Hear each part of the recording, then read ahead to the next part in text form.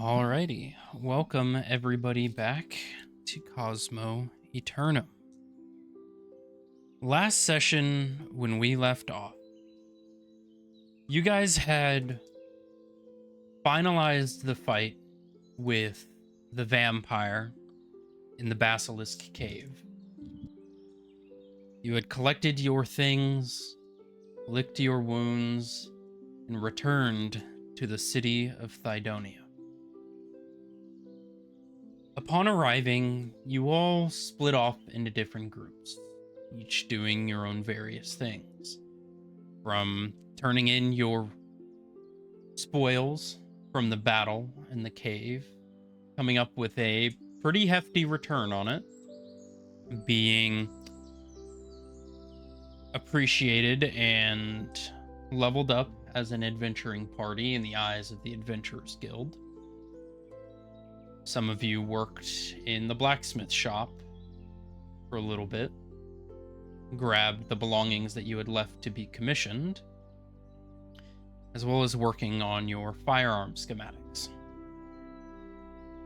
The others of you arrived at the Platinum Altar in the center of the city to have a meeting with an individual by the name of Father Dearbob about your current situation with both fallen angels that you have come into contact with. Through a conversation with him, you had agreed for your entire party to meet in the morning as you were being summoned to meet with the Cardinal Board, a board of individuals overseeing peace and prosperity between all countries, as well as being a regulatory board for all adventuring and spellcasting needs. Talking with Father Dearbob, you made progress in conversation, getting his view of things as well as your own, and what your preliminary thoughts were. You were told that you would be joined in this meeting by Grand Witch Vitsina, the dean of the local academy, as well as Professor Venel. After concluding that conversation, you had found that Morgoth had also been apprehended. And so you went on your way and continued back to the academy to find yourself a nightly rest. Yerk, you arrived back at the tavern as others were getting ready for bed, and you had a pretty emotional conversation with your father, talking about where he had been, what he had done since he had left, or in your mind, when he had died. During this conversation, heartstrings were pulled as you were given a letter that your mom had left for you. A pretty heartbreaking one. But finalizing the conversation with your father and tearful eyes and withered skeleton, as it were, you eventually found yourself to slumber. But that wasn't the end of the night, for there was one more thing that happened.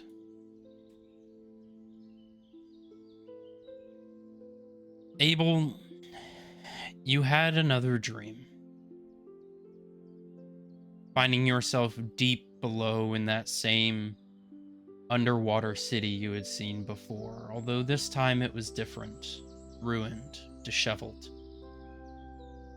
Looking down through eyes that were not your own at a body that was foreign to you, you saw similar sigils that had been described, as well as seeing a massive serpentine creature encapsulating around the city. Hundreds of thousands of eyes peered down from its scales as three large obelisks of dark blackened stone began curling into the air from the center of the city. You woke up with a fright, sweaty, breathing hard, as you noticed an individual sitting in a chair across from you. Some introductions were made, and some tasks were asked of you, specifically in regards to Valen and Caesar. And as this is happening, Valen, you have your own conversation with Caesar in your bedroom, displaying your concerns for your newfound compatriot and his intrigue in you and Caesar's personal whereabouts. You were asked to help Caesar. Seems that his father may be making a show in Litheron, and asked for your help in killing him, or at least helping him finish him off when the time is right. Giving you some forewarnings about him, he let you be to get you a rest. And that is where we are beginning today, session 45, Cosmo Eternum. The date is Thursday, March 16th, 075, post-transference.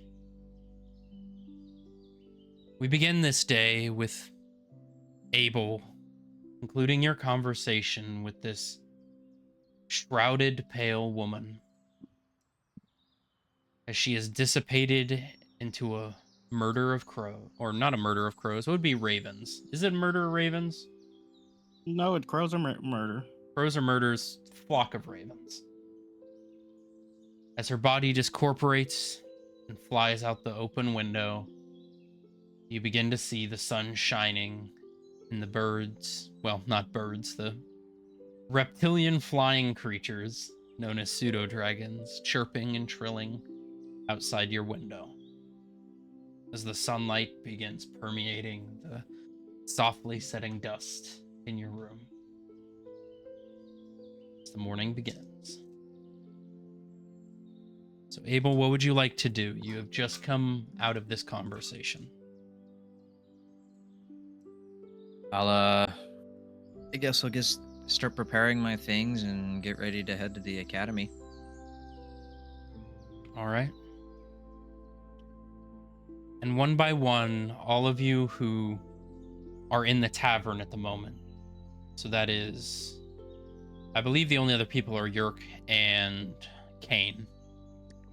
You begin waking up at your own pace in your own rooms as the sunlight begins to warm the air around you and stir you awake.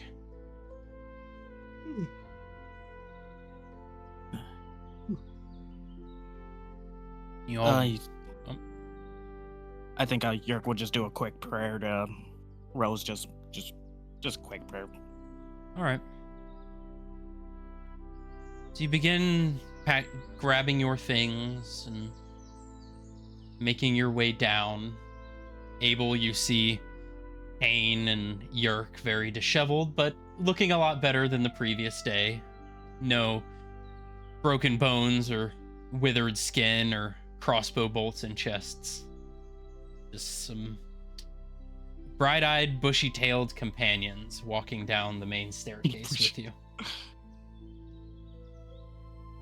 there's anything you would like to say to each other as you are kind of walking down into the main dining hall of the...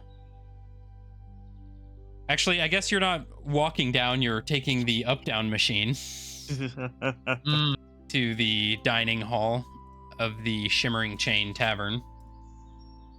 As the music plays in the up-down machine as it slowly descends. Well, did you guys sleep pretty good? Better than most nights. I at least don't have that hole in my admin anymore.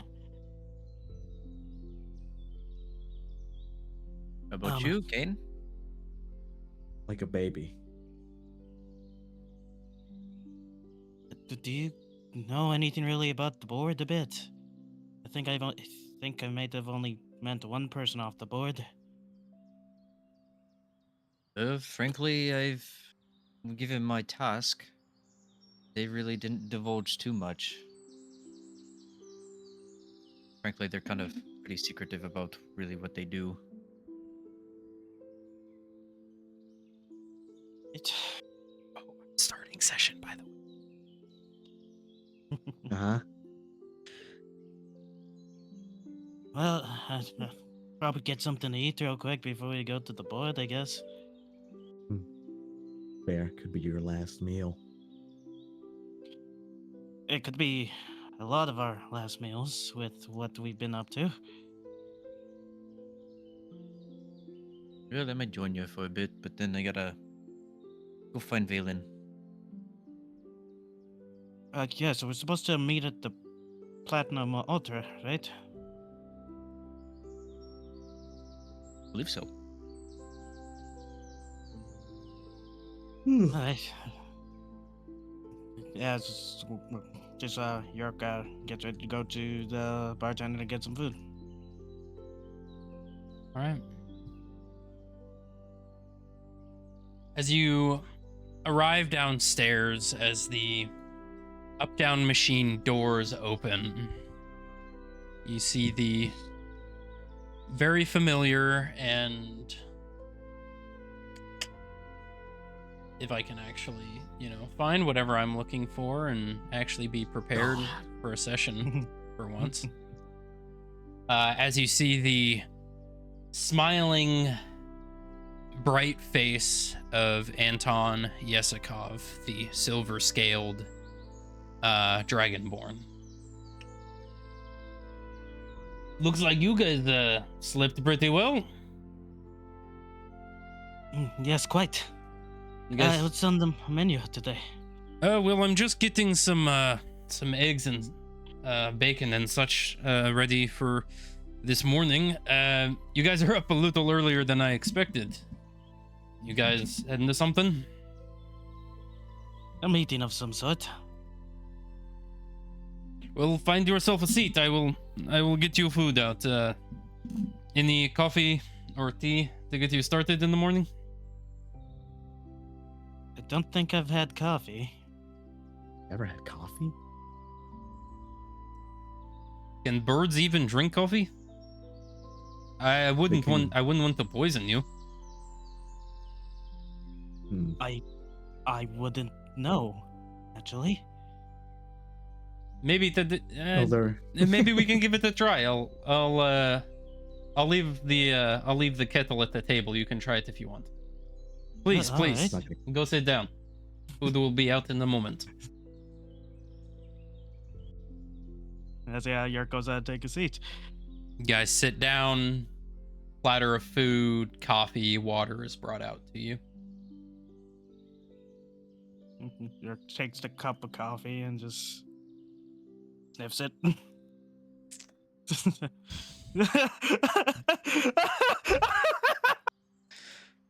oh, please. Okay, I have my answer. Right? It smells very bitter and very pungent. Oh, here goes nothing, I guess. And then York drinks it. Roll a Constitution saving throw. Grand.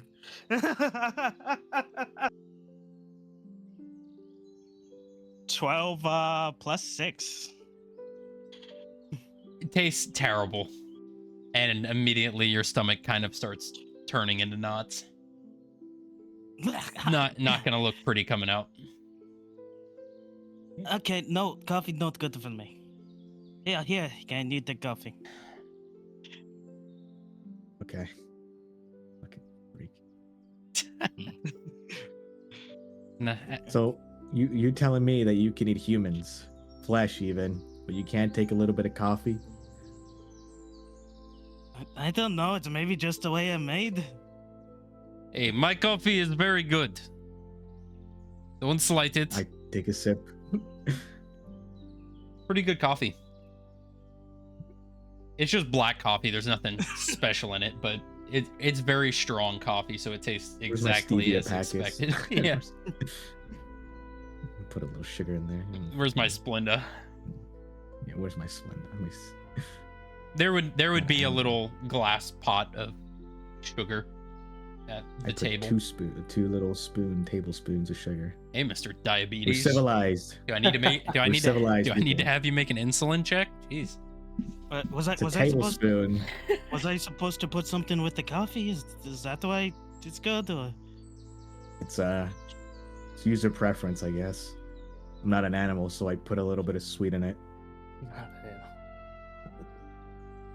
Oh, let me try that again real quick.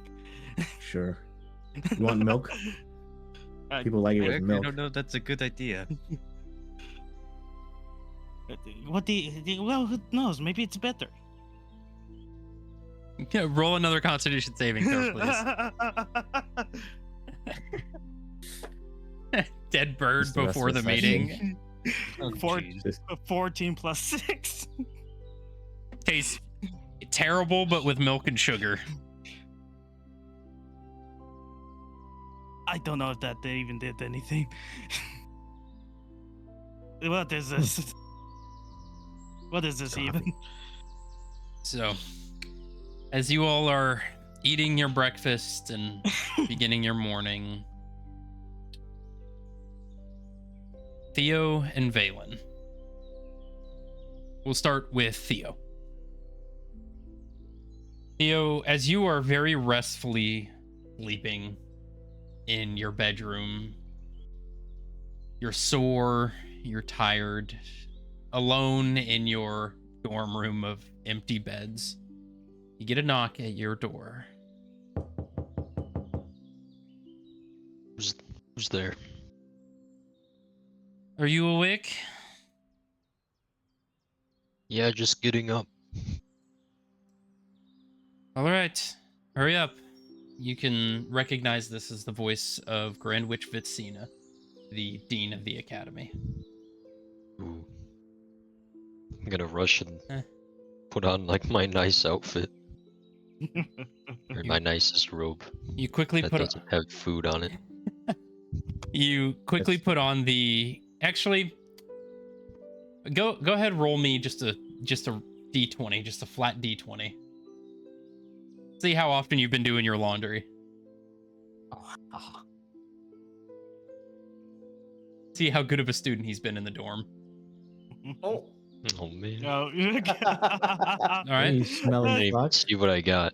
It didn't show up on my end. it's a 5. Oh. You find one. It's not the cleanest, but it's the cleanest one you have.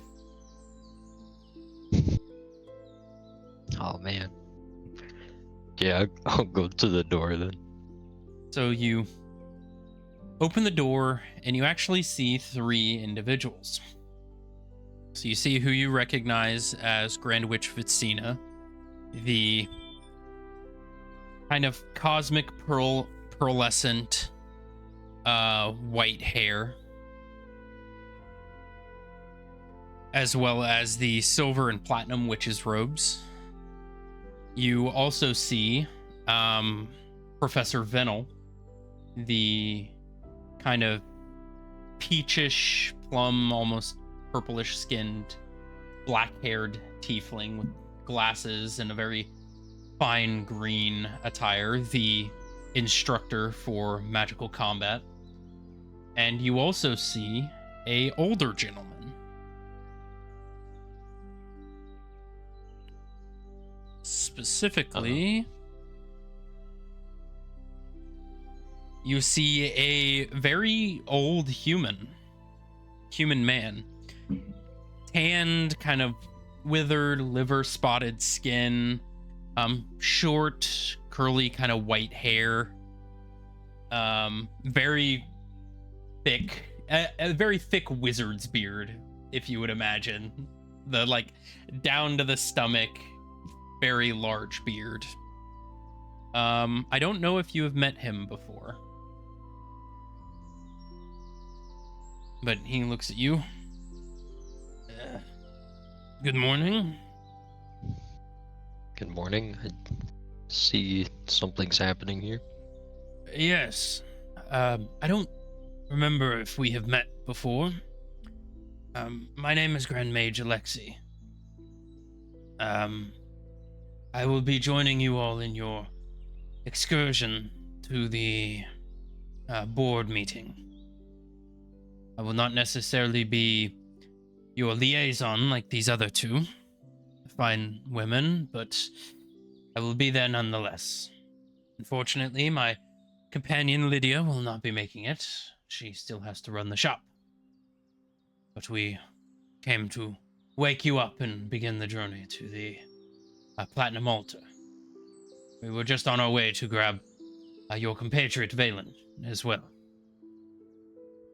I see. Well, thank you. I didn't know so many people were coming to this. The Cardinal Board doesn't call meetings often.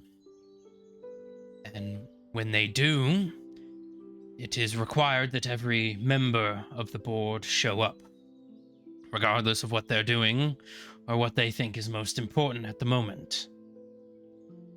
Come, walk with us. All right.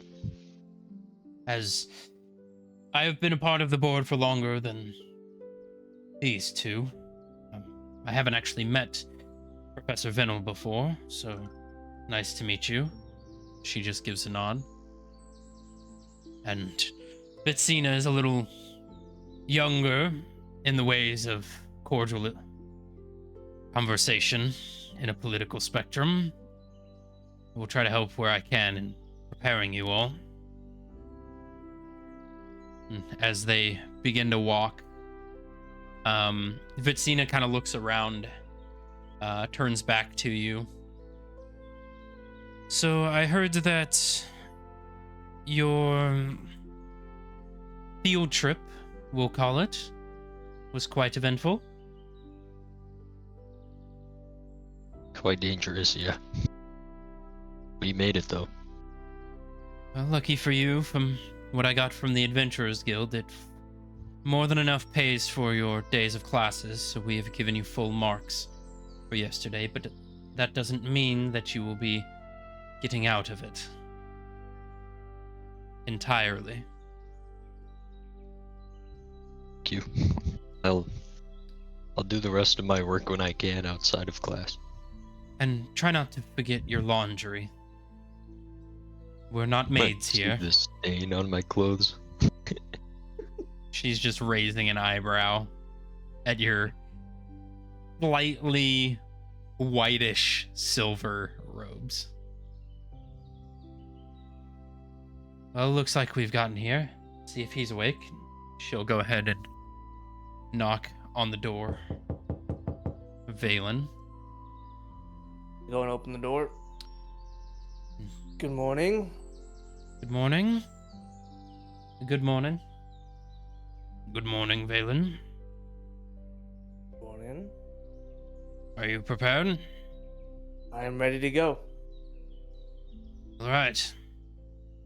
You guys begin walking down the main staircase and kind of following your way out of the academy.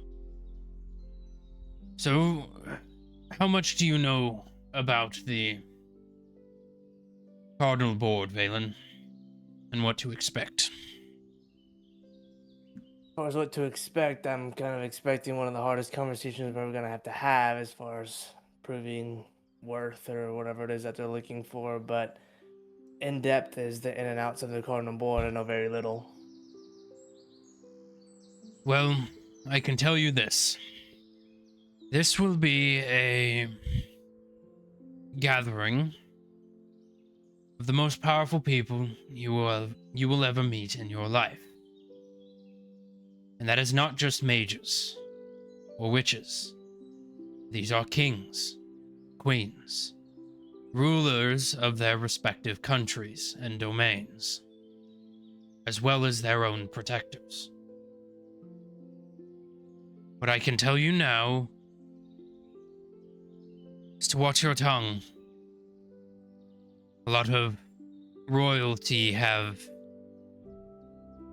quick tempers. Although the board and Lady Buellshire's say is final, does not mean issues that go unresolved in the board meetings won't leach out into the greater workings of country relationships, especially when it comes to world-ending events. Understood. So be careful with your words. Rely on your babysitters, your liaisons, if you were. Take their advice. What I can tell you now, from what I've heard in the call to meeting, Aleolith was far from calm in her call to order. She is not happy with the current situation in the world. May it be she's taking it as a personal failure on her and the Watchman's part for not finishing what they started. Don't be surprised if she takes it out on you all. Understood. But it is mainly her advisor, Grand Witch Ophelia, the second in command, that you need to worry about. Whereas Lady Buellshire is the voice of reason and larger picture, Ophelia is one of quick solution. And as I'm sure you found with walking this life, quick solutions are usually the most brutal. Better to get rid of an issue than to try to solve it. Right. As per why, in my own opinion, why I think Ophelia hasn't been deemed Cardinal Witch. Well, good thing there's other peers there to help with that, and just not one person making a final call. It is, yes. There's one thing with the board, everyone's say in a decision as a fair vote, but it is not guaranteed. Ultimately, Lady Buellshire's say is final. She is judge, she is jury, she can be executioner if needed. And hell's if she calls upon her liaison. But I doubt she will show. Even the greatest among us still have a tutor. Everybody's got to have someone to talk to. Yes. But is there any questions There we is. need to have, or should we wait until we are joined with the rest of your companions? I'm sure they'll have questions of their own, but as far as my concern is the tongue part amongst everybody else, I'm somewhat used to being in an environment full of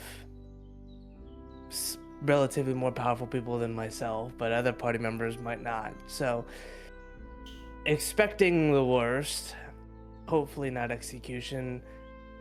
How often do you see these things go haywire, and when they do, what are typically the outcomes? Depending on the severity of the issue at hand, it may be acted with more of a hand of finesse discourse. Sides choosing themselves. Methods of solution being prompted and argued on. It's not a quick endeavor. But there are a reason you haven't heard about the other world-ending things that have happened, or that have gone on. The board likes to keep peace. They like to keep the public's mind out of things far greater than them. Understand. The Watchmen didn't start with 4 members, but it is all they ended with. Whether by their own decision or the board's. Decisions were made, judgments were final. Try not to portray yourself as more harm than good. That I can do. And we will have your back. As I've said before, I see potential in you all. Thank you. Thank you. As I'm sure these two as well. It's Cena and Venel also nod their heads. I would hate to see such young prospects have their lives cut short due to things outside of their capabilities. But that is only 3 votes out of many. 3 votes are better than no votes, and I'll take them. And as this conversation is happening, you guys eventually arrive to the steps of the Platinum Altar, and you see your compatriots waiting for you. You see Yerk, and Abel, and Cain. Yerk waves.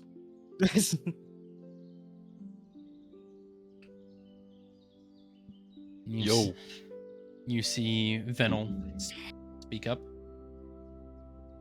Well, Valen, I don't think I've met these individuals. You mind introducing me? Absolutely. Want to kind of go down based off who I see. But the one waving is Yerk. Yeah, I've known him the longest out of everybody thus far. We have Cain and Abel. Well, nice to meet you all. I am Professor Venel. I am the head professor of arcane combat in the Thydonia Witches Academy. And this is the dean of the academy, Lady Vitsina. Vitsina kind of raises an eyebrow to you, Cain. It's nice to see you again. Hope you've been well. You too. Abel, nice to meet you. Nice to meet you as well.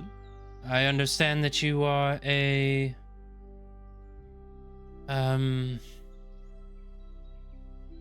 purveyor for the Cardinal Board. I am.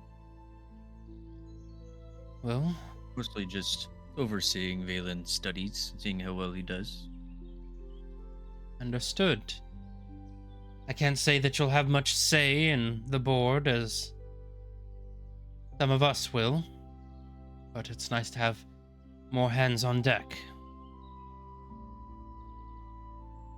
Well, glad I could be of assistance, even if it's not very much. Well, for those of you that haven't met him, this bag of ash and bones right here is Grand Mage Alexei. He is one of the older few who have been on the board for longer. And he will be not on our side of the discussion, but he will be there nonetheless. Before we go in, if you have any questions about the meeting, he will answer them for you. Who is all gonna be there? I know that Ophelia is one of them. There is a lot. From what I know for sure, obviously the Cardinal Witch, Leolith Violshire. She will be the head of the board. There will be Grand Witch Ophelia. As you know, she is from Tularus. She is one of Tularusian representative, second in command. Next, we have Grand Witch Matria Siolrith and Grand Witch Eazora Aquino. They are from Luxelheim. As well as it looks like Empress Luxia the Ninth will also be attending. The Empress of Luxelheim. So, that is one of the bigger names of the individuals that will be here. One that you would be wise to be wary of. She holds the power of a country in her hand. Next up, we have someone who you might know, Valen.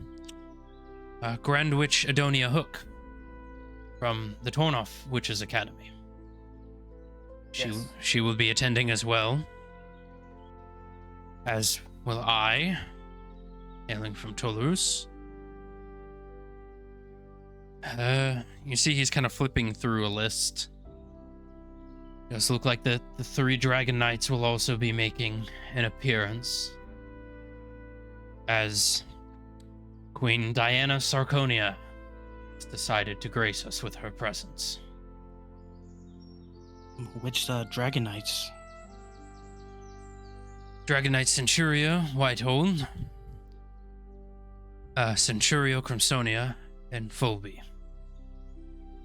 And they will be joining as direct protectors of the Lady Queen Diana from Sarconia, as well as their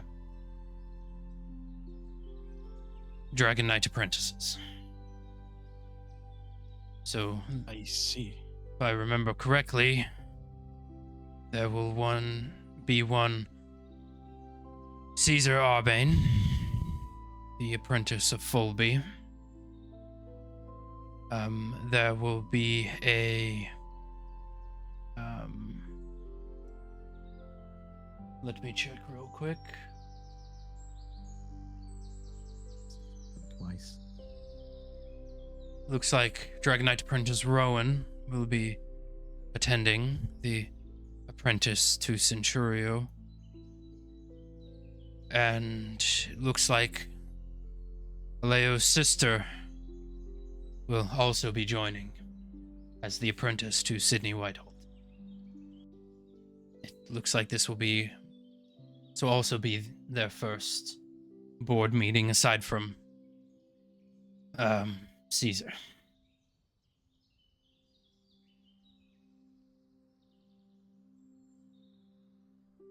I see. And give me 1 second. It's a big list of people that I gotta go through. Class. And I gotta... Theo's dad is gonna be there. Yeah, all right. And your dreams. Maybe. You're seeing with Maybe. York's mom. That's not no. he says, don't say that. Just no. Don't do that. Don't give me hope. Just breaks down and cries. Yeah, A joke. exactly.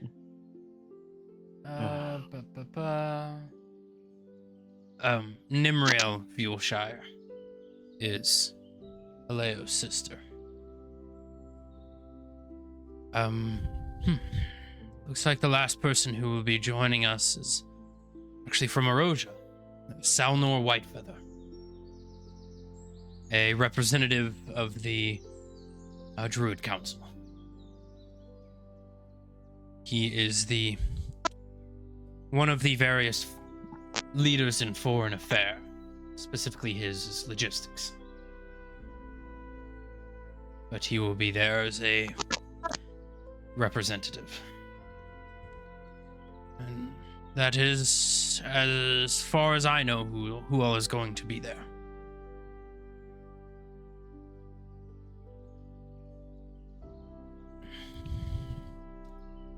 And guys, it's very important that we mind how we say things. Talking to each other is one thing. Talking to these individuals is another. So we have to be very careful. We're probably going to get accused. We're probably going to get blamed. We're probably going to be in heated arguments. But that's why we have these individuals here to kind of help us navigate verbally, so we're gonna rely on them a whole lot more than ourselves to speak. Vinal speaks up. Think of us as your defense attorneys. Rely on us for counsel, and try not to go off script.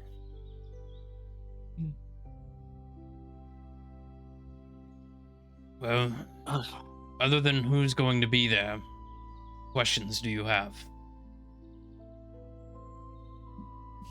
Do you know what was going to be brought up? That, I, unfortunately...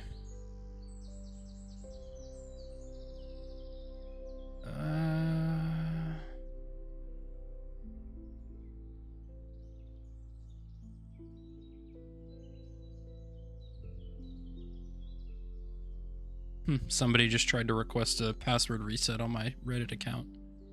Oh, well. Nice try. Uh-oh. Two-factor Reddit. authentication coming in. I'm not sure how that helps us.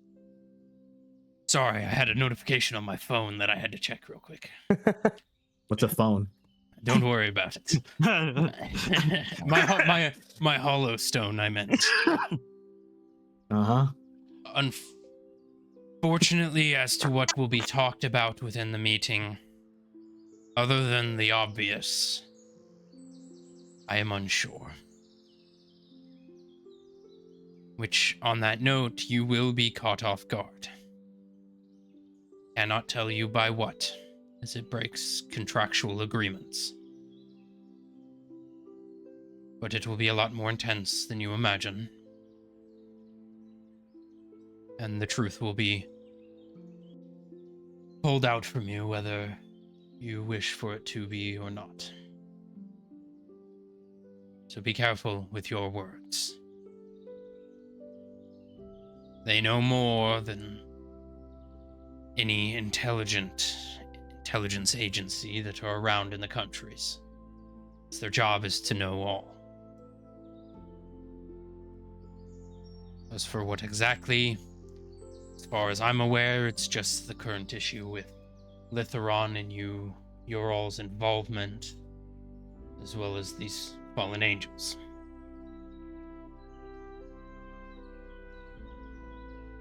Alright. Don't really got anything else to add. Kind of in thought at the moment. Abel, Theo, any questions? I know this is not typically a environment you're used to. Maybe Abel, but Well, I was about to ask, like, do you actually want me to be part of the group in this trial, or do you want me to just stand off to the side? I would think, I mean, you're supposed to be taking notes, right? So I figure any validation that you could have, especially with your connection to the board, may help. It's fair. Well, to be fair, Abel, you weren't part of the previous issues that we ran into. It's not really... You don't really have to be a part of it if execution is on the table. Well, I don't think the Never board mind. would It's kill his different, own. I'll see what I can do to provide help, but obviously I wasn't there. I will try to take notes where I can. Ain, do you have any questions? no, not particularly. Hopefully our deaths will be swift if that's on the table. It will be Purgatory is not fun right now. Let's not think about we're going to our death sentence. Let's worry about getting through this successfully. I wouldn't assume you're being put to death, but for some of you, I would say be prepared just in case. They're not savages. They will let you write a final will and testament. If that comes to it. Alright. I'd hate to be the bearer of bad news. I'm just trying to be truthful. Yeah, no, I understand. Actions are my own. Now's your time to battle plan. Ask questions if needed, because once we go through that portal, Hot seat will be yours. Do we need to leave our weapons? They will be confiscated upon your arrival.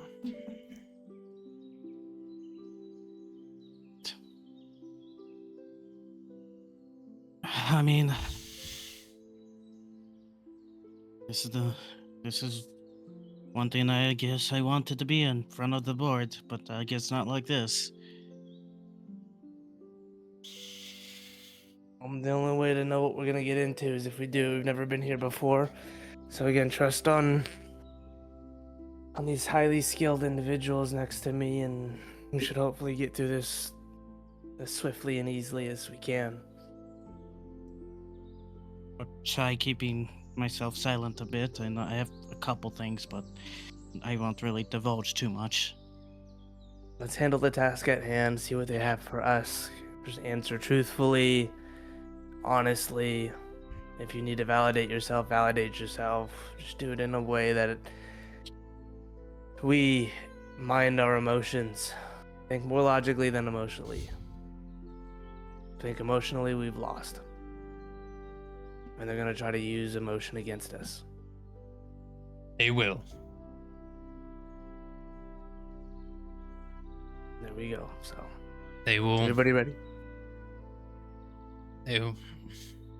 Mm. If you're ready, I'm ready. I've been to many of these, so I know what's to come. But if you need to talk privately, aside from my own ears, I will head inside. Don't go in blind. Talk with your party. He nods and begins walking.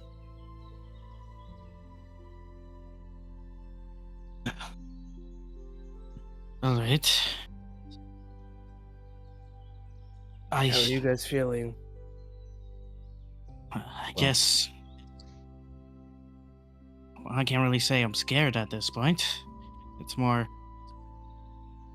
it's those things I need to do, and I hope to get through this obstacle at this point. The only thing that we can look for right now is trying to get through this with everybody in it. You know, I've been the longest here. I know. That means you have a lot of history. It means you know a lot about the Wanderers of Fate before any of us have even shown up. Only a few. Right now, they want Adonius down from where he is now. They want a lot of things. And I don't even know if they know that the rod's in the wastelands. I'm sure they may know, who knows. But we do need to make sure that they see our side of it and that they don't see us as a threat but an ally.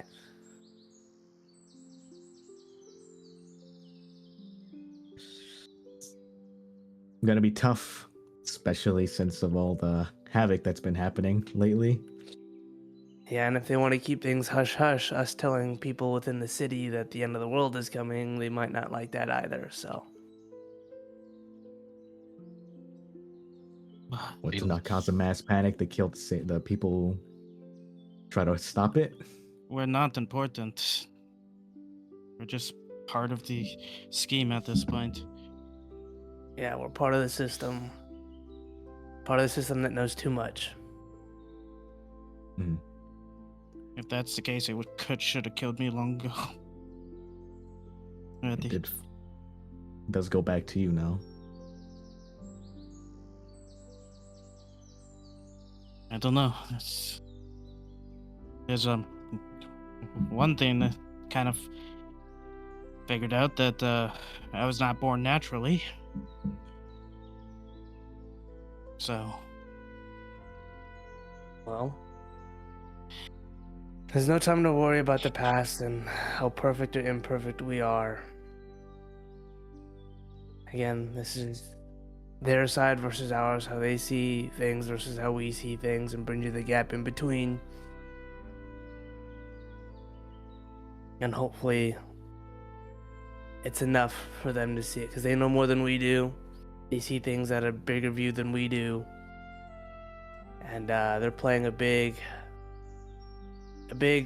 strategic game, and we're just taking problems on as we see them and moving blindly to the best of our knowledge while they see the paths.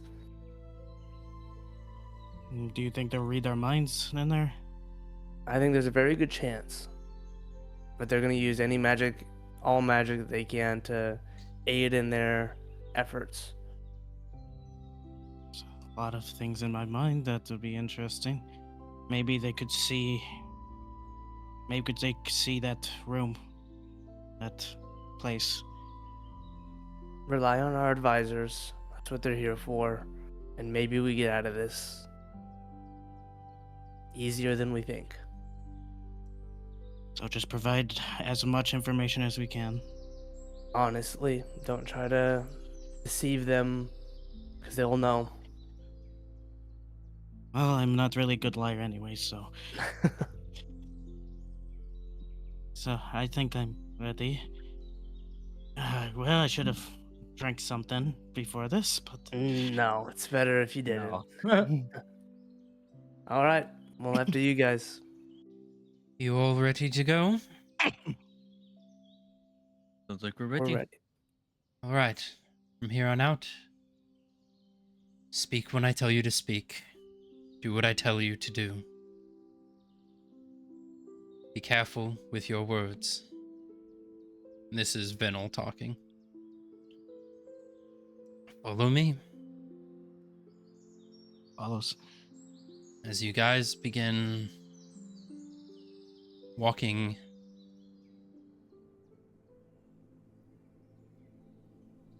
into the platinum altar,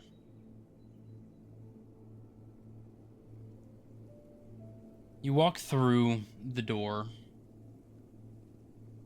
You blink. You just step through a door, through a threshold. But you find yourself standing not within the church, but within a large waiting room. You look around and the walls are just made of pillars. The floor is a dark gray stone, like a paneled stone.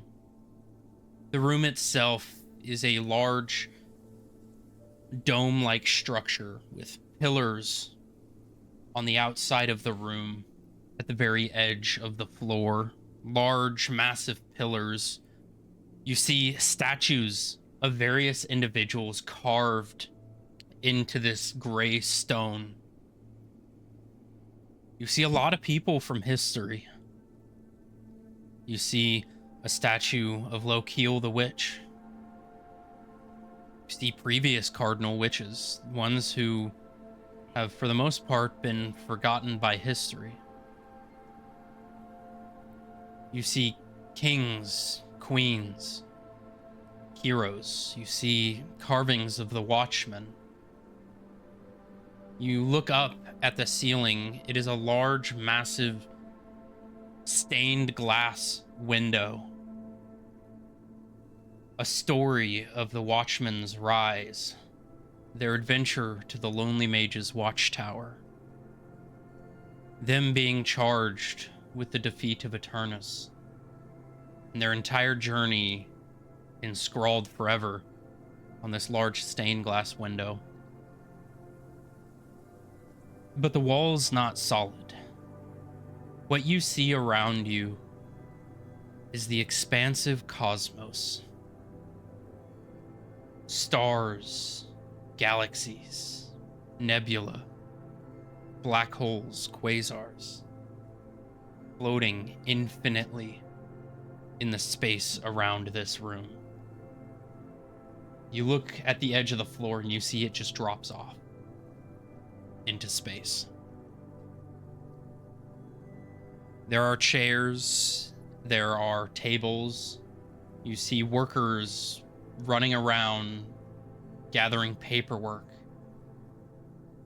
getting their clothing attire fixed, preparing documents. As you all take the step in, this all takes to you. As this is a much larger sight than you have ever seen. You even see off in the distance the planet of Alphon and its 2 moons, floating just underneath this room. Well, welcome everyone to the Cardinal board. As you can see, it is pretty busy right now. Everyone is running around trying to gather their things. A lot of these people will just be record takers, scribes, if you will. But everyone is beginning to arrive all at once, so prepare yourselves. Once you walk in, there's no going back. Gonna look at everybody and just kind of nod. They're just getting himself ready for this now. Just compress.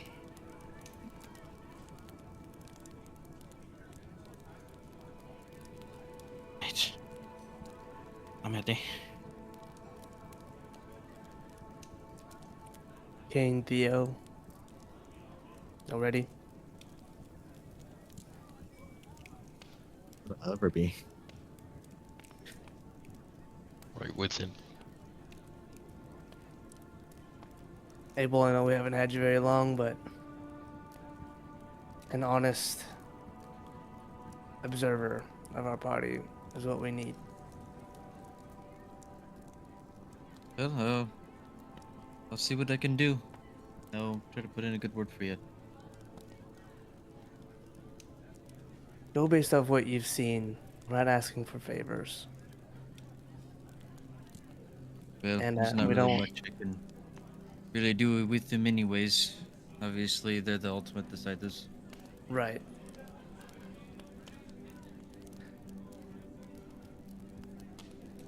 Right. Okay. Yeah. Go ahead and grab this real quick.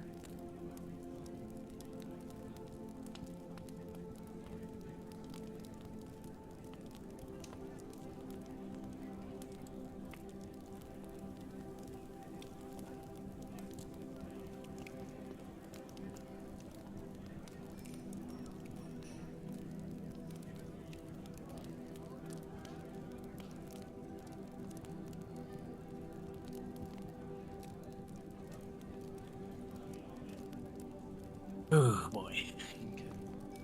I'm just giving you guys time to think real quick while I'm grabbing this. I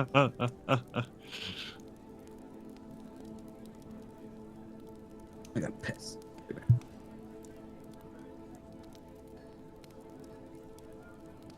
Nothing like a sweet, sweet whiskey. Kill the nerves, dull the nerves. Yes, dull the nerves. Dull the nerves. Ooh.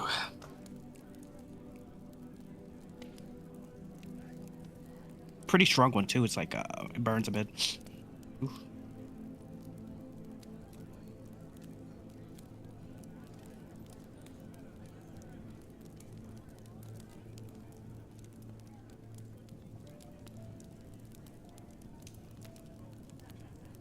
Yeah.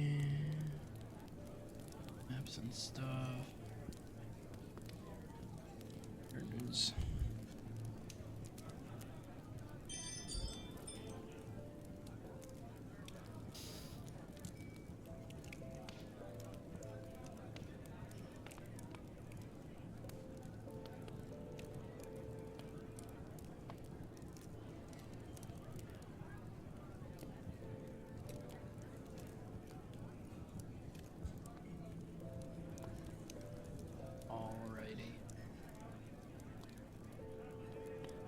wait for him to get back in a moment.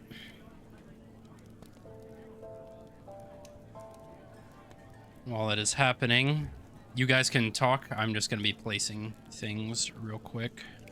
Okay. I'm gonna look at Theo's supposedly supposed to be white robes, like, with a stain on it.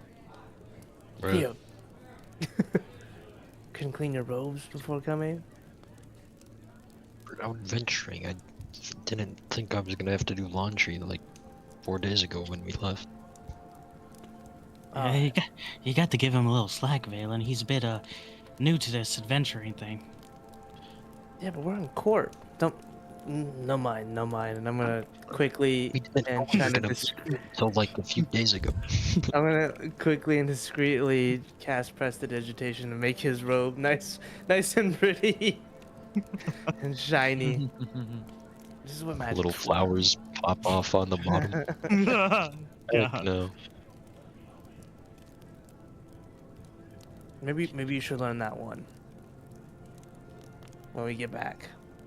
I mean, that would be useful for you, especially as you as a cook, so you don't have to take time to wash. That it does. Look at Valen, always stylish. Always. Yeah. I kind of like pop out my robe. So.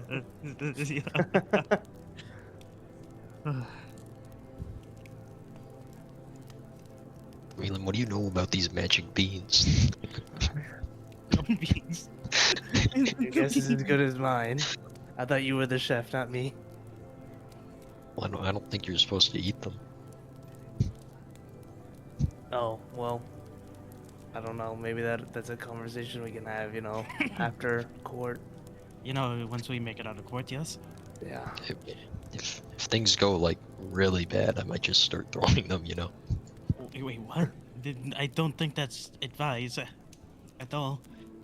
I know, I'm just saying, like, last possible scenario.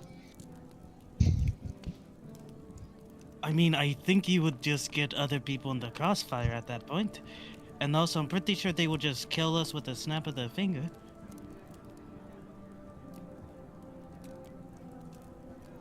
I mean, like, Ophelia was basically ready to kill me, like, in, like less than a day. So, it's, I'm pretty sure they would.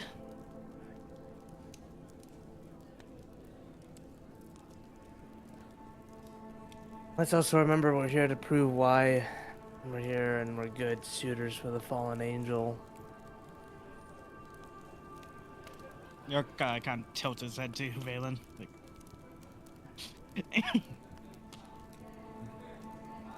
Yeah. I know. But we're the only ones who really know of her. Like I said before, I was mostly indifferent with the angel. So am I. Look at who I am. How do you think she targeted me? The last one seemed powerful. Do they expect us to use her as a tool? I don't know. But they may see her as a asset to this situation at hand.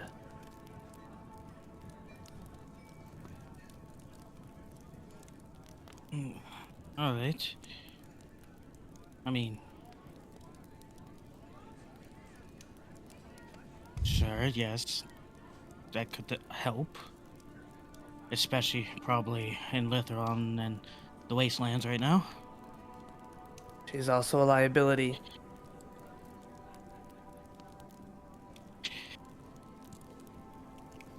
Meaning we would have to take turns watching her.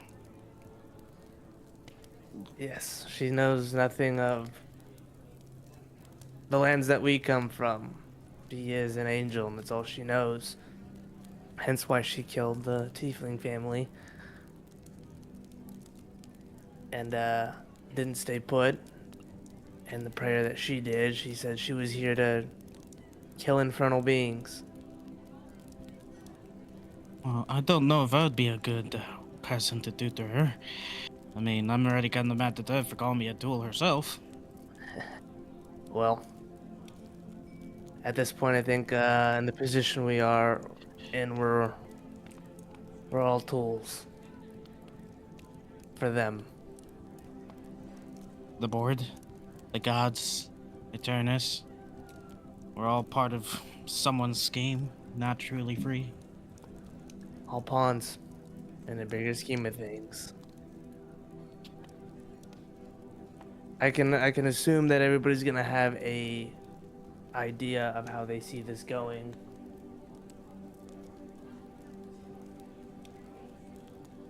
But with that, it's gonna cause a lot of confliction with us, with them amongst themselves, us with our advisors. There's gonna be some things we're gonna just have to take on the chin. I think that's what they've been doing this and that for my entire life now. Yeah. What more? A little bit more, I guess. Yeah, but taking it willingly.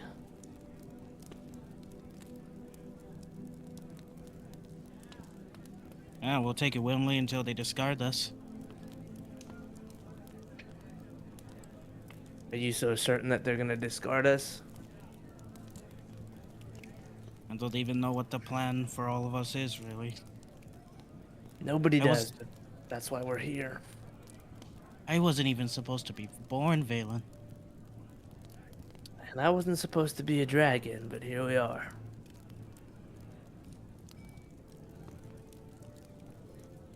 At least you know the truth about your birth. I know nothing.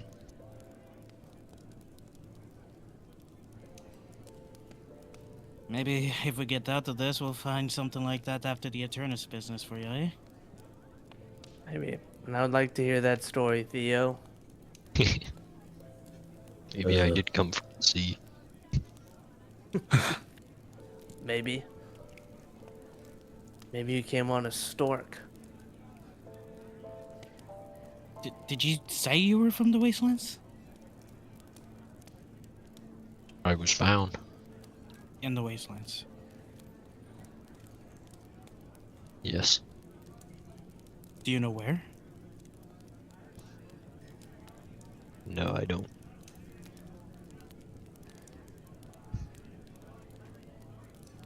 Hmm.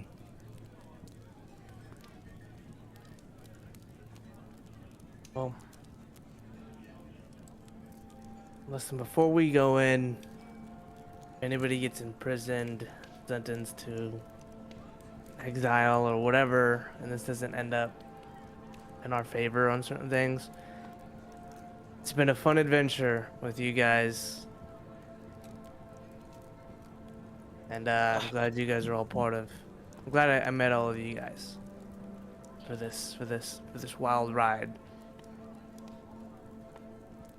Likewise. You've been, I guess, in a way to me, in a way of a mentor, in a way. Still young, still learning. So am I. You guys are the last thing that I have in my life as far as people goes.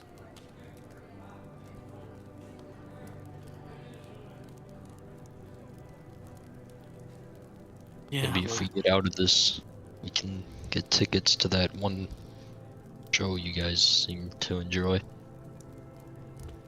Oh, what show?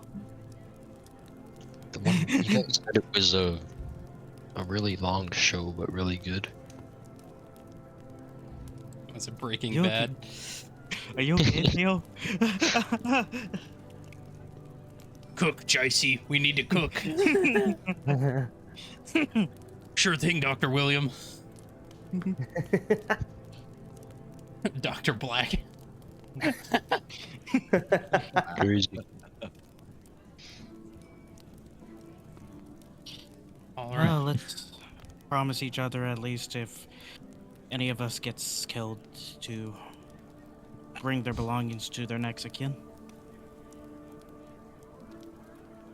I don't think anyone of us here have any next of kin. Yerk does. Oh, your father. Yes, well, anyone else that you like, I guess. You guys are it for me. Yeah. Well, What a disappointing lot. well then I will just hold your stuff if something happens, I guess. You can Just burn it. remember- Let's do this. Let's just remember that if anybody ends up not making it out of this, that we make sure the city knows who they are. What was given on behalf of them. Because that's what all this is about. Saving the world. All right, we'll do then.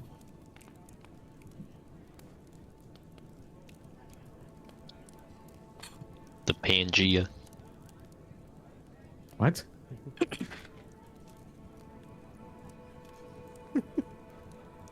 Well, I'll take that little positivity with you with there that I still have things to do, and I will make it out there. We Yeah. will. So, as you guys are talking around, you see people beginning to funnel into the two large stone doors at the end of the room. As the room you find yourself in becomes quieter and quieter as people funnel in. You look and you see a few very, very heavily armored men. Can't really see any features. They are all probably around 8 feet tall, in full plate armor head to toe. As they begin walking up, there's about 4 of them. Are you the party of defense?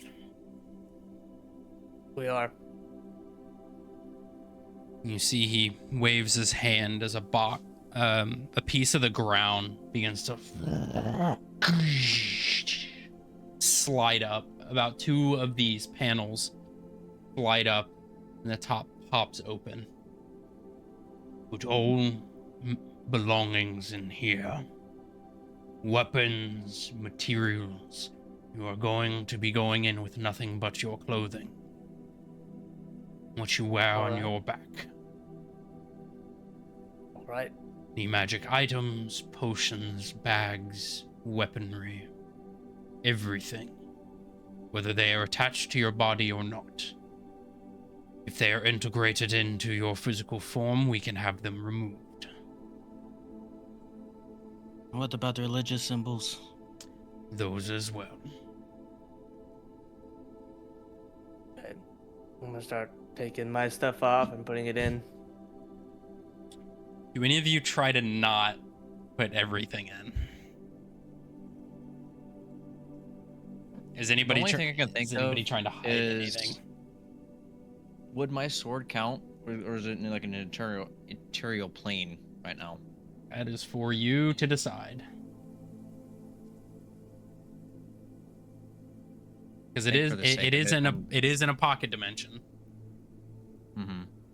but it's up to you. I'm not gonna take any chances. I'm just gonna go ahead and pull it out and put it in the box. Literally. All right. Make sure to take off my spell ring. Take everything off. They're Mhm. watching you. You can't see behind the very large headpieces. It is just black on the inside. Sickle. Yerk takes off both the necklaces. Alright. We'll see you again, Father. And the rose. I'll keep my promise. As he puts the necklace back into the thing. Are you all ready? Look back at everybody. Kind of nod. Yeah. We're ready. Yep. Follow us. As they begin walking towards the large stone door, you see Vitsina and Venel kind of take in front of you. And they just give you all a very stern look. Kind of make eye contact. As you all walk in, you see thousands of people in bleachers, floating in various positions. You see that this courtroom is suspended over space. If you would imagine like that, the council from like Star Wars, where all the things are floating around, it's like that, but there's no building around it. It is just the cosmos. You see a long walkway leading up to a massive circular platform with a large stone table, a large crystal subset in the middle. You see projections of various faces in the air of each of the members that are sitting around this table. On either side of the walkway, you see, and this is a leveled walkway, there is no staircase up. So just imagine that this staircase just doesn't exist. You can see a podium that breaks up the walkway and the actual council seating.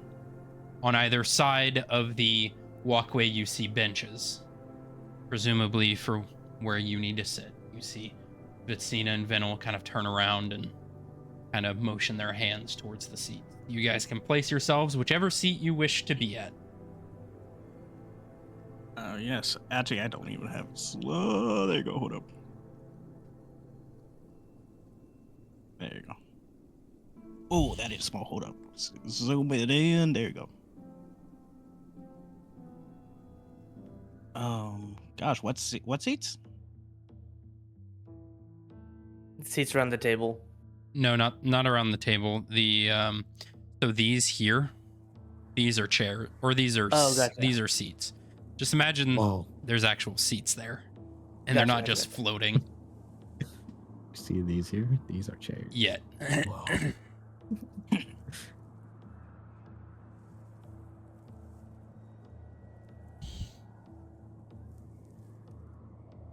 I'll put Kane with Yerk. Well, okay. He We said are the two best friends. He said absolutely not. So, Yeah. as you all begin taking your seats, you begin hearing talks around the table. People talking amongst themselves, their small parties. You can see a very, very strict divide. On the left side of the table, you can see the individuals from Tularus, Darkonia. On the right side, you can see from Erosia and Luxelheim. On the left, starting, you see a familiar face. The sand-colored tiefling woman, dressed in very ornate garb. You see Grand Witch Ophelia. She's currently going through paperwork, organizing things. To her right, you see a platinum half-dragon. You see a crown upon his head, a very large fur cloak. A massive sword extends from his hand held onto the pommel. You guys have only seen this in banners. This is King Sylviar Fendril, the King of Tularus. To his right, Valen, you recognize a woman by the name of Adonia Hook. The blonde, or actually, I can give you an actual proper description.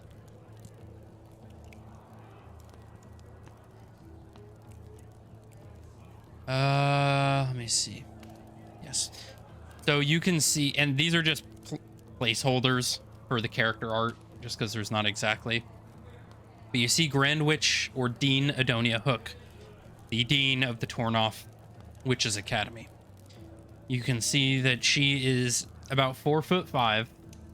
She is a half-orc, kind of tanner green skin, kind of short curly silver hair, also dressed in the red and gold garments of Sarkonian higher-ups. To the right of her, you can see a pale woman with long, dark hair, covered in wintered clothing. A very thick, heavy fur cloak, leather undergarments, a very, very large bow, almost made of crystal, slung over her back. This would be Sydney Whitehold, the Dragon Knight. To her right, you can see about a mid-20s half-orc woman. Pale, almost white, greenish skin, short black hair. You see she is wearing a very ornate dress. A crown of jewels, platinum, and crystal lay on her head and extend upwards. Rings and jewelry adorn her body. You have also seen this in banners. This is Queen Diana Sarkonia, the last living member of the Sarkonian royal family. To her right, you see an imposing figure. One that I actually do have a reference image for.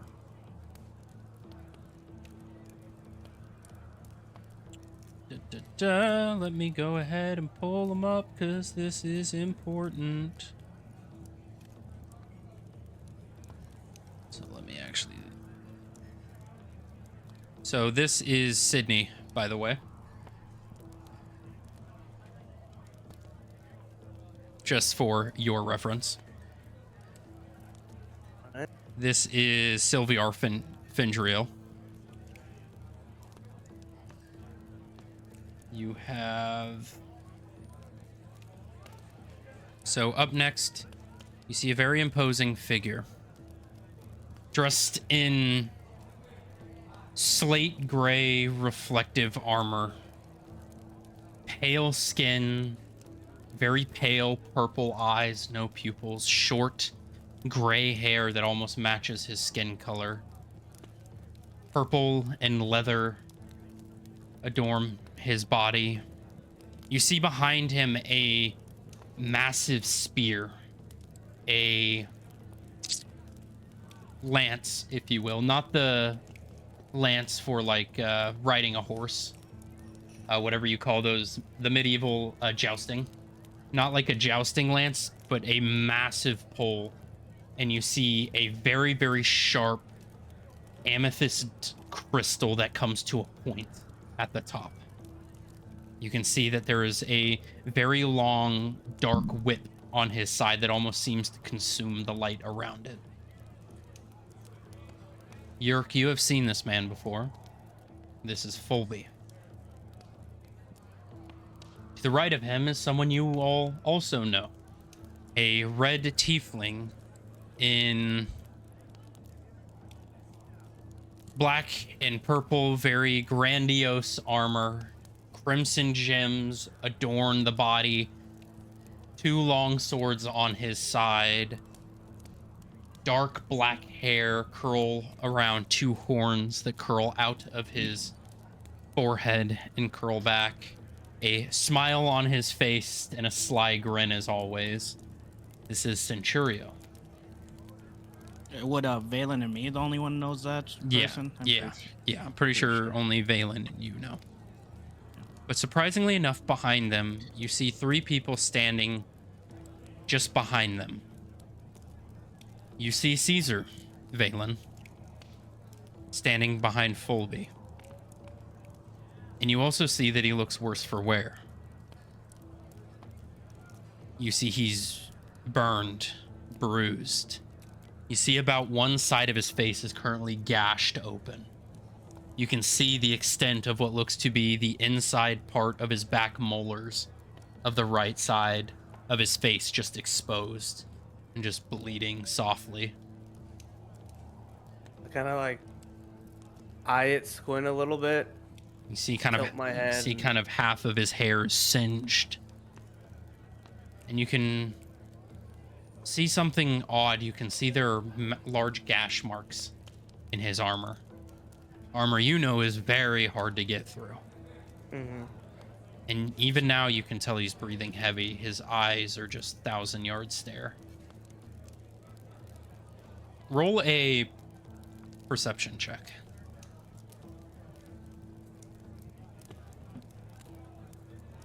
14. 14. As you're looking around, you look at Fulby, who he's standing behind. And you can see that Fulby's knuckles are broken and bruised, bleeding. You can also see the ever dripping pool of blood underneath his whip, just softly dripping on the floor. Behind Sydney, you see a younger human woman, blonde hair, kind of scrawny, witch's garments, as well. You see a pseudo dragon is perched on her shoulder. From what you remember from what Rowan told you, this is Nimriel Vulshire. This is Aleo's younger sister. And you also see behind Centurio, you see Rowan. You see he's more battle worn. You see the dragon on his shoulder as well. The weapons on his side look like they've been torn and used. He looks confident, but definitely more experienced. And to the right of Centurio, you see Alexi with his cane helping him kind of pulls his chair back. Very hardly gets in his chair. You hear others talking around. To the right of Alexi, you see a very grandiose elven man. A very serious look on his face. You can even see faint wrinkle marks, which, Valen, as you know, is very rare for an elf to have. The blonde hair that curls down his back is fading to a pale white. You're beginning to see implements of liver spotting. Even a slight facial hair. Very, very rare, and a very, very old elf.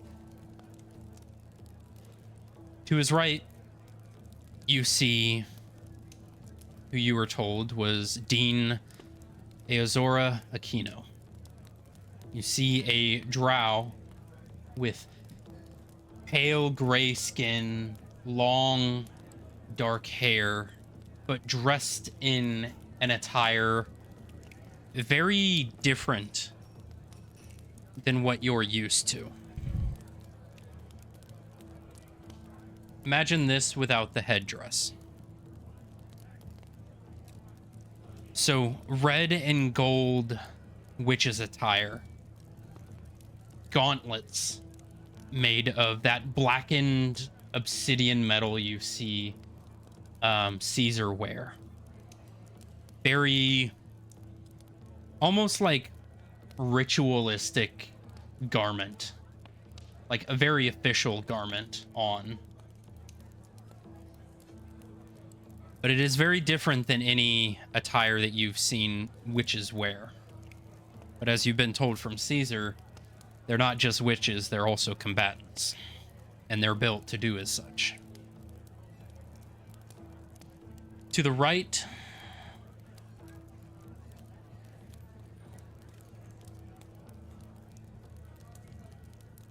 actually, I don't know if I have this image.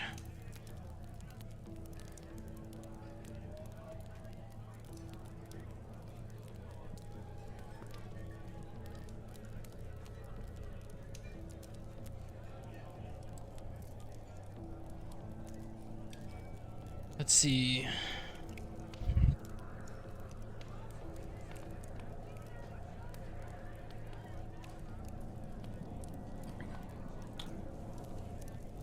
Oh. Let's see. An image. Drag that over there. So to the right of Aquino, you see another drow. Pale, gray skin, surprisingly younger. Maybe about 25, 30 years old or so. You can see her skin, although pale, at the ends of the hands and ears. It fades to almost an ashen black. You can see a crown adorns her head, made of almost impossibly geometric shapes. You see them ever changing. It's like it's a living crown. You see very simple, although intricate, dress. You see every part is simple in its design, but seems as if it had taken 1,000 hours just for a sleeve to be made. Arguably, probably the most expensive piece of garment you have seen. Every crystal, every thread made with exact perfection. And you would know this as well from banners as Queen Luxia the Ninth, the Empress of Luxembourg. To her right, you can see someone who is not in necessarily witch's attire, but a different type of garment. You can see just a shrouded black cloak. No insignia, no designs. You can tell that it's very tightly wrapped like a kimono would be, but with kind of a shawl over it. You see dark gray skin, eyes that are just stark white, and similar stark white hair that curls down. This is Matria Silereath from Luxembourg. And as these people are talking back and forth, what are you all doing in this moment? What are you all thinking as you are sitting here, looking at all these powerful people? I think for Yuriko was eyeing Phoebe for a bit, then noticed Rowan being alive. Being told that he was dead. And also, seeing Zelda is actually, okay. Yeah. So just kind of seeing if you can catch, Rowan's eye. Right. Valen? I'm just looking around and I'm sitting up, very proper, very serious face, just watching people, watching them talk, watching facial expressions, trying to just play the part. I'm here, I'm serious, just as you guys are. Let's talk, kind of thing. Very stone face, very poker face. All right, Theo? I'm just sitting up straight, but my head is kind of down. I'm not really looking at anyone because I'm like, I like being watched by these people. Out of your depth. All right. Kane? Locked in. All right. Abel? Just kind of looking around the room, trying to find any familiar faces. Do I still have my notepad with me by chance? No, you have nothing with you. Literally nothing. All right. They stripped you of everything but the clothes on your back. Which you do find odd, because everyone else in this room has a weapon. I mean, Or you're mhm. for sure capable of great violence.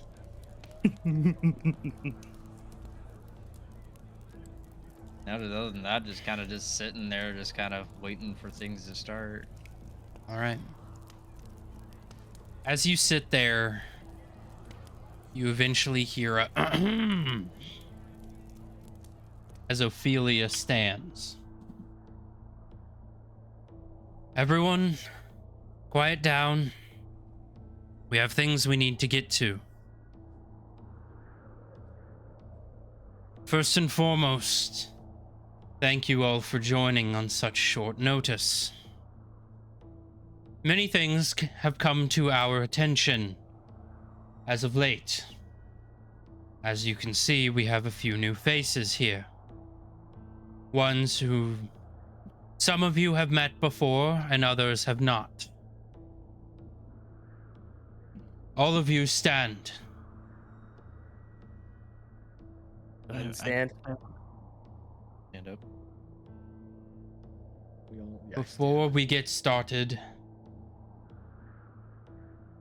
say your name for the records of the court and your profession. You see, Venel kind of nods at you all. I am Valen Stormgaze of the Stormgaze family. I am an evocation wizard currently working at this school. Next, we don't have all day. Yuck. The Wanderer.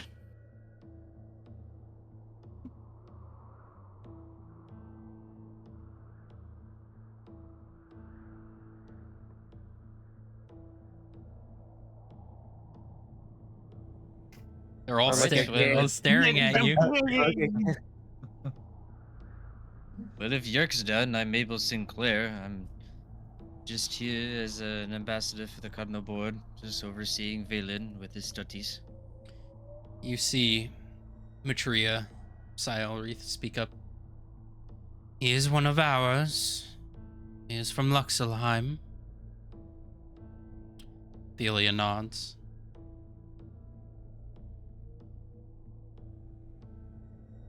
Who's going next? Do we need a flip a coin? Yeah. Right? Yeah. Just For real. kind of wave for Kane. somebody, Okay. like- Okay. Okay. Yeah. Stand up. I'm Kane Wolfbane, Demon Hunter, working for the Order of the Blood Hunters. So another Theo blood hunter. Ermin. Speak. Theo Ermin. I'm a chef and magic apprentice. You may sit. Sits. Nod and sit. Yep. No, I'll sit down. As you all can see, there are a few empty chairs here today. For those who do not know, the seat to the left of me is for Alairlith Vulshire, your Cardinal Witch. She will be joining us shortly. Some of you know and others don't. The two seats to the left of her are for one Jern Okur.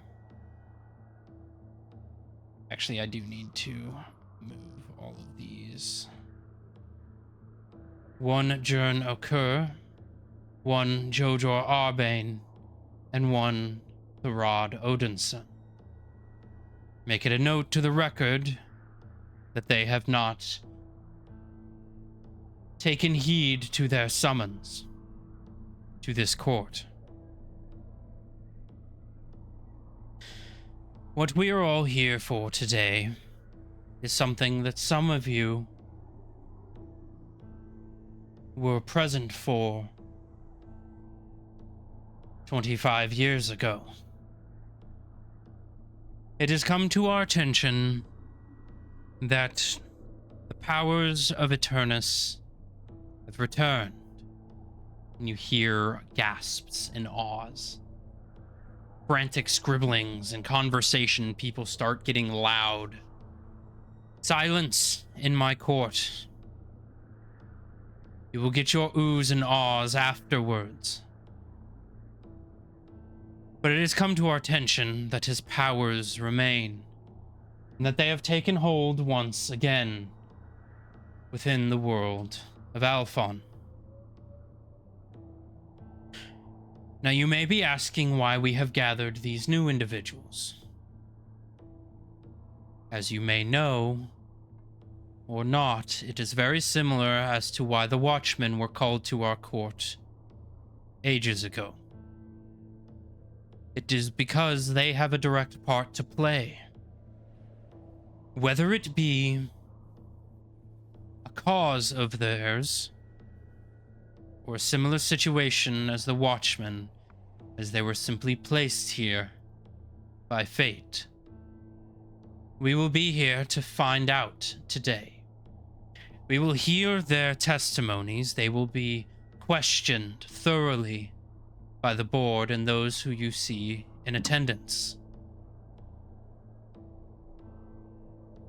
The next issue. They seem to have found themselves in the presence of two fallen angels.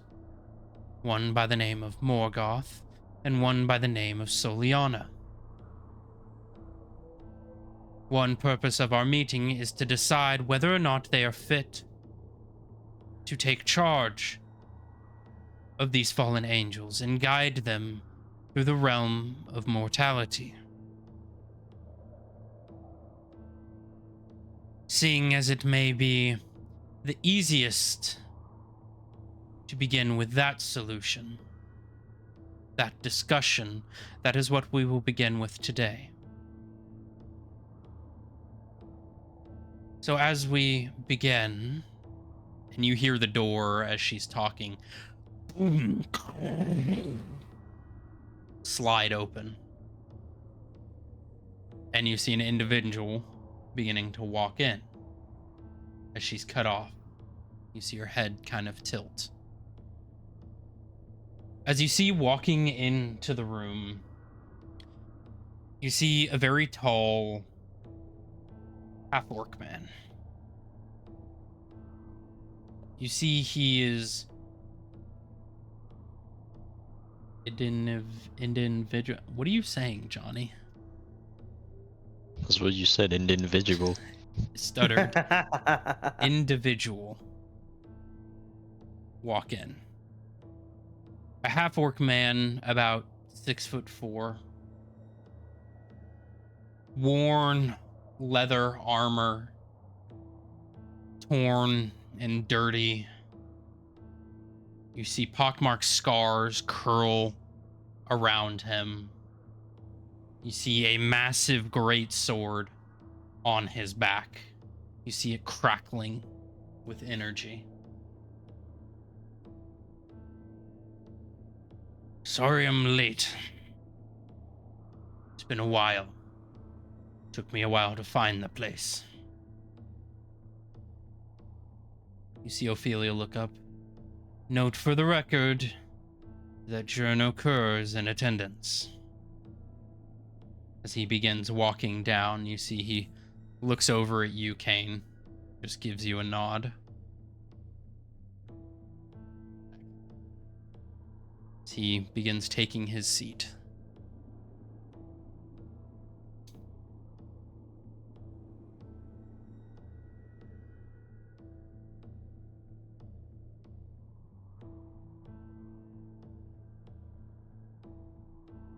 Well, any other interruptions? As the two large guards by the door just close it. So, now that the time is nigh to begin this session, hope everyone has prepared what they have needed to say and to prove their case. I will now introduce you all to your Cardinal, Leolith Buellshire. She reaches her hand back as you see a portal open in the air. As you see a woman beginning to flow out, you see gold and white robes adorn the body. You see white hair that curls back and fades to black. Which I also have an image for her.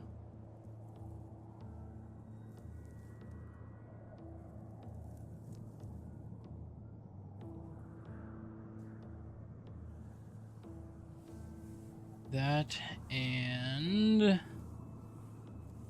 me go ahead and grab the other one, which is around here somewhere.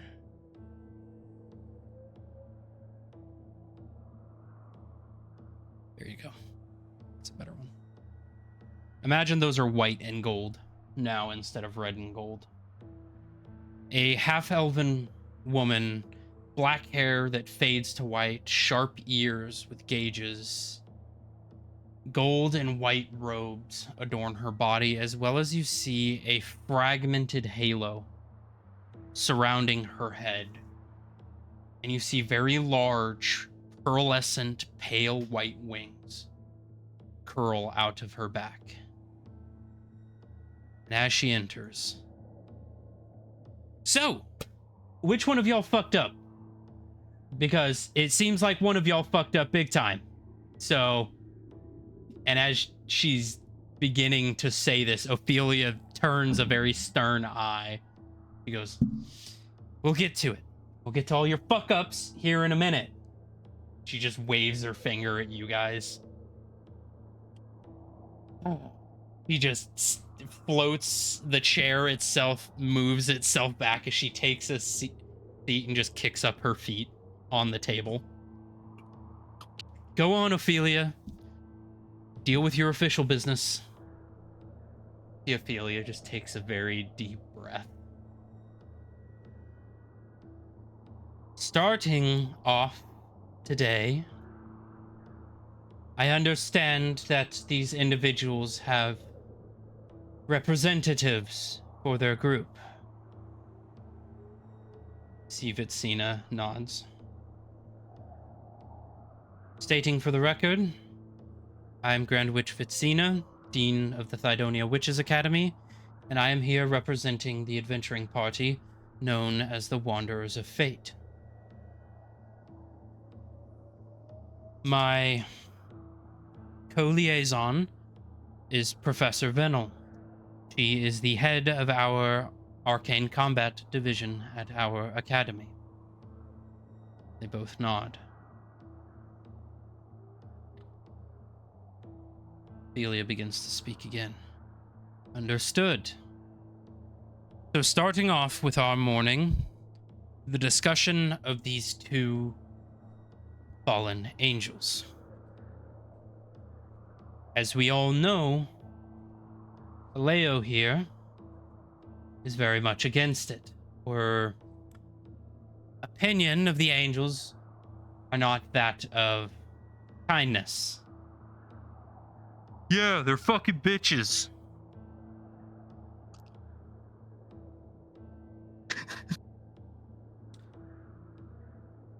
Please scratch that from the record, if you wouldn't mind. So she is very much against this cooperation between the Wanderers of Fate and these fallen angels. She would much see them executed. So, we will begin by hearing a testimony from each of you. I understand that you all wish to become the caretakers for these fallen angels. As you see, it could benefit your endeavors in some way. I will let you all know that as of this moment, you are each under a zone of truth. Out of game-wise, what Zone of Truth does is you cannot willingly tell a lie. That does not mean you are compelled to tell the truth. It solely means that the words that come from your mouth cannot be lies. You may omit the truth. You may simply not say anything. But you cannot willingly tell a lie. or a falsehood. So, we will begin. You see, she takes a look at the list.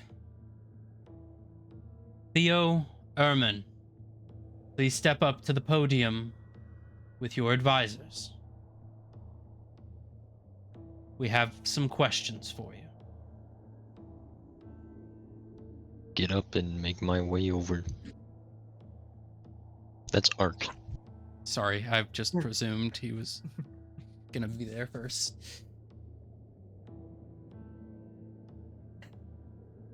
I just kind of eye Theo going through and give him like a reassuring nod. So, Theo, why is it that you wish to have these angels in your proprietorship?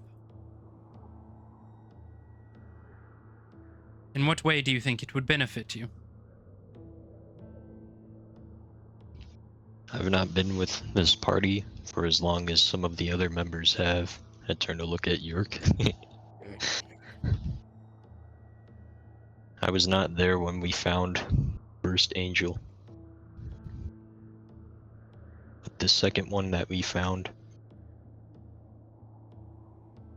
although it was dangerous at first. You were there. Theo was there when you found the first angel. The very first one? Yeah, Vitsi. Yeah, we were in or battle with it. Soliana. You were in battle with the. Oh, I thought that was the second one. No. Okay. I'll just say you Second said. one's I'll Morgoth. just say you said that. Okay. Although they were violent at first, we were able to sit down with her and have a conversation. Nothing else happened then. You see Sylviar to the right of Ophelia stand up. You see that he's probably around 7'2". You see the furled, damaged wings behind him. Let me ask you this, Theo. Do you think that Soliana's life is worth the 4 families of my citizens that she slaughtered in cold blood? Do you think she deserves to live after taking the life of 4 promising families in my country, on my land, under my watch? Do you expect me not to do anything about it?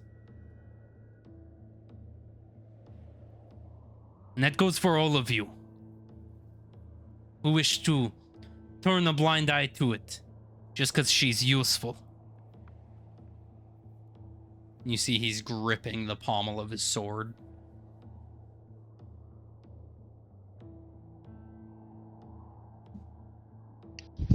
Well, answer me, Gonna turn child.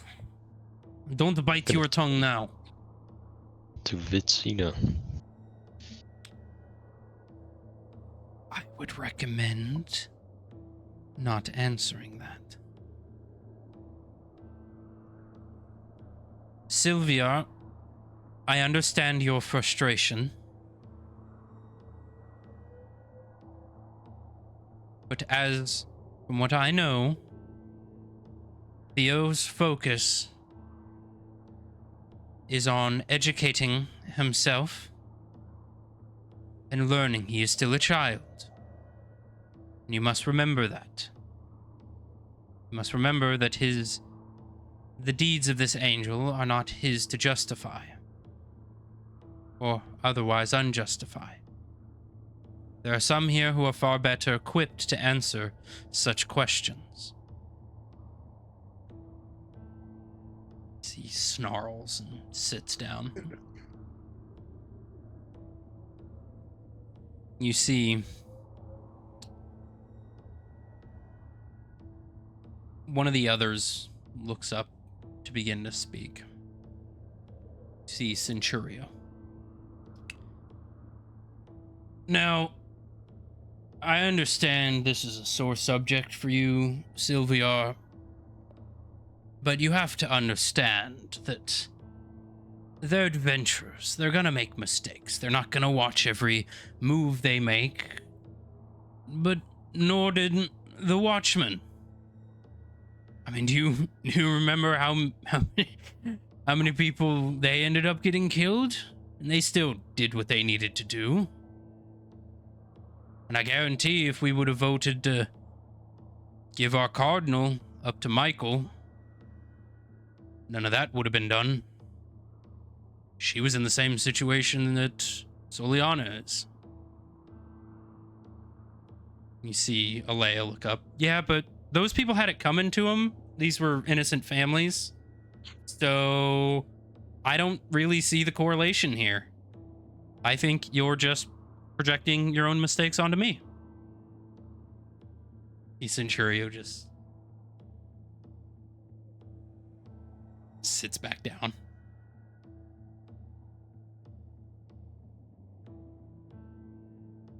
Ophelia speaks. Is there anything you wish to say, Theo, in the benefit of Soliana or Morgoth?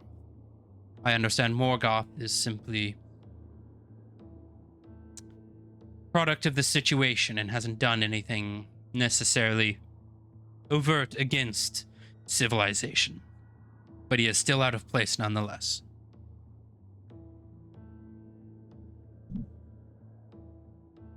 We'll say that although they're not from our society, they don't know our ways, they do have minds that are willing to learn them. In what way are they willing to learn? What have they shown as a willingness?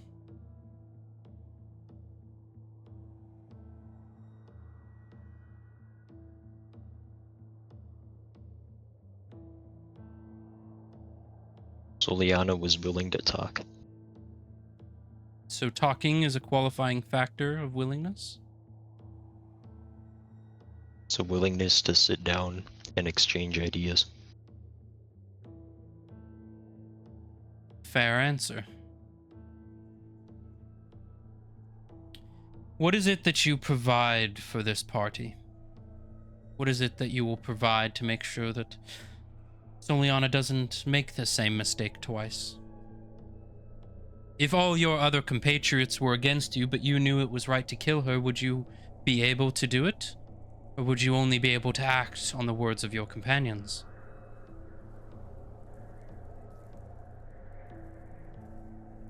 Would you My be role able in the to group- break their trust like that?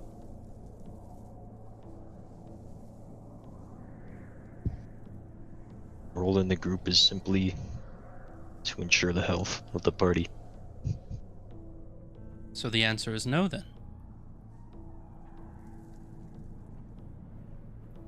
See, Vin will kind of lean over to your ear.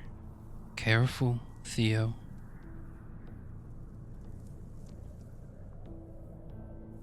They want to hear certain things.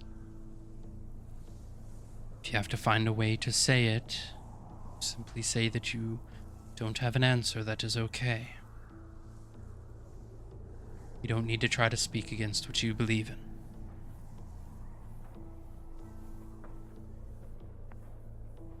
Well, do you have an answer?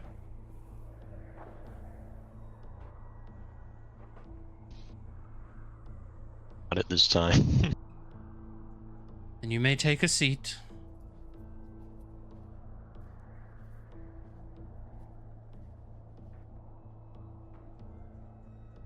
Okay, I'll head back then. All right. Valen, please come up to the podium. Stand up and walk towards the podium. Similar question to you. How will Soliana be useful? How will you prevent future incursions such as the events that have occurred? in regards to Soliana? And what are you capable of doing in the off chance she needs to go and we are not present? Great question. First off, as we all know, Eternus is gaining power, and our group, our party, has been a selected party that fate has placed in that path. The goal of Soliana to be with us is as an asset to help ensure Eternus doesn't end the world with all of us in it. Now, I don't know all of her capabilities or of a fallen angel's capabilities, as we've had little time with them initially. Though we are seeking counsel, hence the job role I have taken to constantly seek information. And I believe in time, with conversation, as we get to speak with Soliana a little more, lay out the circumstances, she will come to an agreement, knowing the circumstances she will hold.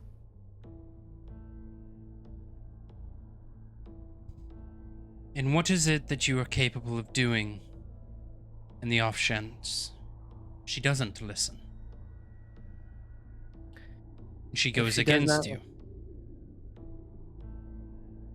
If she does not listen, and she does go against me, we will do what is necessary as a group and a party to ensure that more innocent lives are not taken.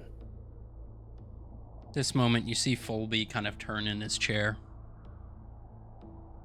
What makes you think you have anywhere near that power?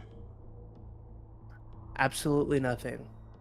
But what I do know is this party's entire dedication right now is facing Eternus, and I don't believe that this fallen angel is stronger than Eternus by herself. If we're willing to fight Eternus, what's to say that we're not willing to fight a fallen angel? So you have blind confidence then? Not blind confidence, but we have a goal. And in that goal, as we are seeking counsel and seeking training and seeking resources to become somewhat resourceful enough, somewhat strong enough to be able to combat said things, if you guys are off the table as an asset, we will do what we can, what's best and what's necessary, with precautions involved, to handle the situation to the best of our ability.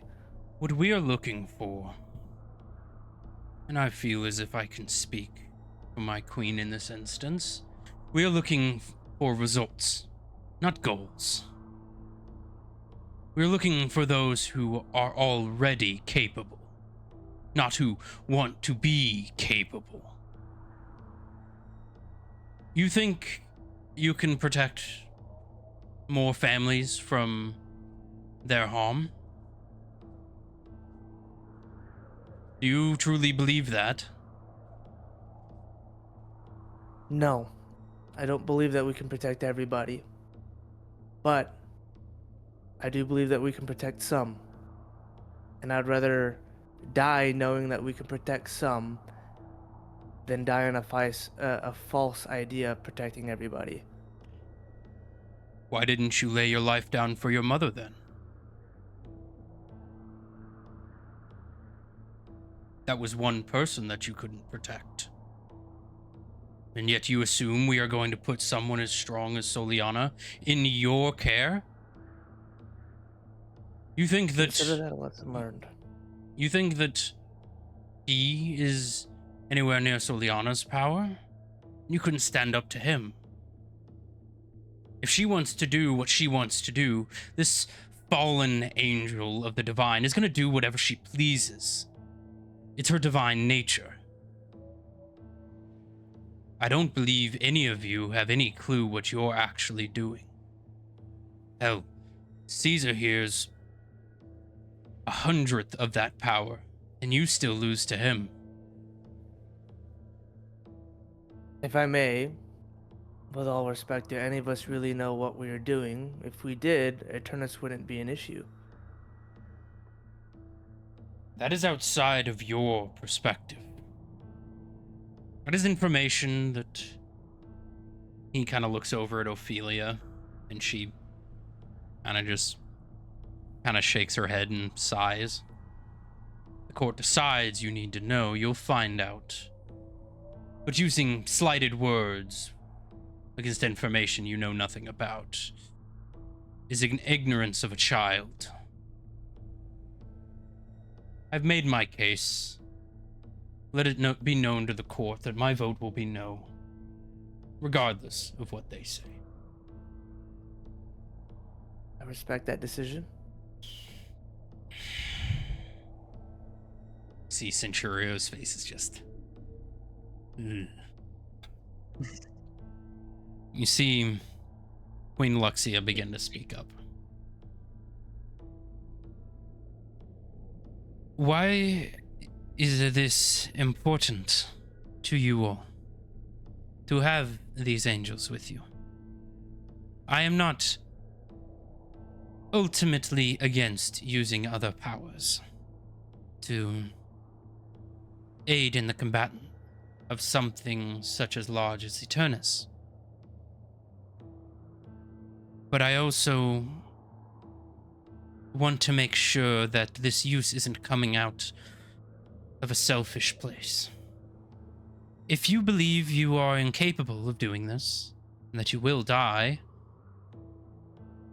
I think it would be better use for their powers, maybe not to be sent back, but to be used internally within the courts, aided alongside people more capable.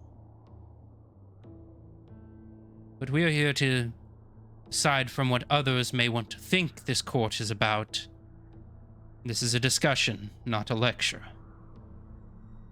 You see her eyeing Fulby and him just gritting his teeth.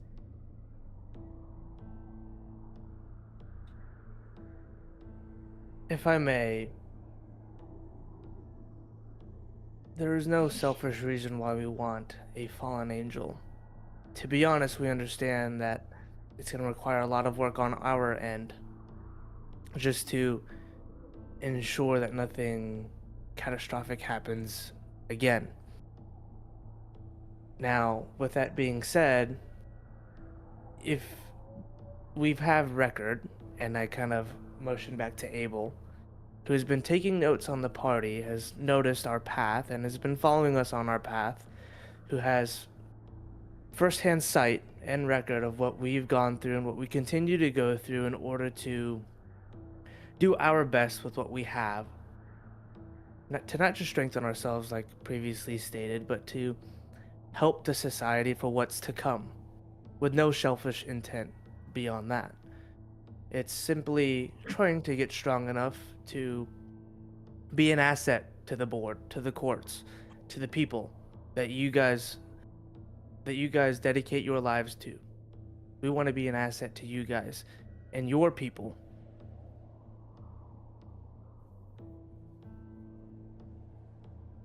Understood.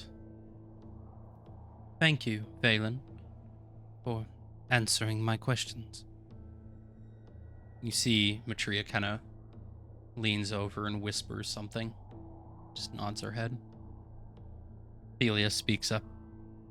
You may sit, Valen. Okay, thank you. I go and sit down. Abel, if you would. I stand up and hit the stand. Similar questions to you, although I understand your involvement in this may be more of a watchful eye than an acting hand. You see Matria, Silreath, stand. He is one of ours. We have taken the notice in Valen and some other whereabouts within this party. So we had sent a liaison to investigate for our own information, as this does involve Luxelheim as much as everyone else. You see Diana kind of cock her head. Why do you have any right to place your own puppets within this gallivanting troop of imbeciles. Simply for information gathering. As you know, since the war has been done and over with for 25 years, we are allowed to information. We can do what we want as long as it is okay within the borders. And as per your written rules for the adventuring board, I'm completely within my rights. See Diana look at her. I'll remember that next time you arrest one of my people in Luxelheim. Keep that in mind. Symmetria just shakes her head and sits down. Ophelia looks at you. So what are your thoughts, Abel Sinclair, on this fallen angel? The utility of your party, prevention of disaster? Frankly, since I wasn't there when both Morgoth and the other fallen angel was seen, judged based on what I've just seen alone, I'm pretty sure they're capable of handling such a being, given our last incursion on our quests. And what was that last incursion? What qualifying factors does it have compared to a fallen angel?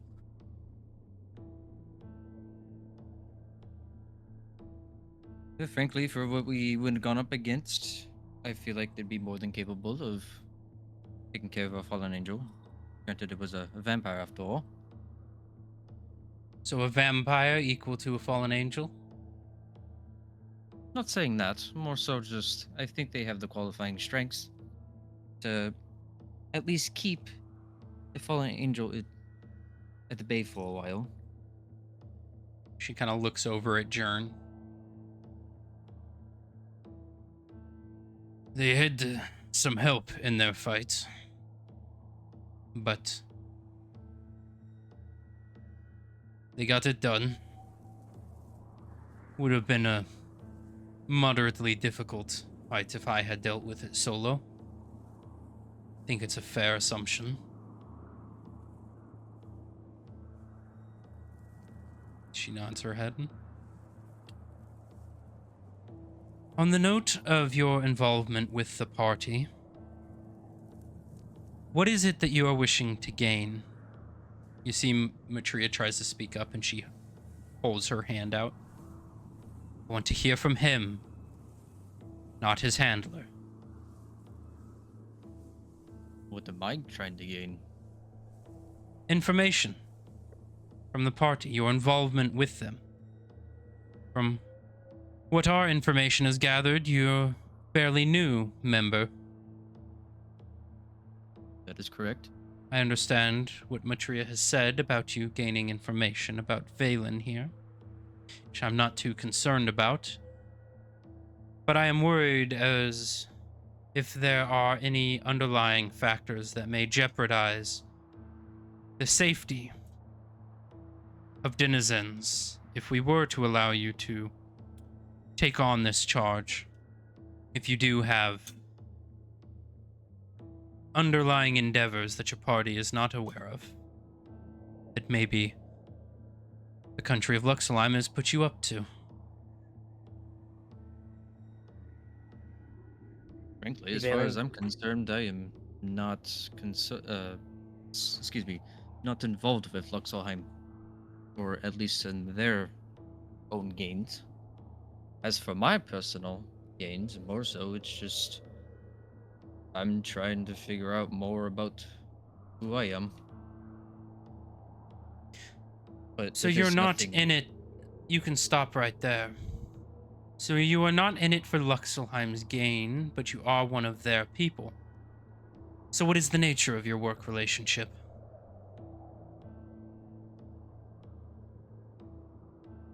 between me and the Cardinal board. You in Luxelheim. Matria says you're one of her people.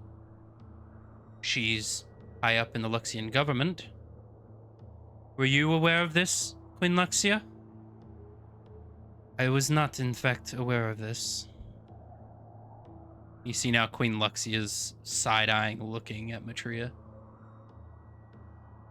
So answer the question. The only thing that I'm aware of is that I was a guard for a pretty high-ranking official. But as for what happened to that,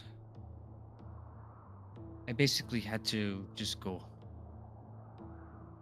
I was called upon to seek out Valen and to provide the Lord some information, and that was all I was told.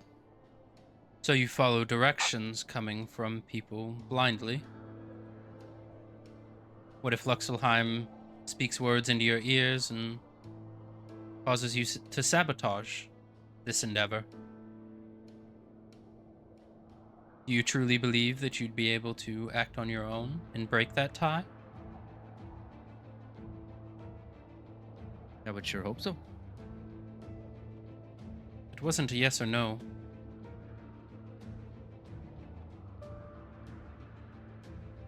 Although we understand the limits of the zone of truth, you need to give me a yes or no answer on this. Do you think you'd be able to go against their wishes if a command came down to subvert what they are doing?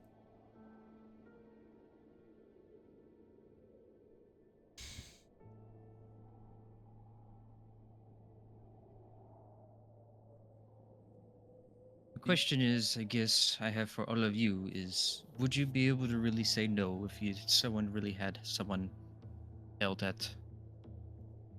as a hostage? Would you be able to say no from someone that wants you to do something at that point? Let the court record show that the answer is no. Thank you, Abel. You may sit. Go and sit down.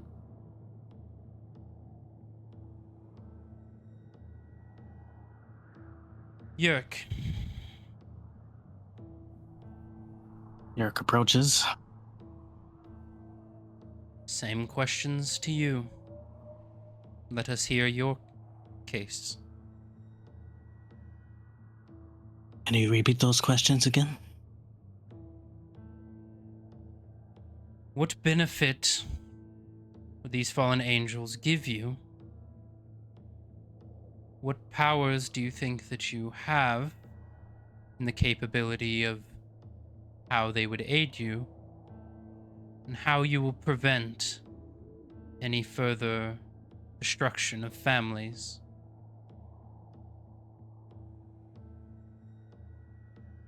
Well, one has been here the longest in this party. Well, the start of it. A lot of things that we come across that seem to get stronger and stronger. I myself I am a tool of the gods, as they are tools for them too. It should be best that, since I know how that feels, that I work with them to be able to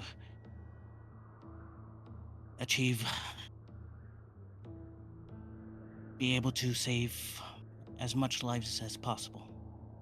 We can't guarantee that we could save all, like what is going on with Lithron and the Wastelands.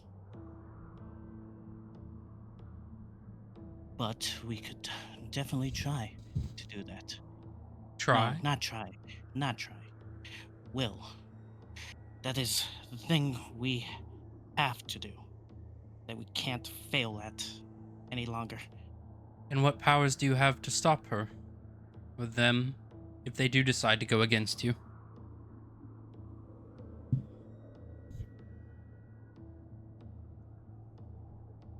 Yurka motions to Kane.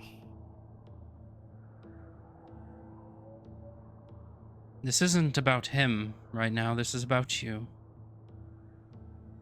What power do you have?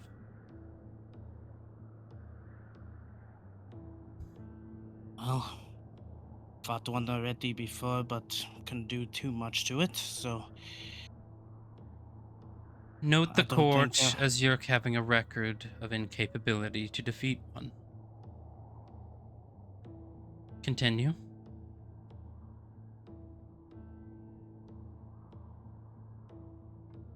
but there will be weapons that may be able to take them down. Maybe.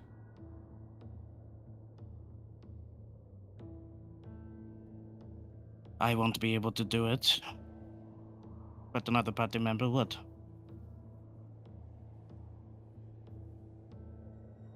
And which party member might that be? That will be Kane. And what powers does he have then?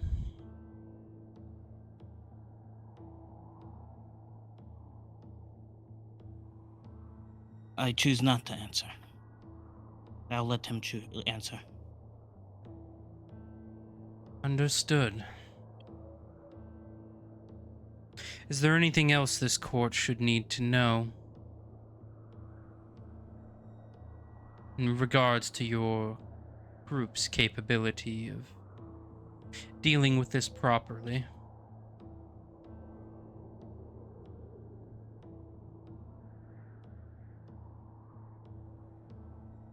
Only thing I could say is to deal with corruption, and that's it right now.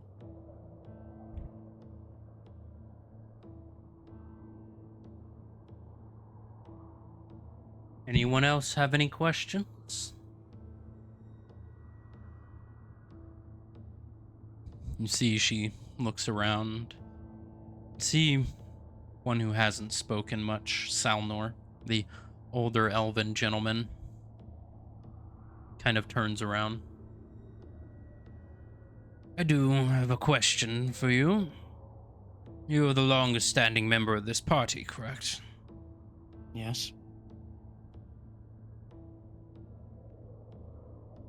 How willing would you be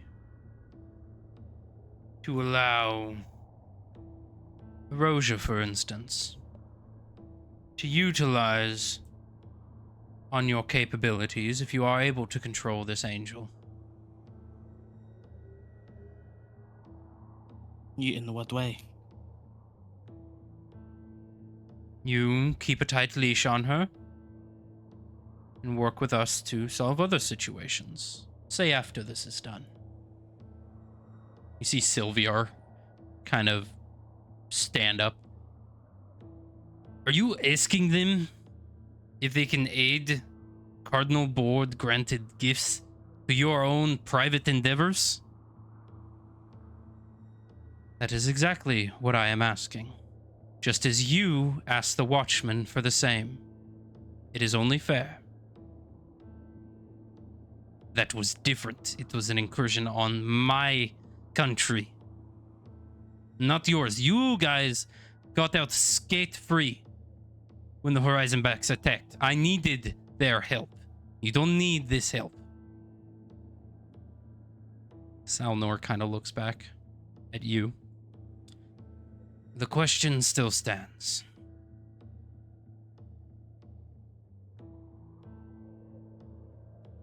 I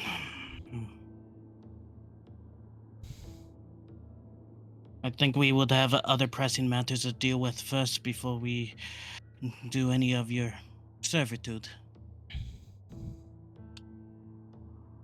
Understood. Thank you. Delia speaks. You may sit down now, Yerk. You said you go looking for the technology, the Ericoken technology, for the fight?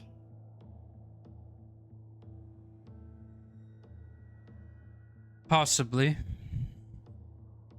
Why do you mention it? Know the lay of the land. I've been living there for the longest time now. Those angels do well against the corruption. There'll be a good use to get to that technology at the Sky Tree. What tech? If you want those, And what technology might that be? that's all I know. All I know is something to do with technology. My father might know more. So you promise something you know nothing of. It would have to be at the tree. Can't be anywhere else. Where the corruption has started.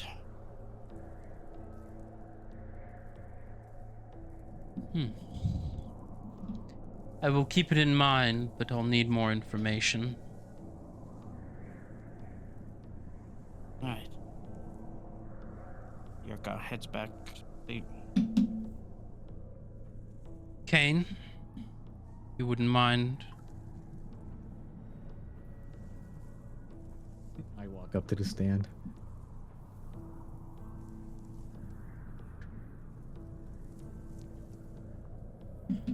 So, similar questions to you, but first, what is this weapon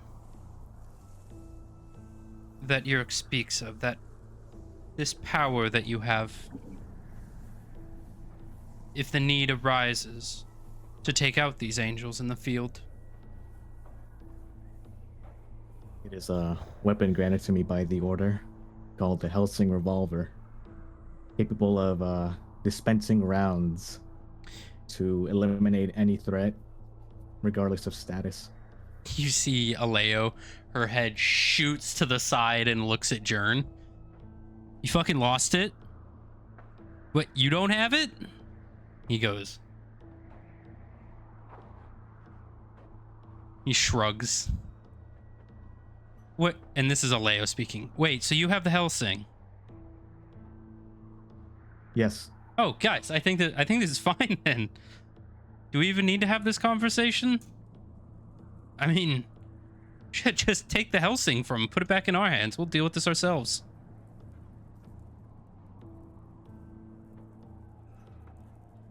See, Jern pipes up. It is out of our hands, Aleo. This is now. It is his right. I'm not long for the Order, and so it's better be put in his place. Although we could take the Helsing and use it, I feel like I am far out of my age of battle. And besides, the time of the Watchmen is over. We failed. You know that. See, Leo just rolls her eyes back. Just sighs and just shakes her head. Well, this is Ophelia speaking. So that changes some things. You're a blood hunter. I'm assuming you're a man of Jern's teachings. That is correct. And what do those teachings say about fallen angels? Or anything divine, really?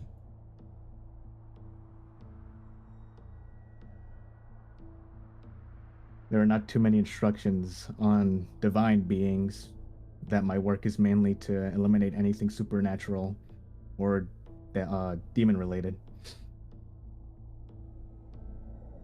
I assume that you were brought in to the Order the same way most are. Through trauma and horrors. You mind telling us a little bit about that? On my reasoning to join the Order? Yes. Why you do what you do.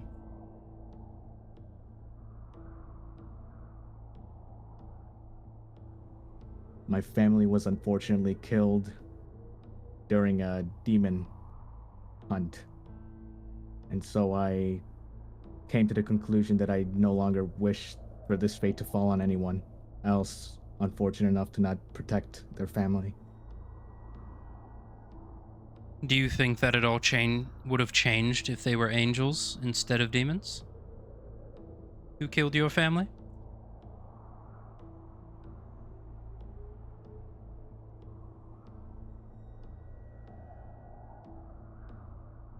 Yes. It would make a difference. Do you wish to tell that to the last living relatives of the 4 dead families?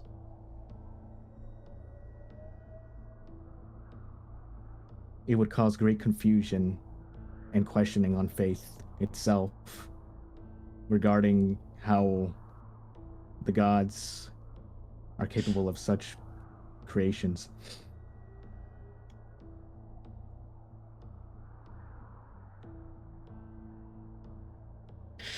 I ask this to you because, just like Jern, you are probably the most knowledgeable about these things. So I take your opinion into account a little more than your party's. As you've dealt with these, you've been taught the ways of the Order. And I doubt you take that lightly. Correct. In your opinion, what do you think we should do? Should we let them be under your charge? Or should they be sent back from whence they came to prevent further harm? You do have the Helsing. It's far better than any angel could provide.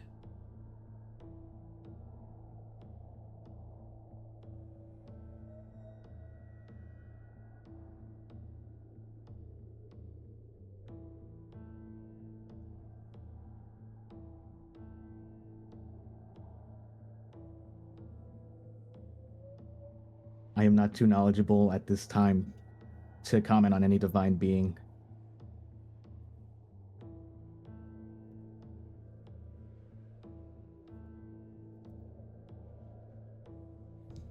Is that all you have to say? Or is there anything else you wish to add? That is all. You may take a seat.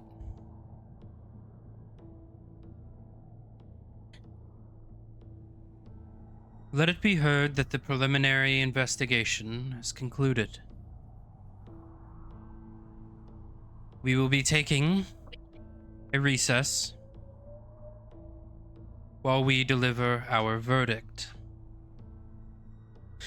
If you all wouldn't mind stepping out in the hallway, there are drinks, beverages, food at your leisure, and we will tell you when we will reconvene on the next issue. Thank you for your time.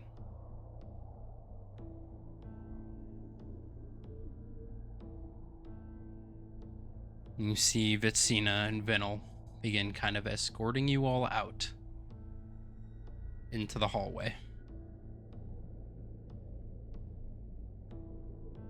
And that is where we are going to take a break. Need to go grab a drink, take a pee, all the fun stuff. We will be back here in a few minutes at the beginning of the recess. Love court date. Oh yeah. Gosh. See you guys back here in a Better little call Saul. bit. God.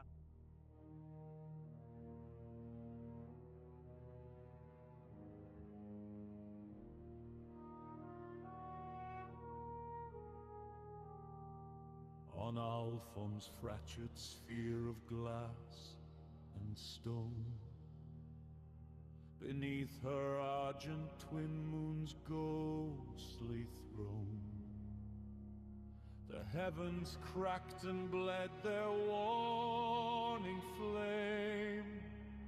4 horsemen rode and carved each fatal name.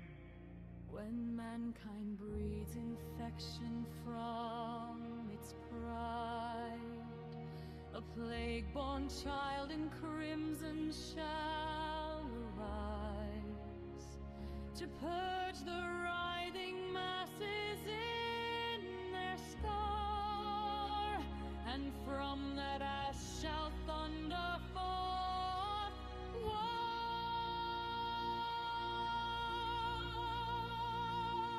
When power's thirst devours every chain, and mortal vows are shattered for their gain.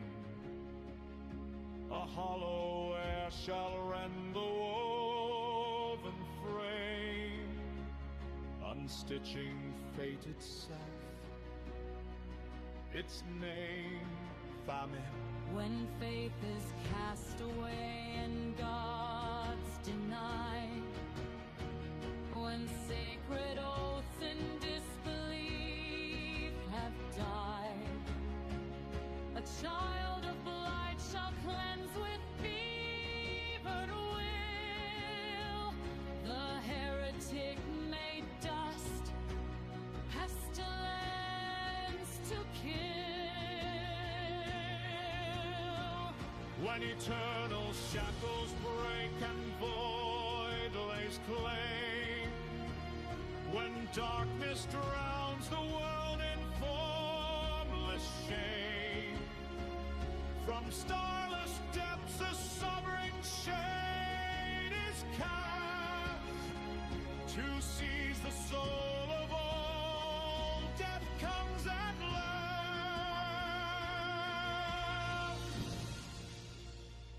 8 souls endure as wanderers of fate, through ruin's gate and destiny's debate. Their leader stands by death once overthrown, a man who's watched too many seeds unsown. Eternum calls from out the endless night to fold all being into voiceless blight. But we defy his cold eternal fight. By blade and bond his dominions destroyed.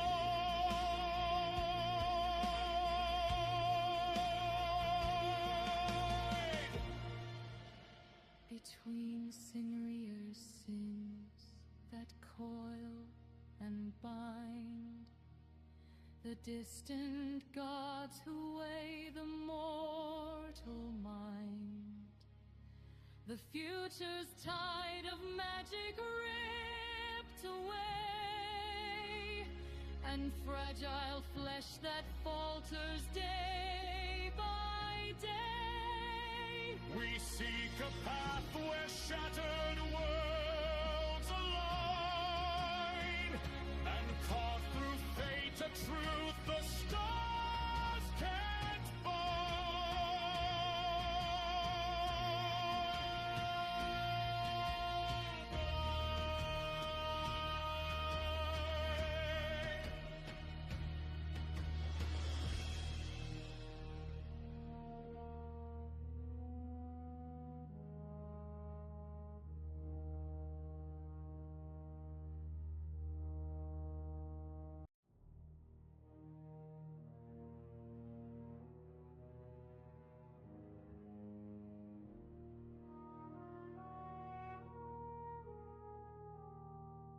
On Alphon's fractured sphere of glass and stone, beneath her argent twin moon's ghostly throne, the heavens cracked and bled their warning flame.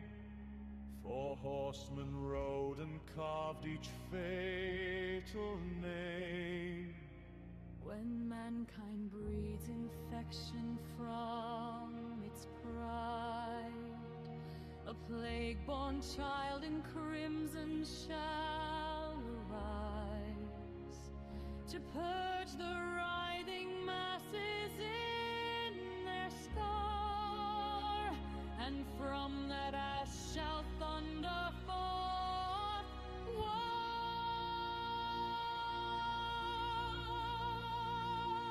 When power's thirst devours every chain, and mortal vows are shattered for their gain. A hollow air shall rend the woven frame, unstitching fate itself, its name, famine. When faith is cast away and gods denied, when sacred oaths in disbelief have died, a child of blight shall cleanse with fevered will the heretic made dust, pestilence to kill. When eternal shackles break and void lays claim, when darkness drowns the world in formless shame, from starless depths a sovereign shade is cast to seize the soul of all. Death comes at last.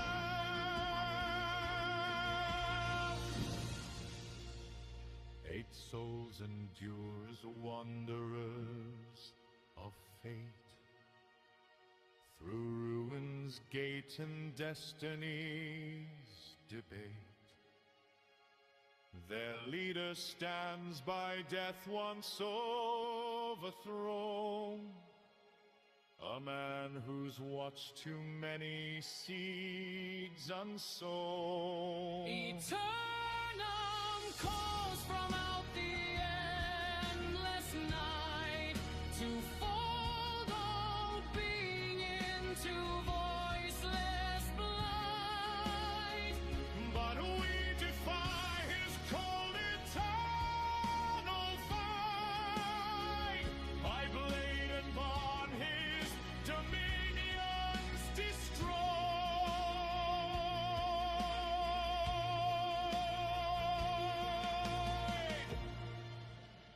Between Sinria's sins that coil and bind, the distant gods who weigh the mortal mind, the future's tide of magic ripped away, and fragile flesh that falters day by day. We seek a path where shattered worlds align, and carve through fate a truth the stars can't bind.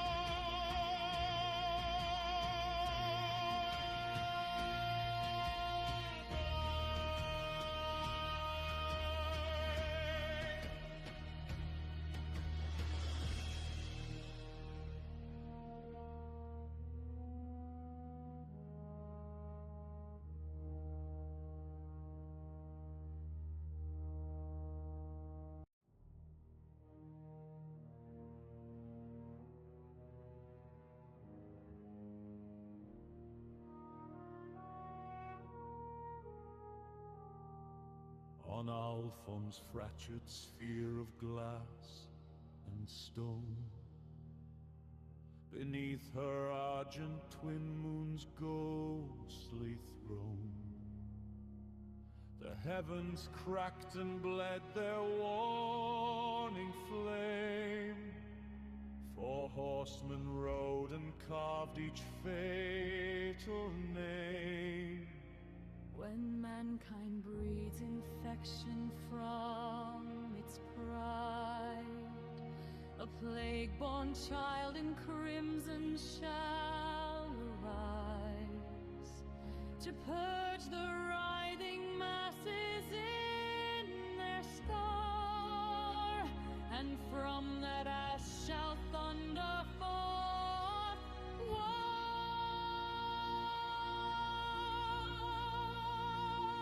When power's thirst devours every chain, and mortal vows are shattered for their gain, a hollow air shall rend the unstitching fate itself. Its name, famine. When faith is cast away and God's denied, when sacred oaths and disbelief have died, a child of light shall cleanse with fevered will the heretic made dust, pestilence to kill. When eternal shackles break and void lays claim, when darkness drowns the world in formless shame, from starless depths a sovereign shade is cast to seize the soul of all. Death comes at last.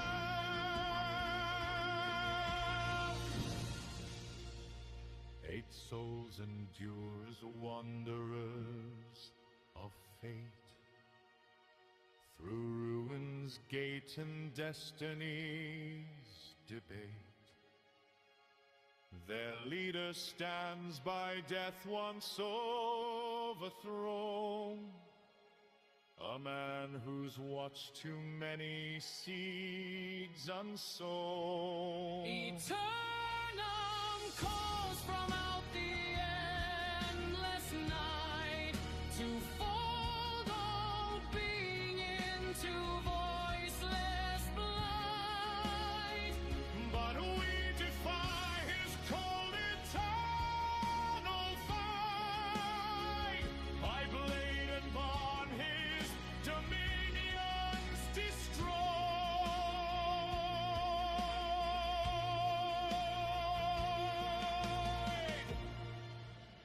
Between Singria's sins that coil and bind, the distant gods who weigh the mortal mind, the future's tide of magic ripped away, and fragile flesh that falters day by day. We seek a path where shattered worlds align, and carve through fate a truth the stars can't bind.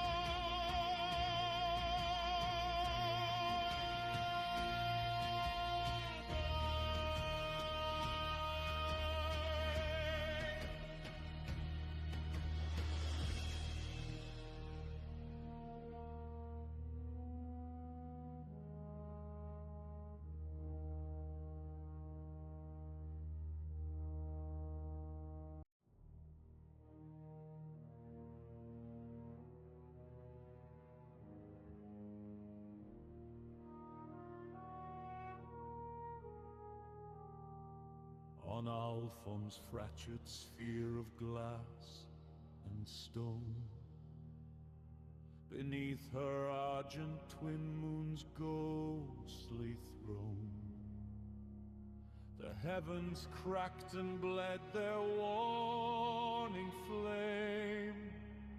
4 horsemen rode and carved each fatal name. When mankind breeds infection from its pride, a plague-born child in crimson shall arise to purge the writhing masses in their scar, and from that ash shall thunder forth war.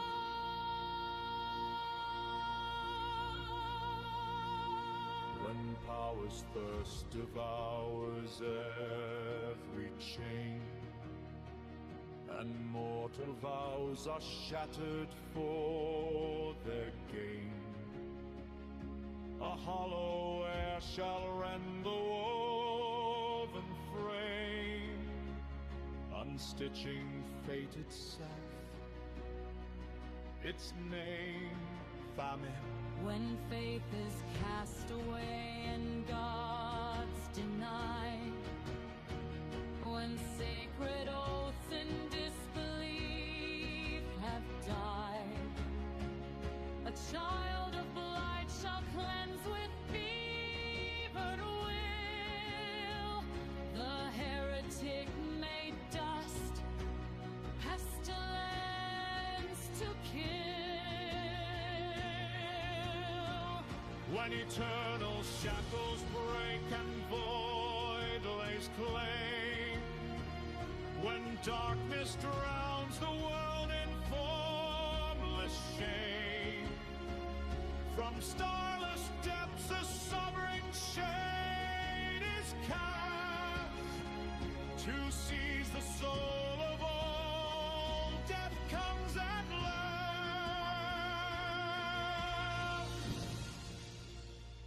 8 souls endure as wanderers of fate. What do you mean All- people would like to be evil? Alrighty, everybody, You mean welcome have to be back. good? So, you all have just now been escorted out back into the general waiting room. You immediately, as the doors begin to shut, hear people just start yelling at each other and No. bickering and standing up, and you could tell the temperature in that room got a little hotter when you guys left. Oh. But you all take a seat down, and you look at Vitsina, and she's sweating.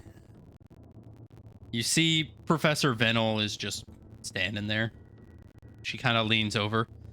Well, it went better than I thought it would. There were a few moments I thought one of you would have just been right in front of all of us. How did you guys think it went? The sweat dripping down. All the needs of these countries. It's worked for a long time. Although I'm a little young to understand the ins and outs of eons of state history. But they make good points. What are your thoughts Selfish on points. what are your thoughts on what was said in there? Because most likely you will be speaking as a communal entity for the next endeavor. What is up with Rosa? Why do they want us? They are opportunists. I mean, Valen, I'm sure you can explain it better than I can.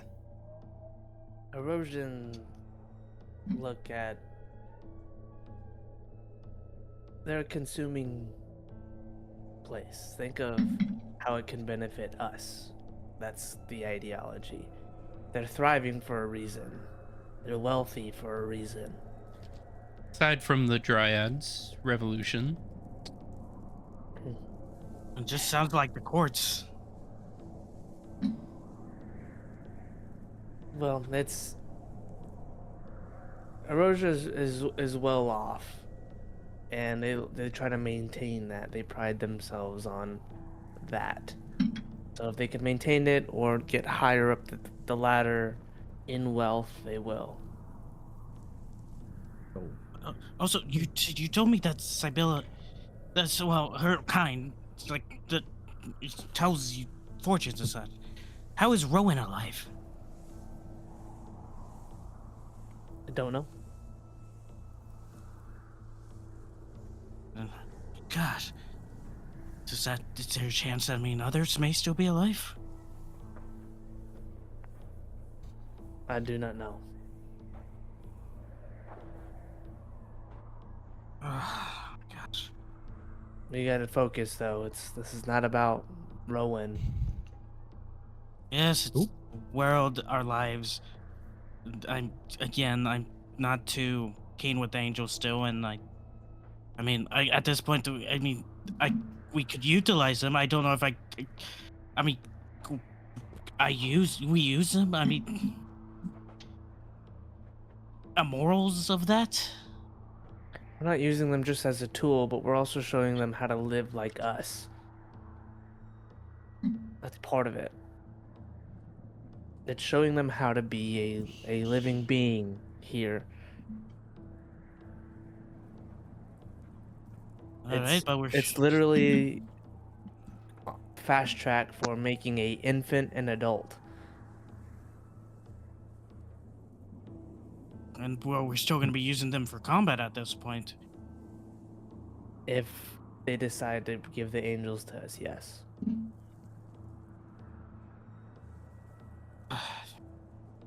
Oh, that's interesting that Throd wasn't here then. I didn't expect the Watchmen to actually be here. Yeah, I didn't expect to see some of the faces here that I see, but with that, it looks like they have a lot of quarrels with each other, a lot of opposing opinions, and everybody's worried about their own country. So we have to use that to our advantage. Well, I know that you're kind of just comes close to Valen and just whispers. Phobe's the one that killed the rod.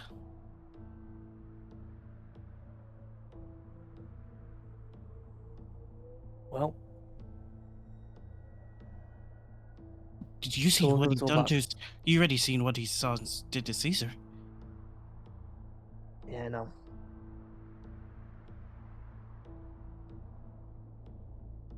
Tools for the toolbox.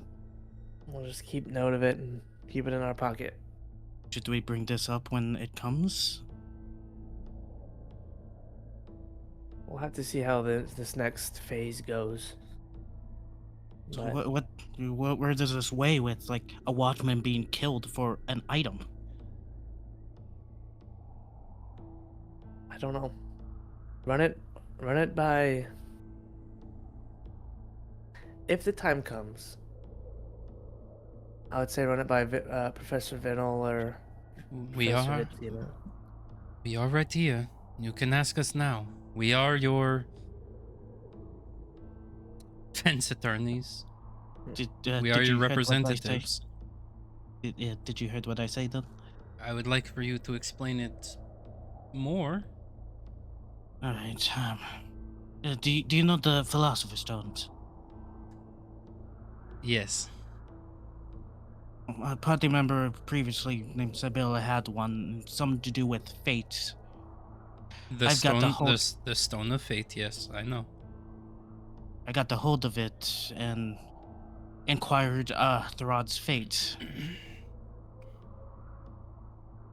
And it showed the Phoebe in combat with Tharod in the wastelands near the salt flats. As I'm sure he was. And then Phoebe killing Tharod for his stone that he had. While what's it called? The Cardinal well, they call it the Cardinal Sanctum now. Was destroyed. Screams probably the last bastion of people left in the wastelands. From what it sounds like, I think he may be going, like you said, going after more of them. And I think the screams that you heard, they were most likely used in the binding contract for the stones. Every stone that is gathered, if you wish to combine two pieces, whether one has already been combined before, to add a new piece to the Philosopher's Stone, it requires grave sacrifice. And by grave, I mean about 40,000 souls worth. As far as we know, Colby has about 7 already. There are rumors. How many of you are history buffs? I couldn't say much. I can only know just of the wasteland, most of it.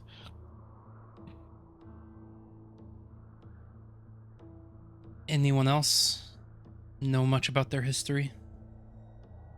About the past 25 years, the Cold War between Sarkonia and Lexelheim? I know a little bit. I think. About 850,000 refugees were slaughtered in a period of 16 hours. Their bodies never found, just bloodshed. There's a rumor that during the demon incursions that pushed the refugees to the western border, that it was Sarkonia that killed them all to prevent them from entering the country.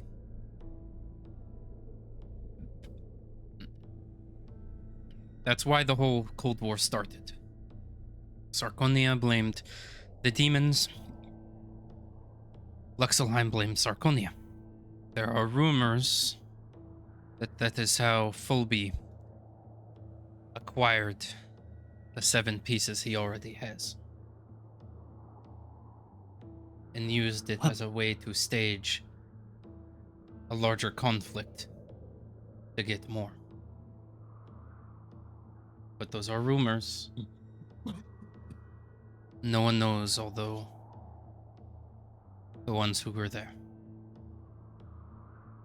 And the ones who ordered it. If they did. This is Venal talking. Can any of you look into my mind and then extract what you need just to verify?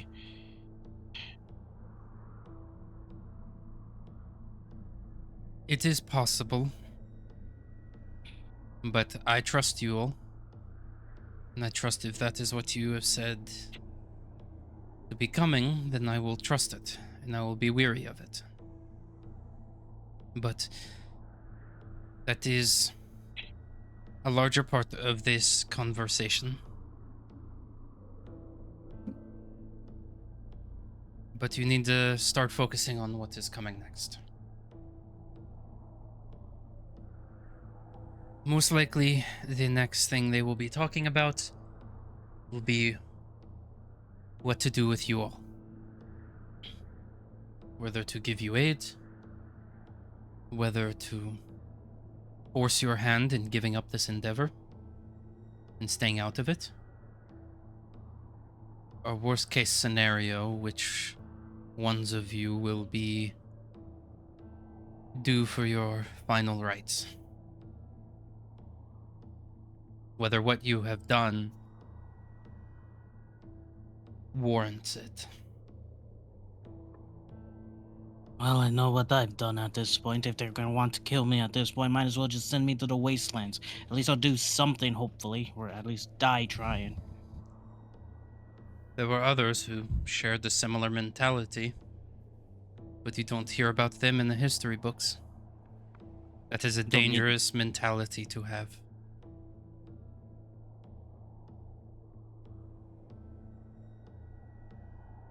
Think of what your father will have to deal with if you do get executed.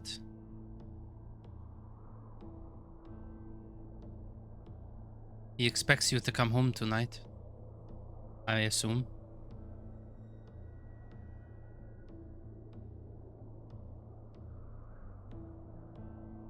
Like I said, I do have other things I need to do. It's just I've been here the longest, and I've witnessed all of it.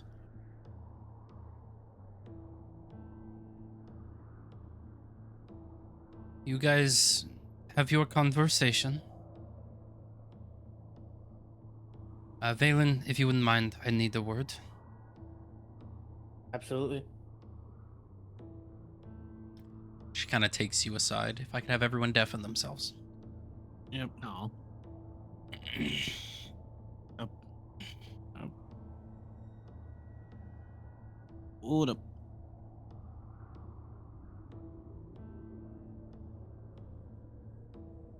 So Vinil kind of pulls you to the side.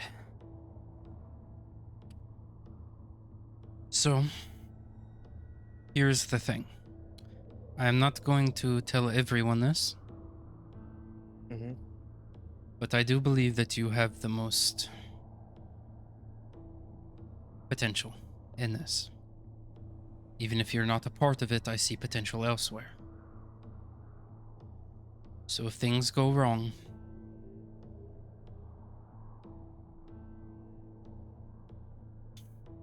I can get 3 people out of here. You are one of them. If things are to go bad, I need you to choose.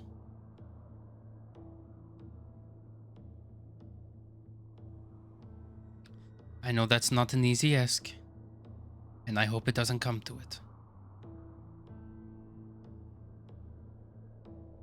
But it is your party, it is not a decision for me to make.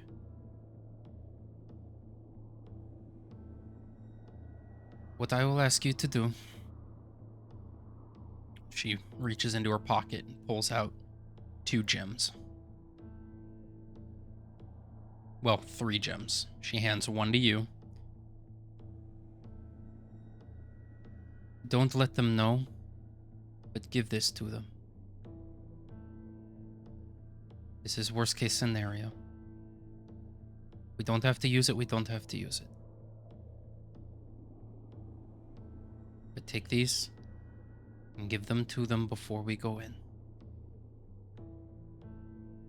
They can't be detected while we're in there. In your opinion, who do you think's more at risk of their final wishes based on the conversation? I'm more worried about the next conversation. The next conversation is what will decide it. I'm not asking you to choose who is most at risk. I am asking you to choose who is most important.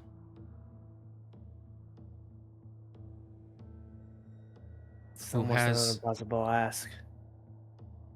But I have to ask it.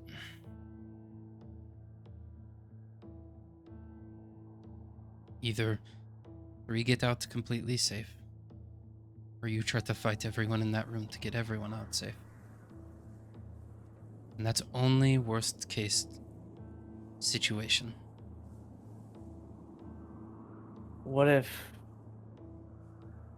I stay? Not an option.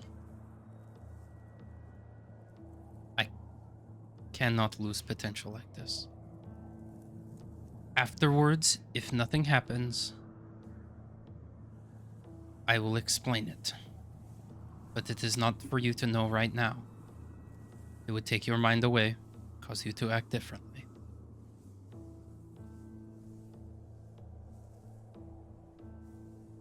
But Okay. I will help where I can. That is as much as I can offer. I wish it was more. Okay. Talk with them. Get the others to talk. There are those who wish to stay quiet. I do not want them to be unprepared, because they will single you out and they will turn you against each other, as you saw a little bit of it there. They want to see your true colors and what they can push you to do, how they can push you to betray, how they can waver your will to do what is right. Because if they can push you, something far worse will have an easier time. Understand. If you can understand why they're doing what they're doing, it is for the safety of all. Right. I may I not understand. agree with everything they say or do, but it's not my place. Okay. She gives you a nod and just puts her hand on your shoulder.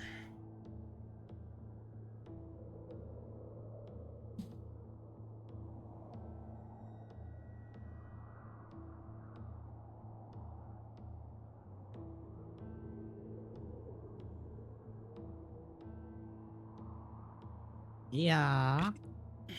Yeah, All right. the other 2. The other two.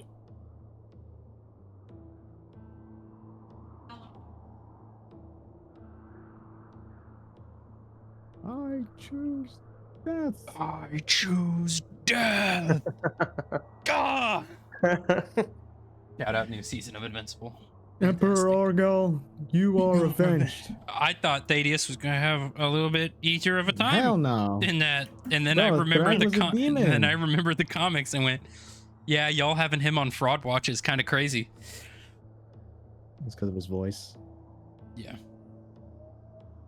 that makes him scarier. His face and his baby face. People are like, "Oh, he ain't nothing. He's crying over a skull." Rips a dude in half because he's mad. Kills the second most strongest Viltrum, or one of the strongest Viltrumites. Mm-hmm. Well, Zephyrus is not back. Probably didn't see Oh, still. Oh, he's there That it is. That is. There he is. I'm back. Sorry. So, as you all are kind of sitting here, Valen and Professor Venel return. Vitsina looks at you. I recommend getting your things in order, getting your story straight. The next thing is going to be about the greater picture and your involvement. This is the point in which your lives can be at stake. From the things you have done, to the things you haven't done, to the things you are to cause. Get your stories in line. Do not surprise each other with what you know. I wish for all of you to be able to sleep tonight. Not have to, you know. York Thank nods. you. We will leave you to it. We have to go gather our information for what's coming, so we can be prepared. You will Okay. be talking together.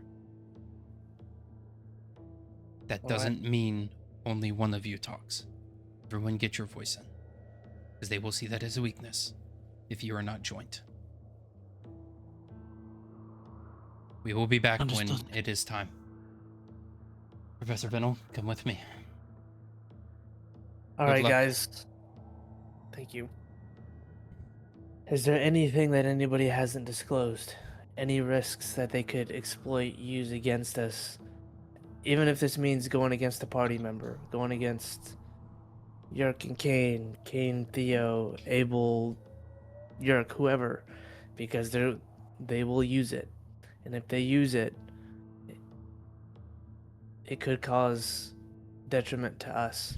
Think of this, and how I'm viewing this as a testament and a pressure test of how well we can uphold the pressure, how strong our group is together, not individually.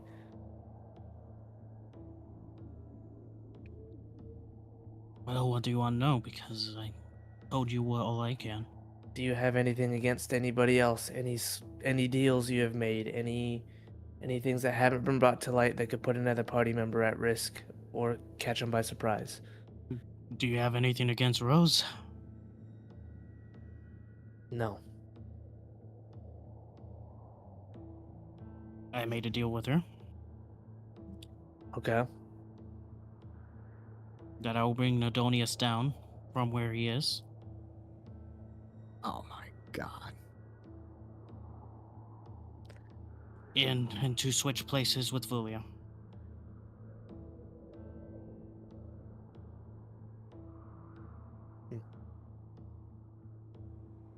Okay.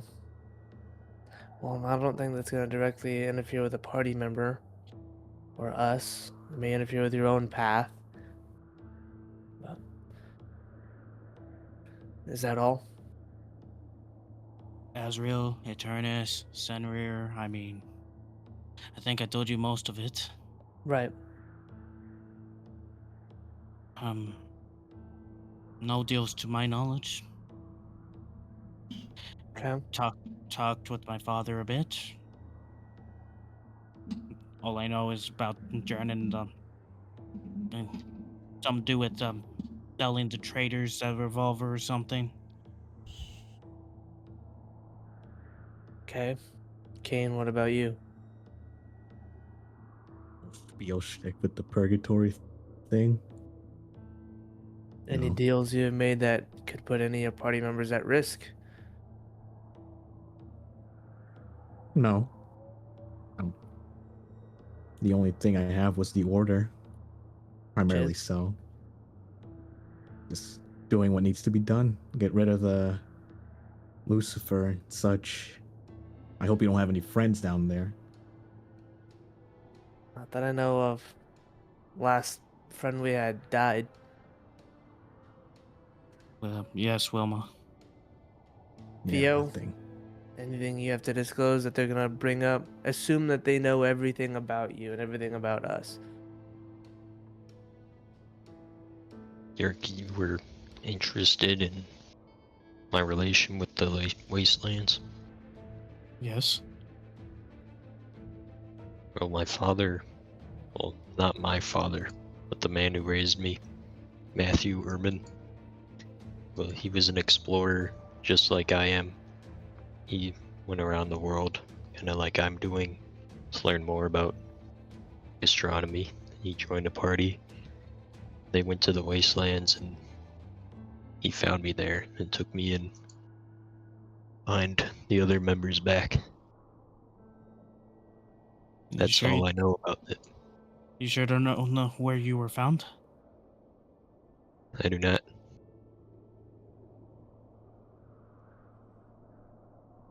What about any curses or bindings towards you? I haven't forgotten what I saw in that cave when you held the Helsing.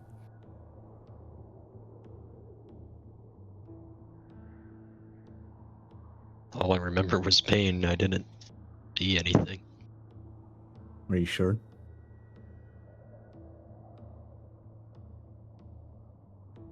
What are you talking about? Kane. Are you more than what you're leading on?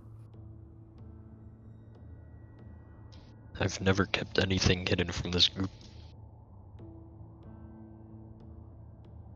We'll take your I word don't on it. believe you. We have to trust each other. If we can't trust each other now, by the time we go in there, we've already lost. Okay. We have to be on the I same trust team. Theo. I'm just more curious on his past. He may not even know the answers to it. And Well, Abel, What about you? Able to be joining Abel. us in this? he's a considered part of the Yes. Wonders of Fate, and he's been with us through the first phase, so I'm assuming he's going to be here with the second. Yeah. I will be. Enlighten us on the hostage gripe you have with your country.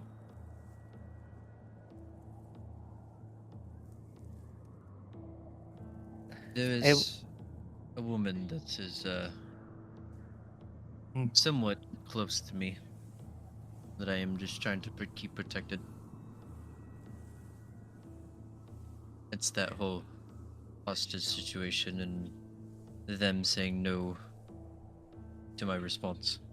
You know they may divulge the name. That is That's true, why- but unfortunately, my memories are fragmented, to say the least. Hence, why my response of trying to figure out who I am. You were hiding know they're something in the close. cabin. Hiding something in the cabin. Are you hiding something now?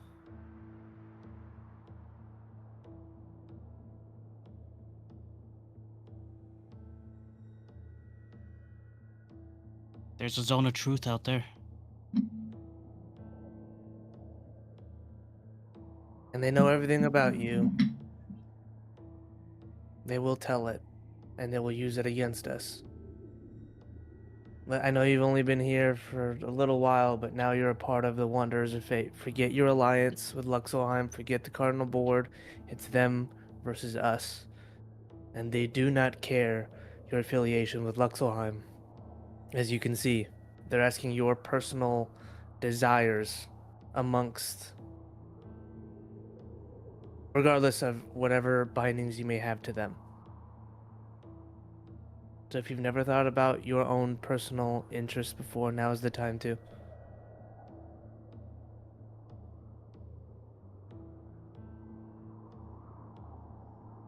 I'm not sure why it is, but I keep on having these random flashbacks in my brain. You guys were wondering about the whole tentacles and stuff like that and about my abilities. Frankly, I'm not exactly sure where they're coming from, but these fragmented memories I'm getting, they show me in an underwater city. I'm not sure where, but I'm physically there. Well, I shouldn't say physically there. I feel like I'm there, but I'm not actually there. For some reason, I'm connected to all this. Whether that has something to do with my abilities or something else, I'm here for a reason. So, frankly, that's all my current goals right now, is just to figure out exactly what this all means. Do you have anything that they can use against us that you may be hiding? Or haven't disclosed? Maybe not deliberately hiding, but haven't told us. Other than a conversation me and you had had, which I think you should tell the party more in depth.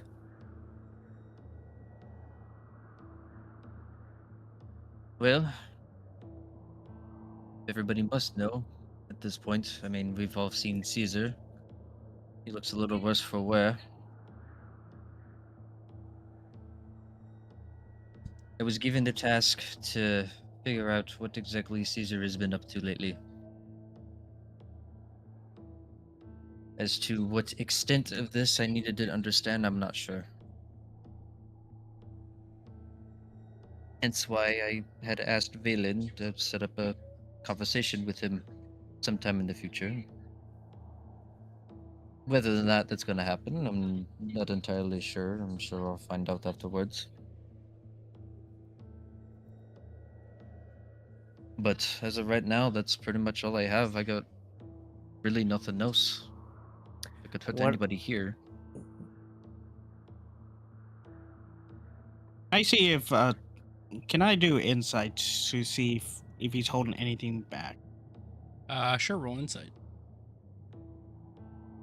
Also, there's an image for y'all in campaign art.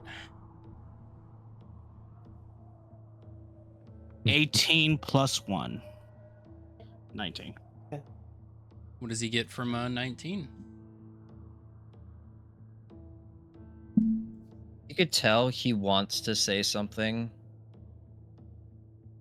but he's afraid to get hurt from doing so.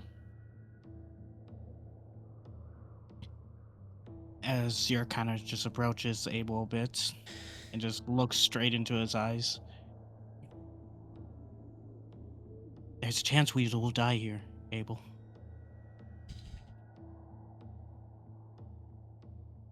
Just say it.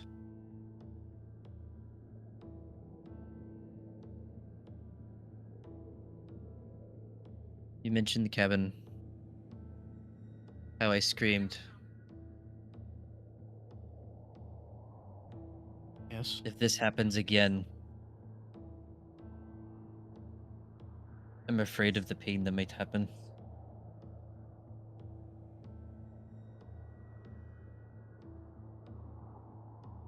My powers have belong to her.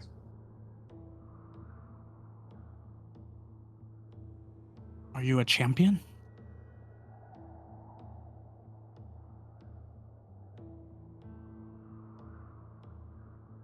Not a champion. Lack of a better term. Kind of like a puppet of sorts. Like Ark? Slave. You could say that. less of a real, You could say that. less of a realistic puppet. You could say that, but not quite to his level. I'm not allowed to divulge. That's at least her name. And what if they force it? Which they might. And they will. Because they don't care. We need to break the pressure of. We need to handle the pressure that they're going to bring, and they're bringing the heads of the most powerful people we know against us.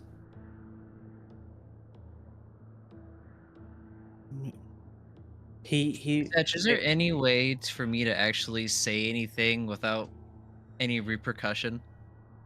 You don't know. This is a very different space. You don't know what the rules and regulations of the Cardinal Board building is. You don't know. It's possible risk. You're unsure. Mods! Sure. Ban this individual. On it.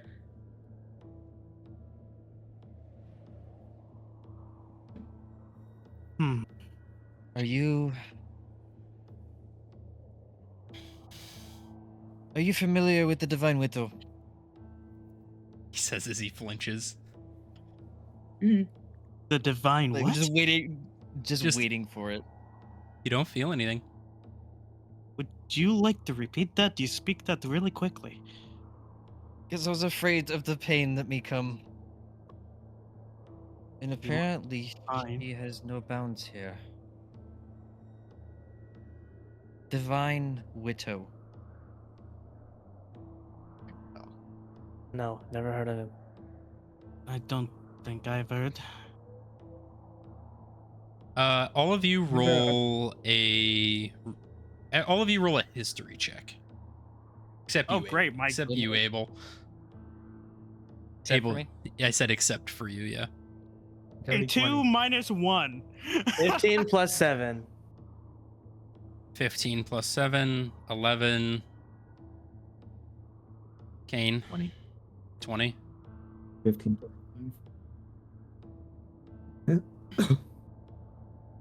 Garrick over here has no idea. Nope. Blank. Who keeps, I can't keeps see my rolling? rolls. I can't see them. So on your character sheet, if you click the dice in the bottom left of your screen, you should see a little like settings cog, like a little gear.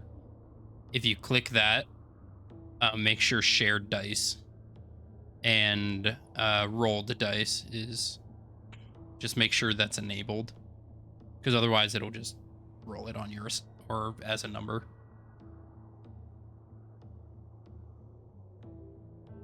So let me pull up the game log.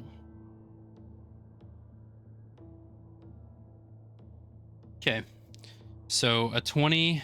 Valen, you got 15 plus 7. 15 plus 7. 22. Gotcha. So for those of you who rolled above an 18, you know it in different ways. Valen, something clicks in your brain. A conversation that you weren't directly involved in, but you overheard it. When you were a kid during the Tournament of Arcanum, you had overheard a lot of conversation that Caesar had had with other people around, mostly ignored as you were trying not to let it get to you. But you do remember something.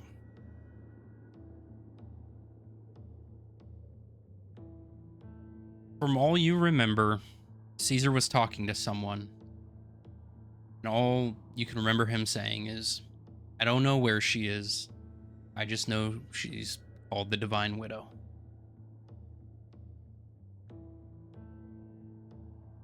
And it seemed to have a semblance of connection there. Like it wasn't just a name. Like he was hurt that he didn't know where this person was.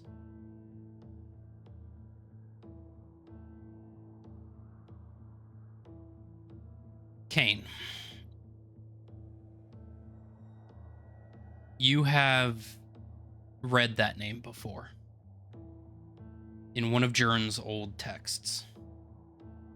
Specifically, when he was talking about his time with the Watchmen, specifically just before the incursion of the Horizon Backs. He had referred to a lot of people that the Watchmen were working with. Specifically, a few names. The Geppetto brothers, Fumika, and Pasamo Pine. All of these individuals were on the Luxian team for the Tournament of Arcana. Specifically, there are notes between a somewhat of an attraction, whether vain or otherwise, between Jojor Arbane and Pasamo Pine.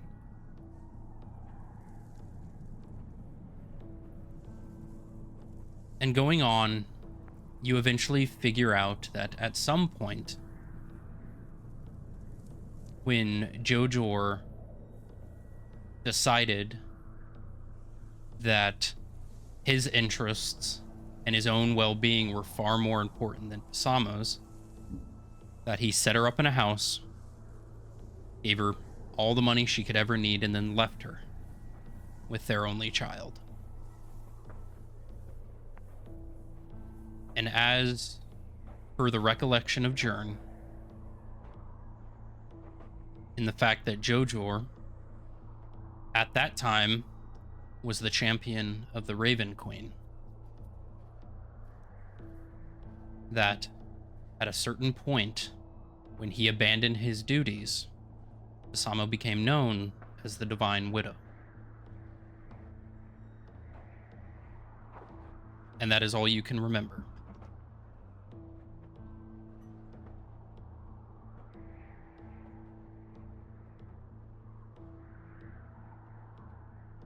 And you sit, you're reading this as you're going through, as you're trying to recall where you read it.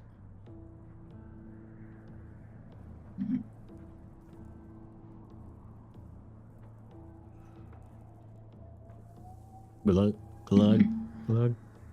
Gulp. I kind of remember that name. Is this why you have a connection with Caesar? I personally don't have a connection with Caesar. It was more so at the request of her. And in fact, since before this meeting, she actually spoke to me. You've all witnessed her during the fight with the vampire. She was the one that mildly assisted us with one of my spells.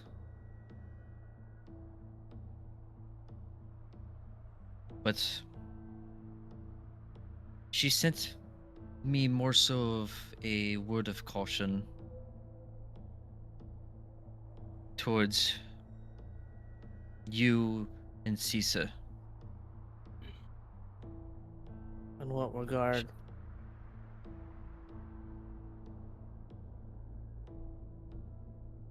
She's afraid of whatever you guys are planning to do, it's gonna end in Caesar's death.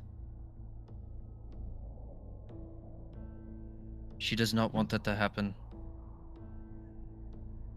Why does she And care she what had- Caesar does with his life? She doesn't want another death. As to exactly to where, I'm not entirely sure. But she had recruited me to ask you and to speak with Caesar about trying to have him forego this plan.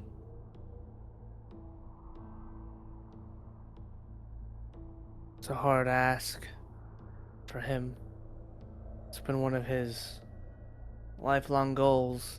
And to be honest, I don't think death is something he's worried about in this regard. I suppose not, but I'm guessing he's a key player in something else. As to what, I don't know. But his time is not soon. His time comes later. Wait, it's something. What? What do you mean, Valen? You were gonna do something with Caesar? Yes, Caesar. When I got back to the school last night, Caesar had wanted to meet me, and like I had mentioned to you guys in the cave, and well, he was waiting for me in my room, and we conversed.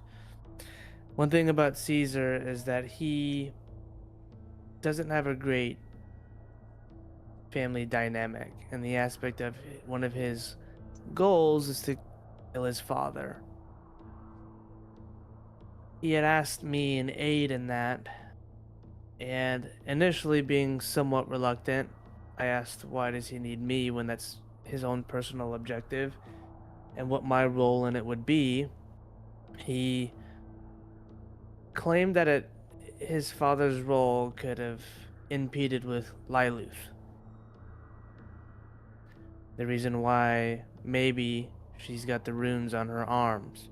Remember how she was sickly looking and was with Sai and they were trying to get her aid? Well, without knowing in detail, Caesar's father may have something to do with her path in that. And he wanted my aid in helping him kill his father. May or might not do the final blow, but ensuring that Caesar has the opportunity to do it. But we left them at Lithron. You know, You want to go back to Lithron? I don't think his father's in Litheron. I'm not looking for Lyluth or Sai in this goal. The runes on Lyluth's arm that were siphoning her magic, her body, whatever it was, may have something to do with the causation of Caesar's father. I don't know what, I don't know why, I don't know Caesar's father in depth. But he had asked me to ensure that he doesn't get impeded by his guards or anybody else when he goes to try to ambush him. Did you think about the war? Knowing Caesar, he has thought about it, but also knowing Caesar, he doesn't care. So a death Stunning. wish? Maybe. God. Caesar's a very vengeful person. He sees violence. He sees war.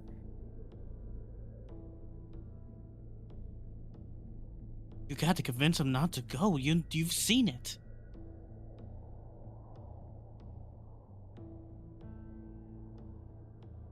I can try to talk to him if we make it out of this.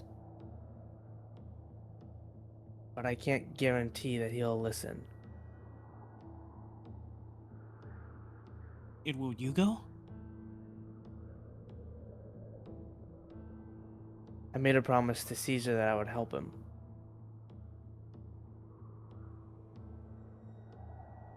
And at least if I'm there, I can try to make sure he doesn't die.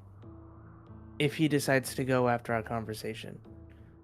You guys don't have to be involved. Though, it would be added support and I would never ask you guys to go. I didn't expect to go to Lithron this fast. It's only been a couple of days? We don't know when it's gonna happen. There is no date on when to leave quite yet. He said he would let me know when the time was right. I doubt that time is anytime soon. You saw him? Dude's Yeah, he barely lives- clinging on. Yeah, he is. And I just I mean- saw him yesterday, so I don't know what happened between last night and this morning, but it was something. He got his ass kicked, so I doubt he'd be able to handle his father, let alone. Like, His father is a powerful man and a hard man to get to. from what I recall from that fucking name, Divine Widow, a story that I read from Yearn, Jorjor, selfish prick, decided to abandon his wife, Passimo Fine, Fine. and him being the Pine, yeah, and him being the champion of the Raven Queen, was put onto her. The Raven Queen? Yeah, Yes. And I remember offering her some coinage for the passing of some priests. Okay. So, Abel, you're tied with the Raven Queen? If that is her name, then yes. What you got, And see, Kane, is that Pisamo Pine, Caesar's mom, was named the Divine Widow, the now champion, the Raven Queen. dun, dun, dun.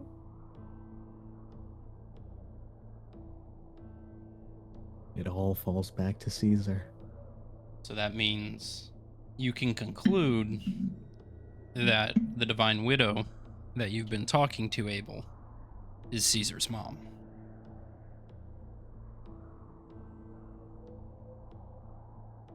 so you're telling me that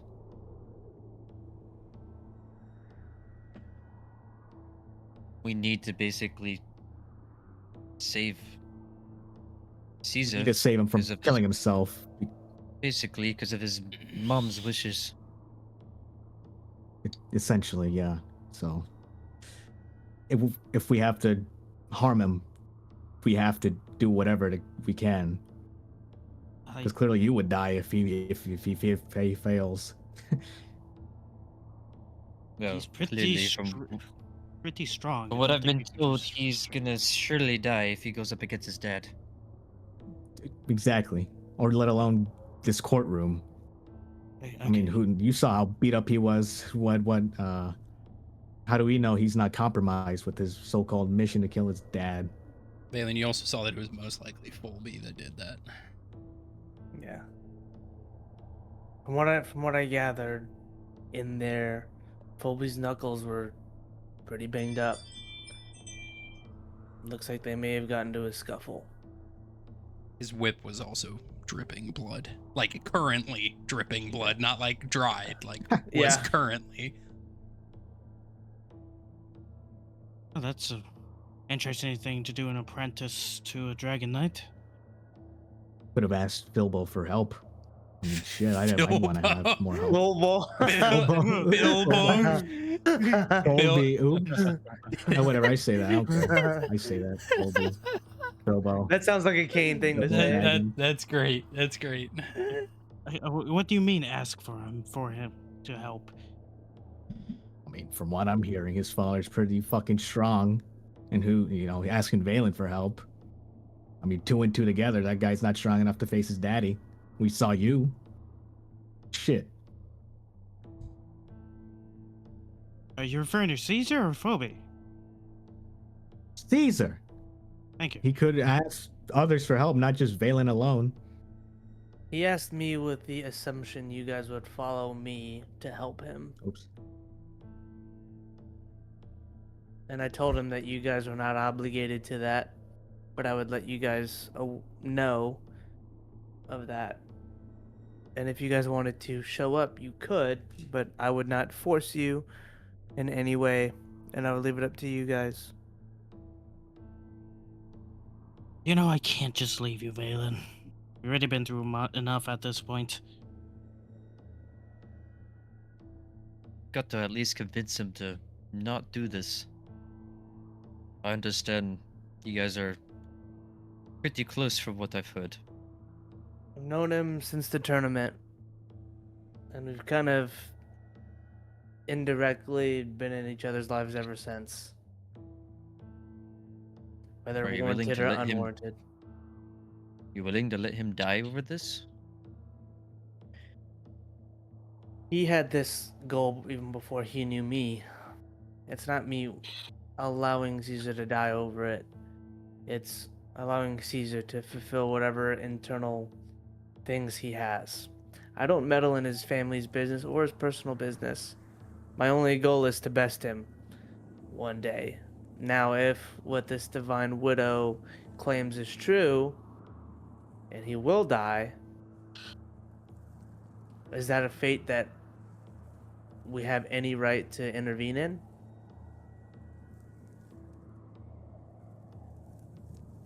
It's Caesar's choice.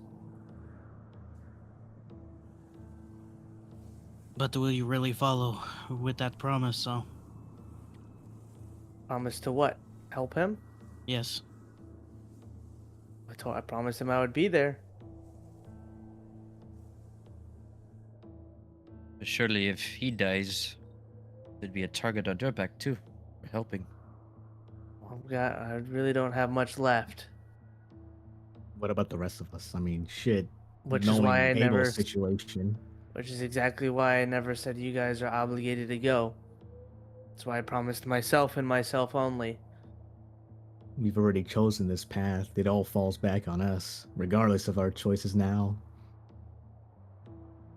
To an extent, I could leave the Wanderers of Fate before going, and it would not bind you at all. Fate has mysterious ways, Phelan. That it does. And we may But- not be able to divert it either way.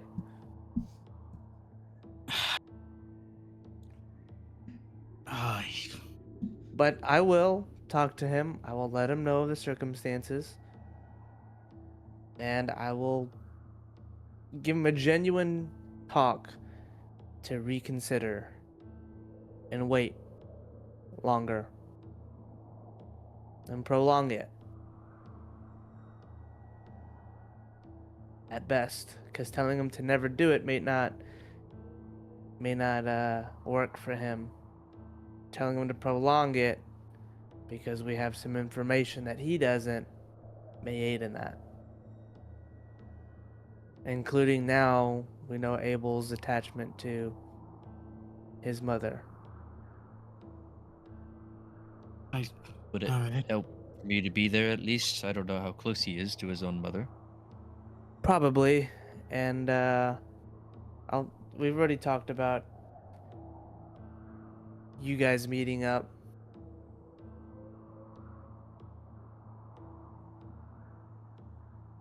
well, like I said, I have my own goals also. So, you know what? I think we're getting a little off topic now at this point. Yeah, we're Okay. on the Caesar topic now, but going in is if there's anything else left on the table. Doom, doom, doom. You guys hear the stone doors beginning to open. You hear, Guess that's all the time we have. you see Vitsina and Venel walking up.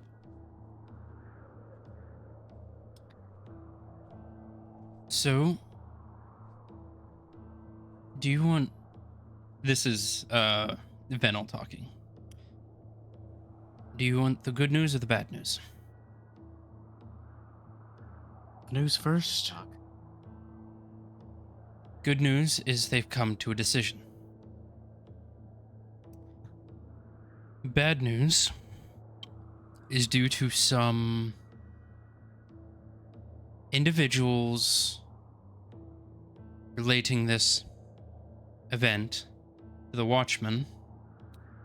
They are only allowing me and Vitsina to be in the audience, as they feel is because the Watchmen didn't have advisors, neither should the next.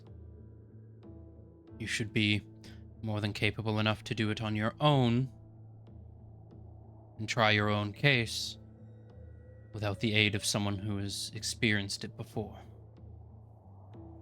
We understand. Is there any wisdom you could tell us before you go here? They are all hard-headed. All of them. Do what you can. Think it might just be enough. Prove yourselves to them. If they ask you to do something to prove it, do it. Once the Watchmen came to their agreement, they had to help the court complete goals Huh. before being given the aid. But the aid they gave allowed for the siege of the Cardinal Beacon and the ultimate death of Leovon Excutia. This isn't some quest board where it's task after task after task. They are looking to see if you are worthy of being handed the torch. If you're worthy of their aid, or if they should remove those who know about this and deal with it themselves. And they know the cost of that. They know if they abandon their duties, then it might not matter if they complete the task. Watchmen did it without Lokiel's help. Although I'm sure they would have been better off with. I think we've got it. You'll be We talking, said what we said. You'll be talking together at the table. Okay. You're a part of this now. And you will hear the verdict for the angels. We've been part of it since the beginning. Make sure you do what needs to be done. She looks at you, Valen. Good luck. I know. We will see you in the audience. They begin walking away.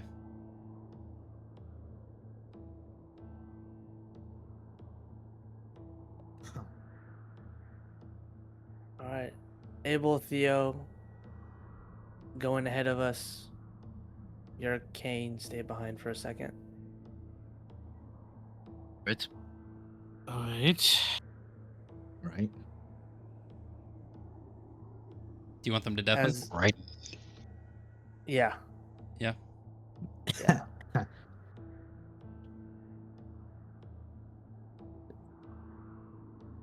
Funny. Deafen. Yep. Yeah, definitely just real Yeah. quick. All right. As they walk past, I'm going to look around and kind of discreetly hold two things in my hands and pull them out of my robes. You guys can't quite see it yet. I'm going to hold out my arms and ask for your hands. Open your hands. Okay. Yurko reaches his talon out. And I kind of like slide what feels like this stone, this gem in your hand. Hang on to this. Can't be detected inside. Do not allude to it. Do not think of it. Do not mention it. Keep it with you. I'll Yurk explain sticks later. Yurk sticks in inside of his coat pocket. Same here. Don't even want to know.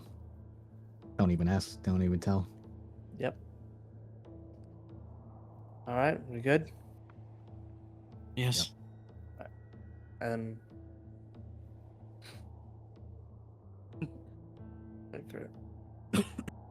and then we'll follow in behind. Oh. You all begin walking into the room. And you see that there are more chairs sat there. You also notice Ark has not said a word.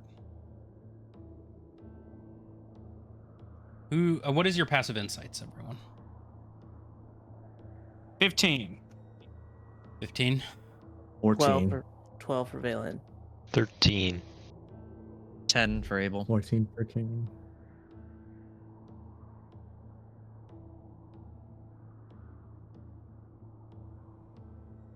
Anybody so I guess at a 15, so that would just be Yerk then No. Yep. for Yeah. insight. You can see that Ark's shaking. Wait, you said passive perception, not insight, right? Yeah, Passive insight. insight. Oh, well, yep. He looks Ark. extremely nervous. Why are you shaking? I don't think I'm leaving here. Think they know about my attachment to my curse. We were all attached to something before. I'm pretty sure mine was a bit worse. Well, I just found out the thing that I have an attachment to is in direct correlation as to some of the things that are happening in Litheron.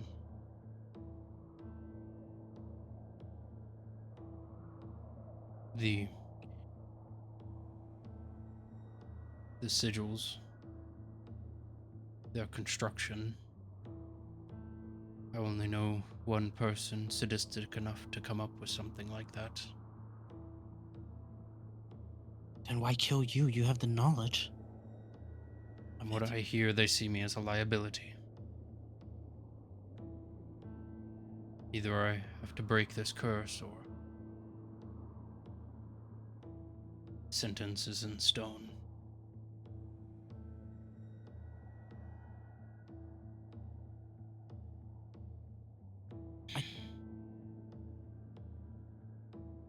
Shine.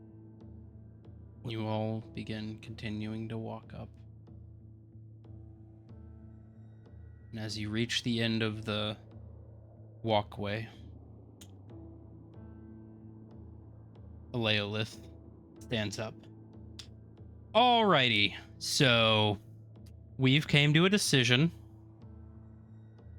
Wasn't as whatever the word they used to say, everybody votes, but nobody knows who voted. It was a very vocal vote. We know exactly who voted for what. So, not gonna lie, a lot of people here really don't want this this angel walking around. Me included. I want them both dead. I want them both gone.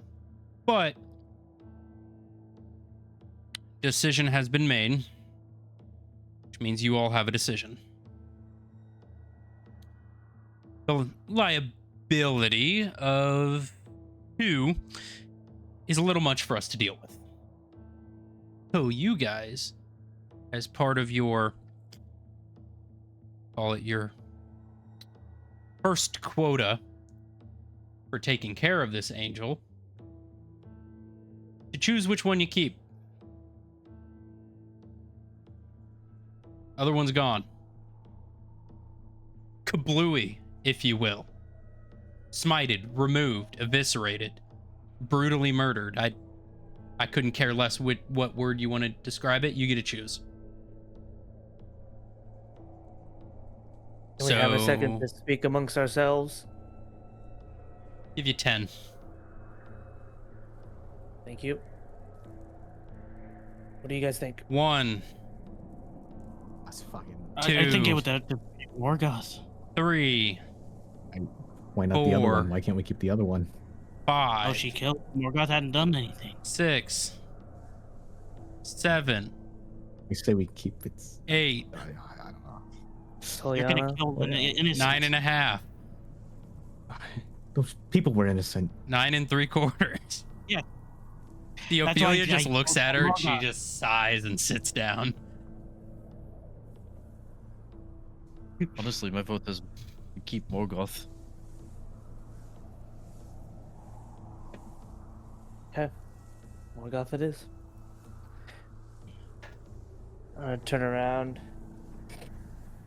We've made a decision, though challenging and no real way of accurately measuring our choice. We're choosing Morgoth. Morgoth? That's the one you want to kill, right? We want to keep. Oh, you want to keep. Gotcha. All right. Well, here's how this is going to go.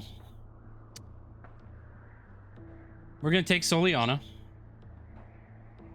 And, well, for lack of a better term, we're going to erase her. So, I'd like to say there'd be a better place, but there's nothing. Soul and all, gone. Do what you must. But, in the good news, you get to choose how Morgoth dies. What? So there was no real choice, was there? Oh, there is. He'll help. But as soon as he's done helping, he's getting executed. It's just the way it's got to be. It's the agreement we came on. We can get our use. He can help you, as you say he can. And if at any moment it becomes more trouble than it's worth, then he'll be gone too. But you'll get to choose, whether peaceful or otherwise. Could be until the end of this thing. Could be till Litheron is dealt with. But he's not staying here. I don't think he wants to stay here either, so. What are our choices? I will come with you for now, if you leave the room.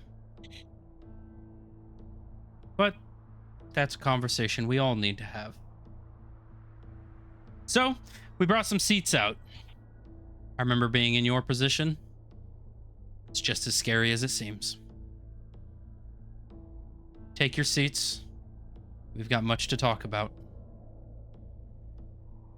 All right. I'll kind of nod at everybody, the party, and take a And seat. Take a seat. Yep. At the table, please. As you all kind of start sitting down at the benches. There's only 2 chairs up here. They pulled more chairs over. You can sit on each other's laps if you need to. There you go. Be on the table. Oh shit. That's funny. Is Ark joining us? Yeah, I'm trying to make space. Okay. Wow, this is gonna be a tight fit. Right, yeah.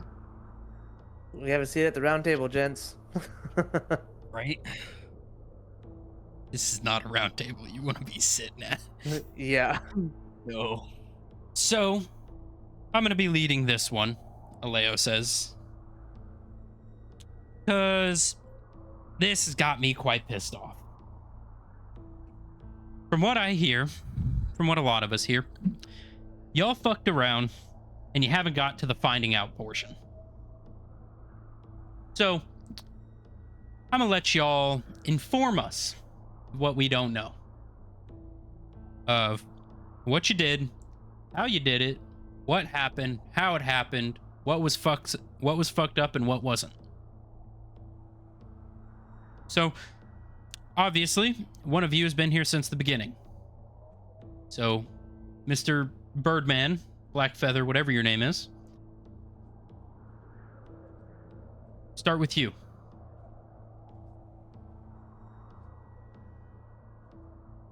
All right. Well,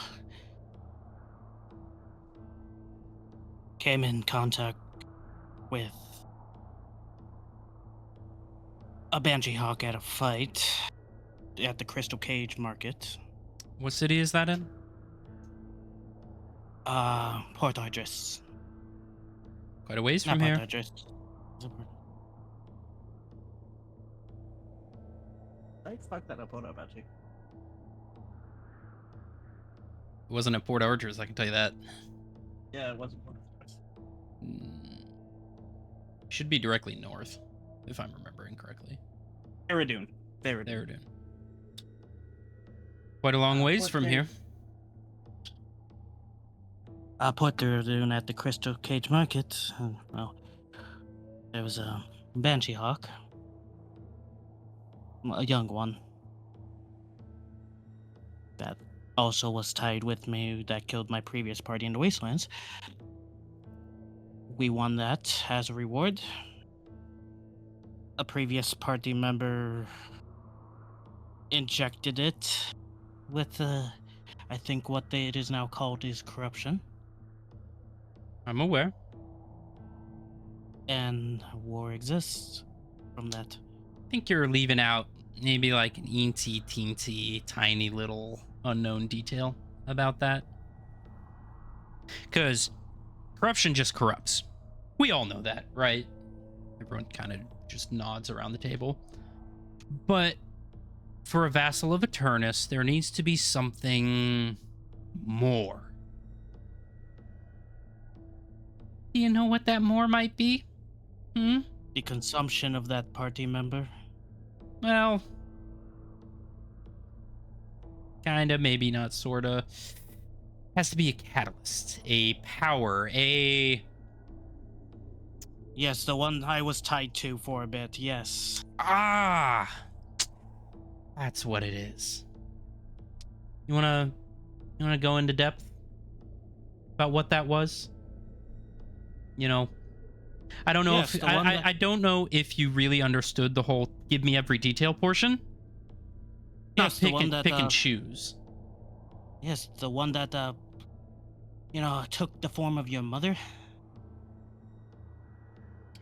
I'm a aware. majority of the time in her voice.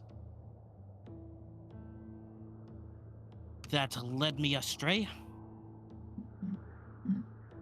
Ernest knows how until to it was too deceive. late. And then I seek to break it. By Senrir.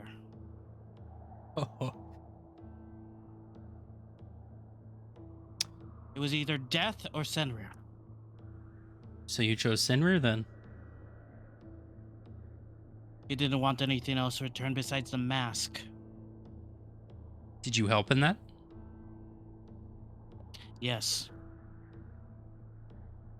So I spend a majority of my young adult life suffering, hurting, losing people, getting stabbed. Hell, I lost 2 friends just fighting Senrir, and you're telling me you helped him. All right. All right. Continue. Continue on. Please.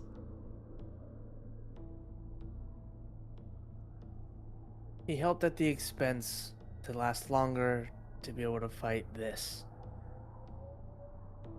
We could have helped Sinrir get the rest of the masks, but we denied him, and in doing so, also got one of his companions that was helping him killed.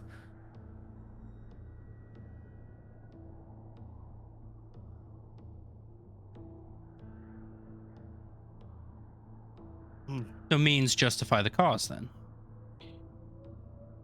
Not justify. We did the best we could with the resources we had. Senrir was determined to get the mask with or without us. He has other folks that are looking for those masks. He would have got it with or without our help. Did you actively try to stop him from getting the masks back during this whole No. process? So you're complicit in Sinru's plan.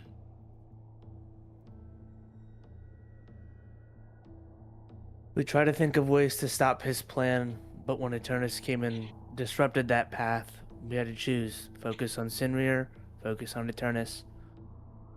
And from the looks of it, looks like Eternus is more powerful than Sinrir combined, so we can only do, again, the best we can with the knowledge we have, and we need all hands on deck for Eternus. Can't argue with you there. Better of 2 evils and all that, I'm guessing. Exactly. All right. So this power of Eternus, tie yourself to it. This Banshee Hawk gets injected. Say you're tied to this Banshee Hawk. That's when Vessel of Eternus comes out. War, as you call him. What happened That's correct. afterwards? Did you fight him right then and there? He immediately left. Didn't try to stop him? I tried stopping him. I tried to stop the injection process. And it didn't work. My efforts came up short, and he was able to still be in arm's reach of the vessel, which then got injected. After the injection, our previous party member named Atlas was then completely consumed. How long ago was this? Maybe a month. And when were you deciding to bring this up with anyone of authority?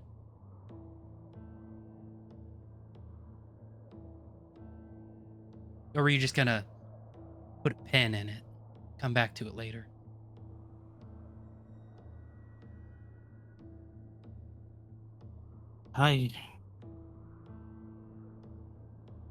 That was our fault for that, for not bringing it up immediately. Though, in addition, we again have, like I said previously before the recession, of seeking guidance in order to prepare cities, prepare people, and prepare ourselves. And therefore, we are here today. I spoke with Grand Mage Alexi about it. He did. He'd mentioned it to me. And you didn't decide to mention it to us? It's in my place. Thought they had what they were dealing with properly. Oh, Oh yes. what? Oh no. OBS? Oh no. Reconnect. Sorry about that, y'all, who were watching. I don't know why I just did that. Weird. They were taking it in the pace in which they were capable of doing it. What is done has already been done. There's no changing that. So we have to deal with it now. Why I brought it up when I did. Why I compiled information. Why I'm sure Lady Vitsina and Professor Venel have as well. As well as, what is her name?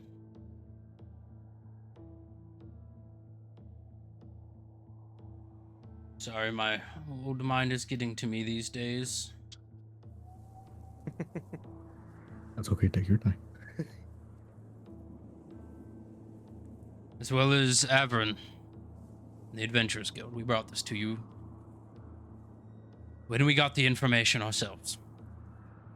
What was done is done. I don't think they should be punished for that. You made the same mistakes when you were at this table.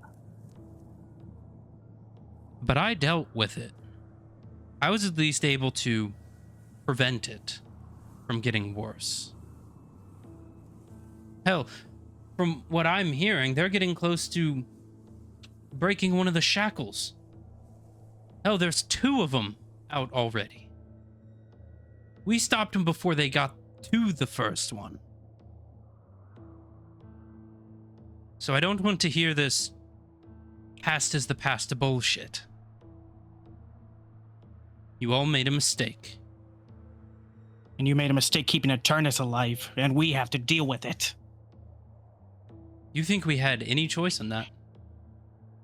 Do we have our choice for this?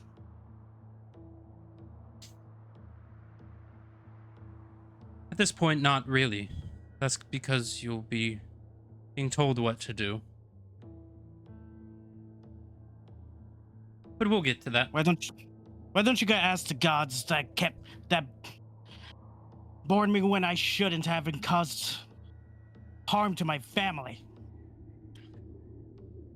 For this, I guess, this goal to kill Eternus? You still think they can be relied upon? You think they act in your best interest? In our best interest? You want to know what I learned in that fight? What we all know, what we want to keep from the general public?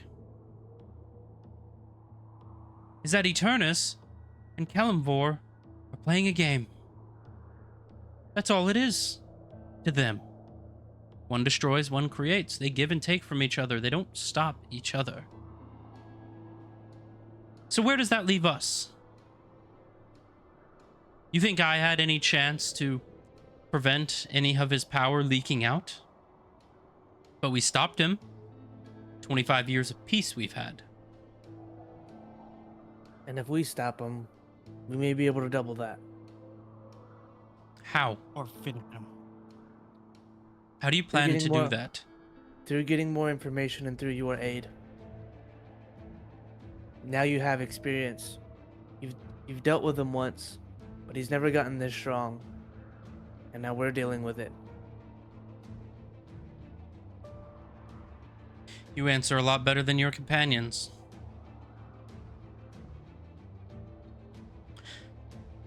So that's war.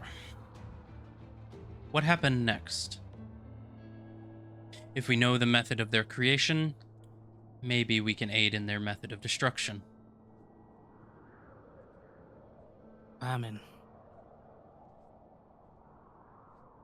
I'm not too certain how that was really made. Something of a book.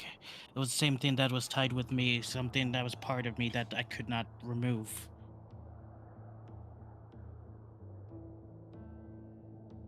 And I think multiple books came together to create this angel. Walk me through the scenery, story, if you will, so I may be able to follow it. Skies darken, thunders, freezing, angels falling from the sky, them attacking us with their divine beams, eviscerating my wing, The Ascension. and Hmm. and then there was this iron angel, sad face, and went to claim someone I was supposed to look after.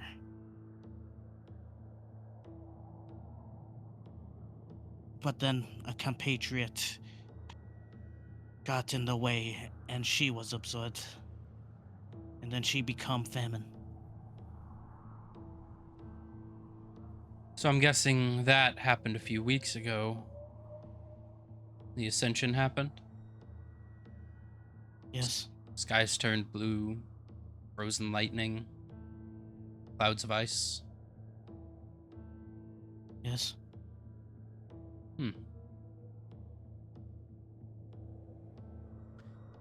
So that's two. What about the third? What do you mean the third? Well, vassals always come in threes. We haven't encountered it, but we know about pestilence and death. And what do you know about them?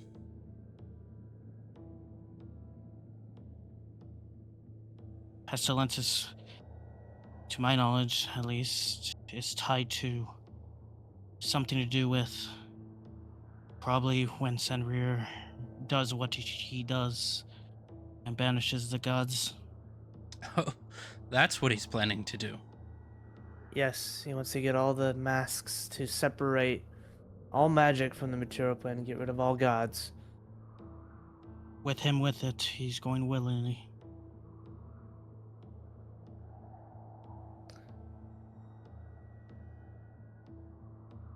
A great childhood disease is what was spoken.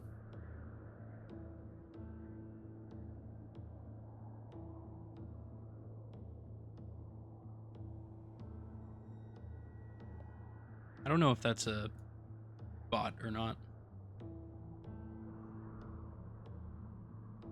think so. It's about that's some weird wording. Yeah. Pull up with my crew for your next stream. Great content. I mean, That's a bot. Yeah. You saw how they scored? Discord. Yeah, I got it. cool. Do we want to recite the prophecy to you? If you wouldn't mind. I didn't mean to click that.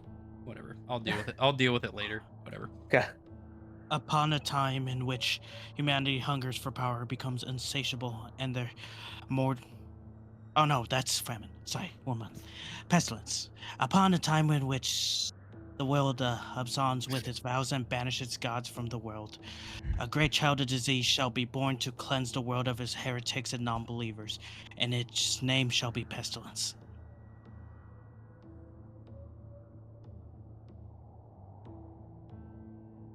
So it looks like that's what's next then. Yes. How do you intend on preventing it? Yes, I know you'll ask for our aid in it. Asking what your plan is currently. Our plan currently is to get strong enough, which is right now why I'm at the school learning. Trying to get supplies capable enough to even fight said corruption and get through that and then continue to learn as that storm grows. Trying to prevent the corruption from consuming anymore. As far as we know, the corruption acts like a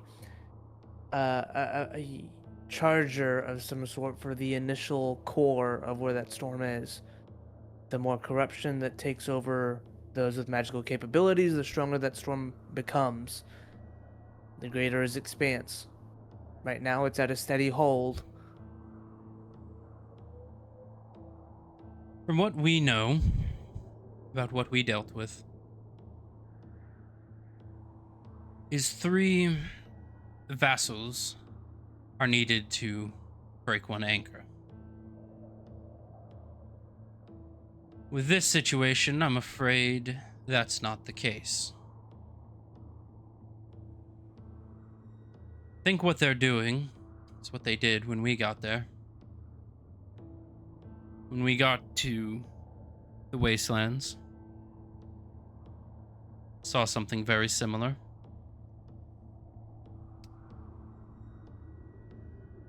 I think they're trying to break it early, make themselves more powerful.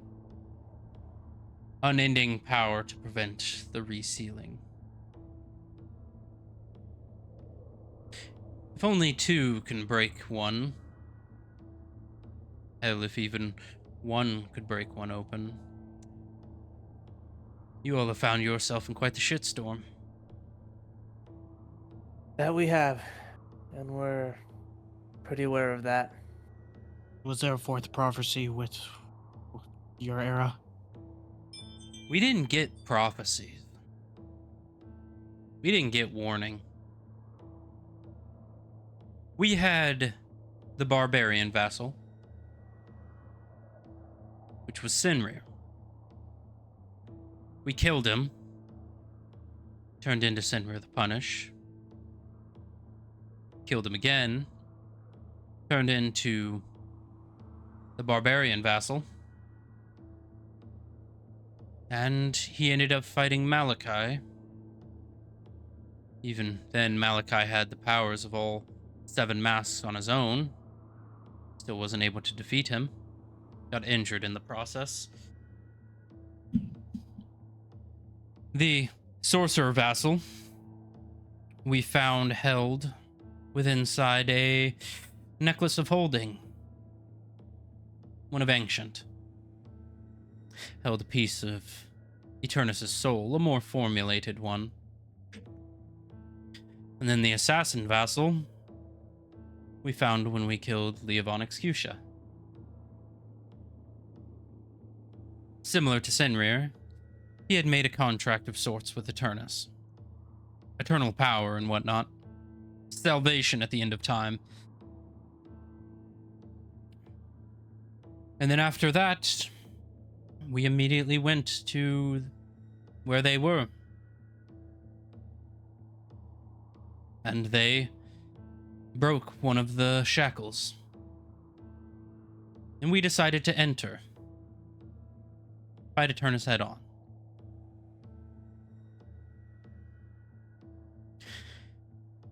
We got close. Very close to actually killing him, not just sealing him. But we were all shunted from the space, aside from Lokiel and Adonius. We were the last ones in there. But when we got shunted out, it was sealed. The others who had came to aid had sealed it in our stead. And we arrived back scattered. Roughly 2 to 4 years after we went in. Time's very different in the void. Only ones who truly know what happened afterwards are Lokiel and Adonius. But, as we can tell, Adonius has abandoned us, and I haven't talked to Lokiel in years. Whatever they found out or whatever happened changed them. I think it's why they're hiding. He ascended. As I'm aware.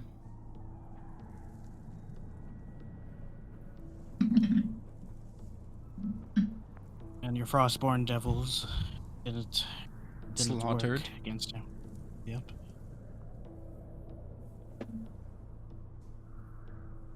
To fight this, we're gonna need, I think, a larger army than you guys had.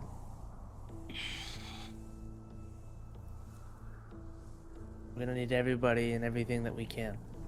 I definitely think you need the help, because I don't think you're ready. I don't think you can fathom what you're about to go up against. I'm aware, and I can tell you we're not ready. Which is why we're seeking guidance, we're seeking training. What about the others in your party? I've heard from you two quite a bit.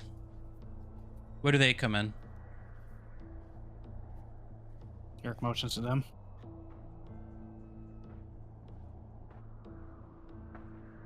Frankly, I don't know much about this topic, and that's why I've been staying kind of quiet. But I am here to help in any way I can with this group. How are you capable of helping?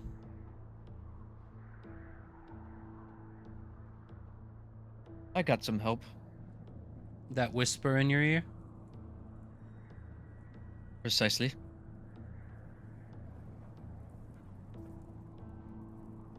Not a harmful one.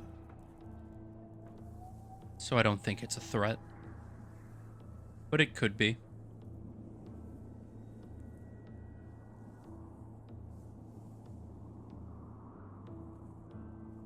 What about the cook? Just to feed you all? No. I've been expanding my magical abilities for a reason, with the help of Valen. And what are those abilities? I believe I was told one time it was natural caster, right?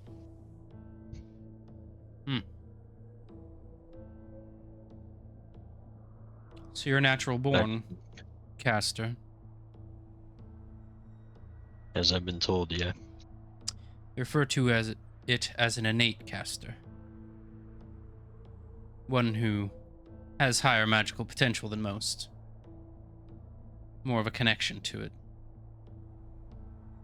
More of a feeling rather than a science. Kind of how it is. And the dark and gloomy one.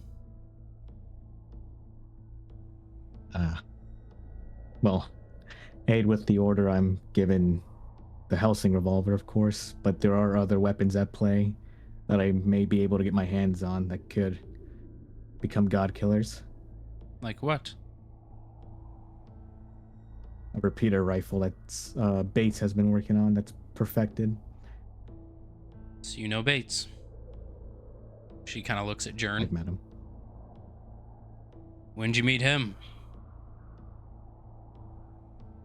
some time ago, during the killing of one of the helpers of Sinrir.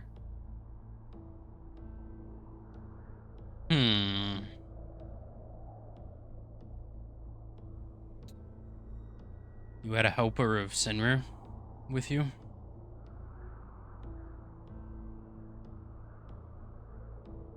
What was Yes, that demon's name again? it was Wilma. That thing. And what happened? Erased.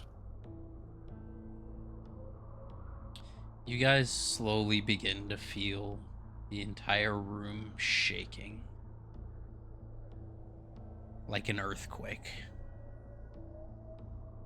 As you see Aleo's eyes just flame in white. So you fuck up everything I've done. All the work, all the effort. You tell me the one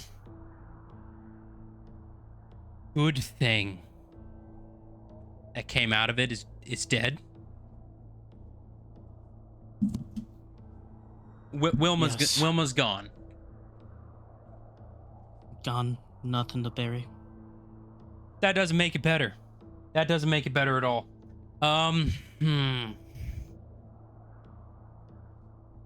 That's kind of one of the things we were gonna use. So that fucks us more. I'm guessing you, with your little revolver, did that? Nope. H pulled the trigger on that rifle. Nearly killed Balin. He shot me and it went through me and hit Wilma. We were trying to get her out of there. Jern, you're gonna need to get him here. Soon. Because that fucks us. I won't necessarily call it your fault. Because I understand it's Bates. Wilma was the only one who could control Sinrir. Alright. She was a friend of the Watchman's. A very good one. Very, very close to us. Child of our own party, if you will. She has this effect on Sinrir where she can get him to listen. That's not happening anymore. No, it isn't. So that's an issue. Because if we can't convince Sinrir to join us, that is one of the heavy hitters that are now gone from the playing field. We're aware. She kind of looks around.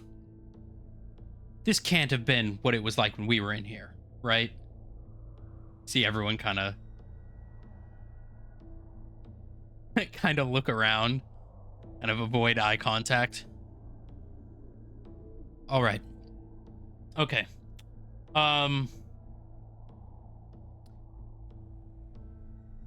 Before we get into communal conversation with everyone, explain to me how you're not going to fuck this up. Even more. Well, with hopefully the aid of you guys, we can have a little bit more knowledge and guidance of looking at a different perspective that we don't have eyes on that you guys do. In addition, you guys have experience battling Eternus that we don't have. Now, here's one thing that you guys don't have is getting to this point with Eternus, which is what we're currently facing, and the vassals that he has created, and getting information on our end on that. So, with our forces put together, with all of our brains put together, I think we have a really good chance of stopping this going any further than what it already has. And if it does, him not seeing the light of day.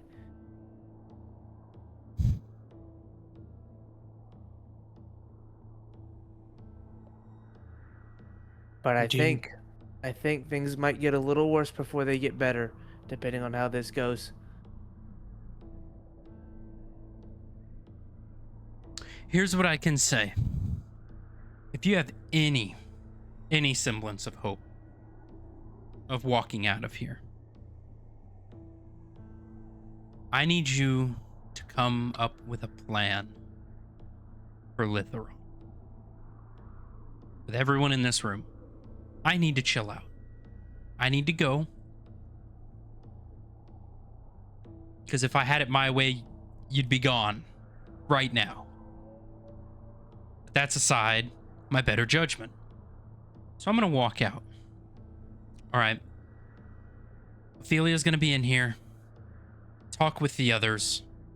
Come up with a plan. If I come back and the plan's not good enough, you're done. Understood. One of you already is. Let's figure out who that is while I'm gone. She gets up. She storms to the edge of the circle and you hear just what you hadn't heard before, the whole room holding their breath. Just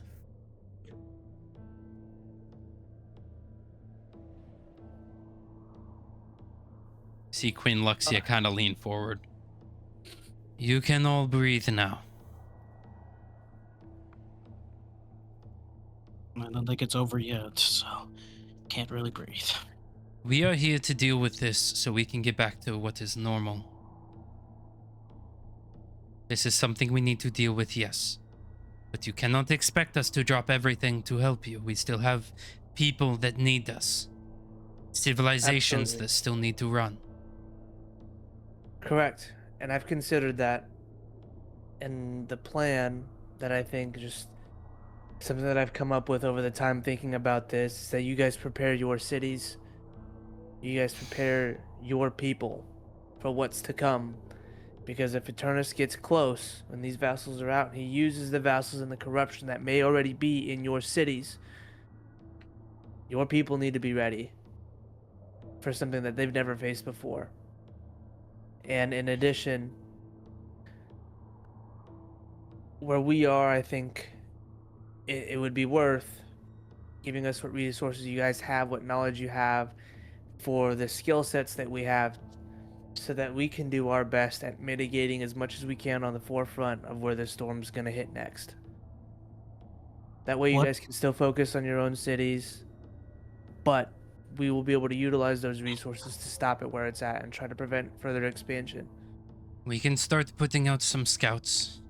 The information you've given us, we know what to look for. I was not there when the Watchmen dealt with it.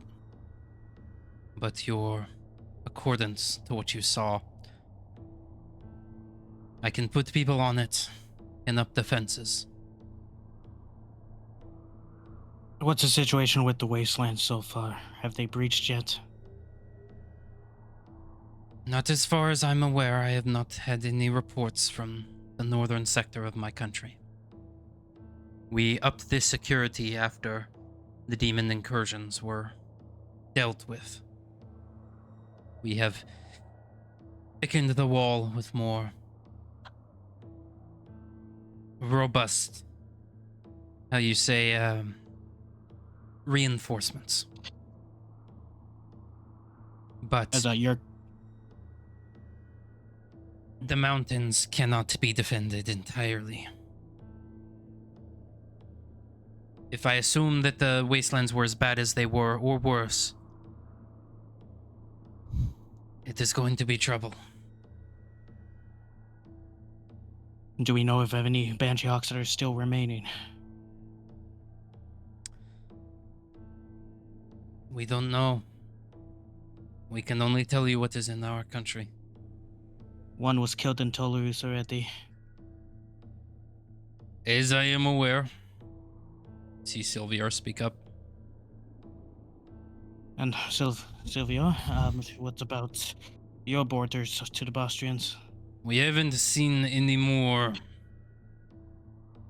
flights. That one caught us off guard.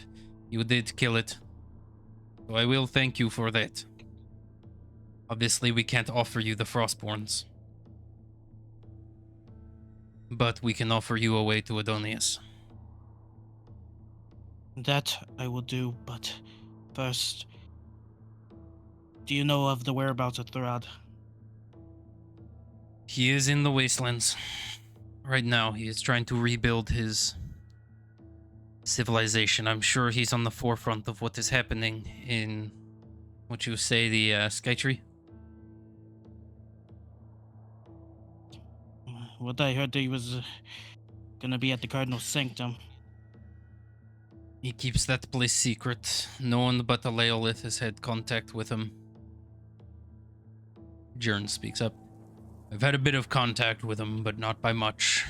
He's more secretive nowadays. He doesn't show up to these meetings. I mean, Jojo doesn't either, but he's scared to show his face around here. What he's doing, what he did. I'll be Will you lead surprised the if rod? he shows up dead.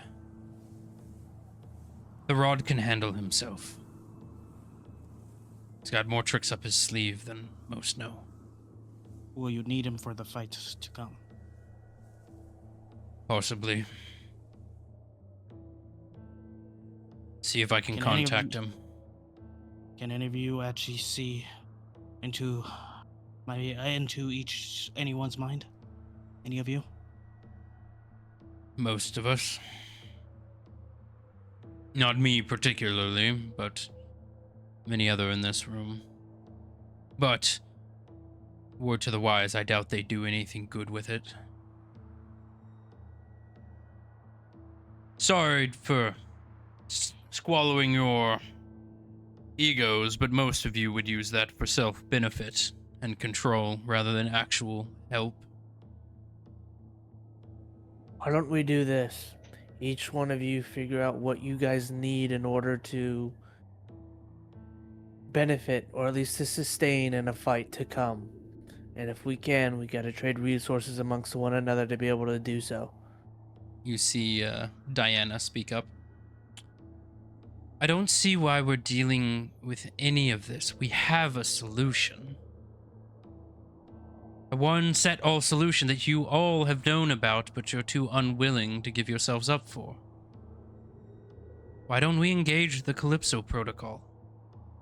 We'd solve this today. I'm sorry, I'm unfamiliar with this protocol. The Philosopher's Stone. We all have pieces. Everyone in this room's got 2 or 3. Some more than others. Choose one person. Put that weight on them. Sacrifice themselves. Yeah, it'll cost a bit of the civilians, but it'll fix the problem. I Hell, think the idea it- is to keep all the citizens alive. What's a million lives to a planet's worth? I mean, Sounds like it is the last living vestige of Kelimvor. It is the stone of creation. Yeah, whoever uses it would die. So would everyone who is used to make it. So would most people in this room for giving theirs up. But it's a solution. Why don't we I'm- save that solution if Eternus fully breaks free? If he breaks free, it's too late. What do you think happens if Eternus breaks free? Do you think it'll be a slow process? You think we'll have time to find a solution then? We have somebody on standby. Who? Whoever's willing to do it. Be there in the fight.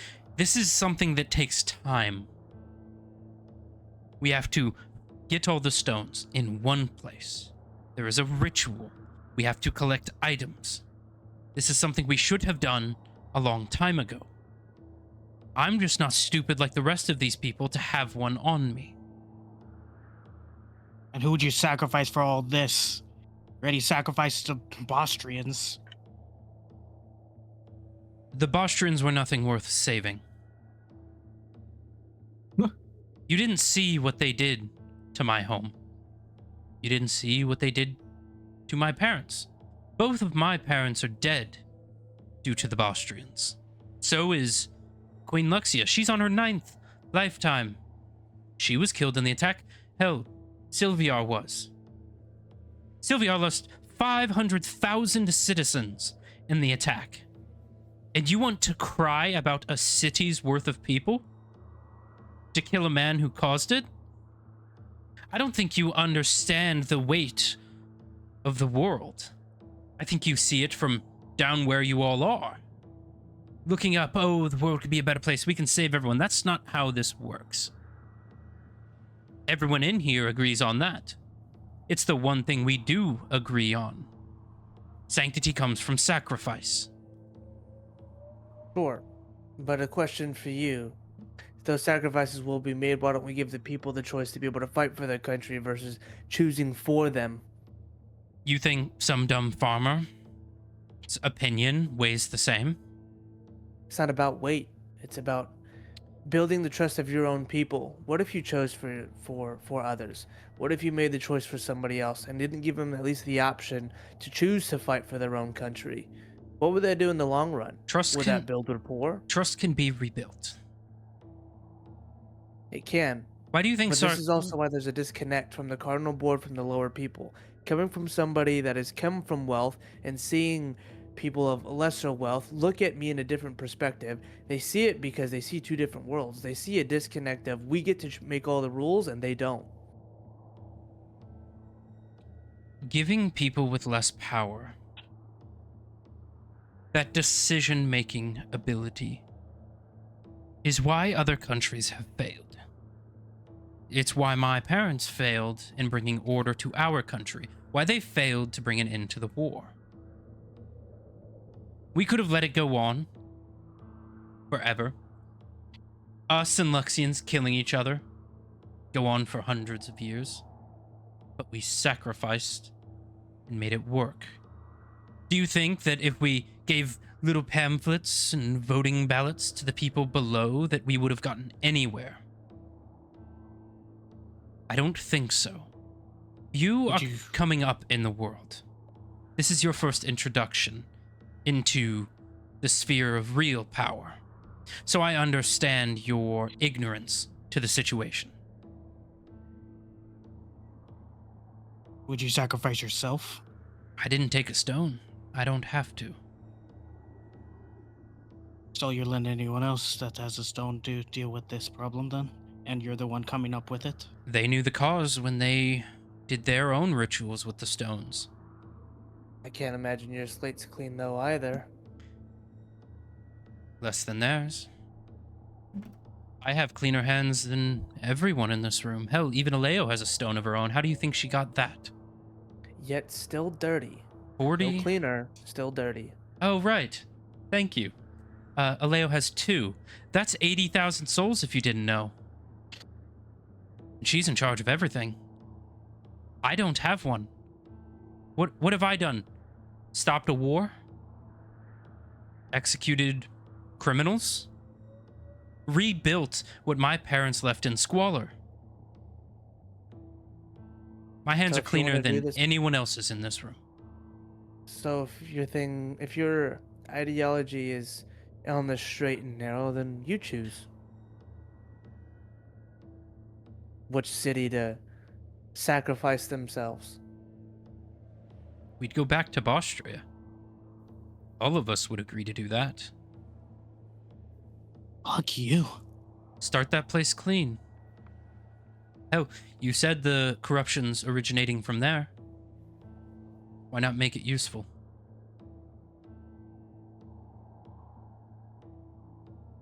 I understand you're Bostrian, and I understand that hurts. But these are decisions heroes have to make.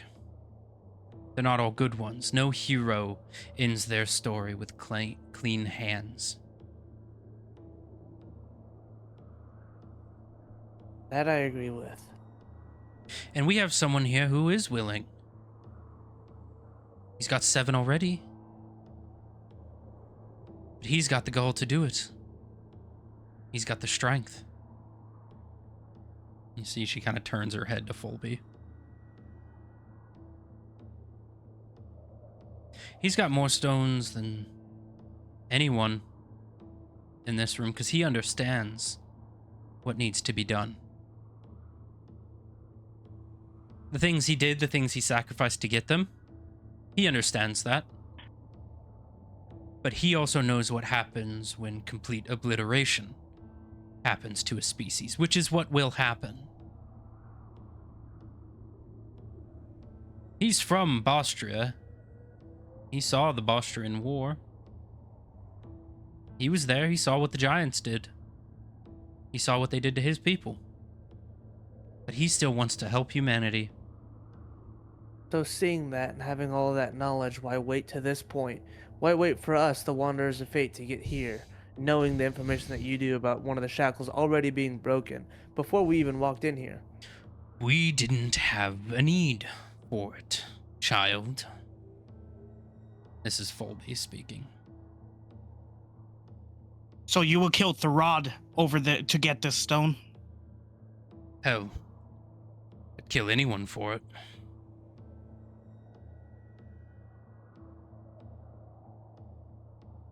What do you think happens to me? Let's say I take on all the stones. Do you think I get a revel in it? Do you think I get to gain some unimaginable power to keep myself alive forever? No. I sacrifice myself. Everything I've worked for, all my goals, because I understand that this is better. I understand this is the strength that is needed, and all the cowards in this room who aren't willing to do it themselves. So I have to take that on. I have to be strong for humanity. And if you're not willing to, then why should we help? If you're not willing to do everything it takes, no matter how much it hurts, no matter how much it breaks you as an individual, you need to do what is needed. Bar none. No ifs, no buts. Either you do what you can, or you leave. And you see Alexei speak up. Phoebe, I don't think that's fair. Many of us in this room have been around for ages. We understand the consequence. We know that it would be easy. For us, the lives we've taken weigh on, and they become numb. They don't have that. They don't need to have that.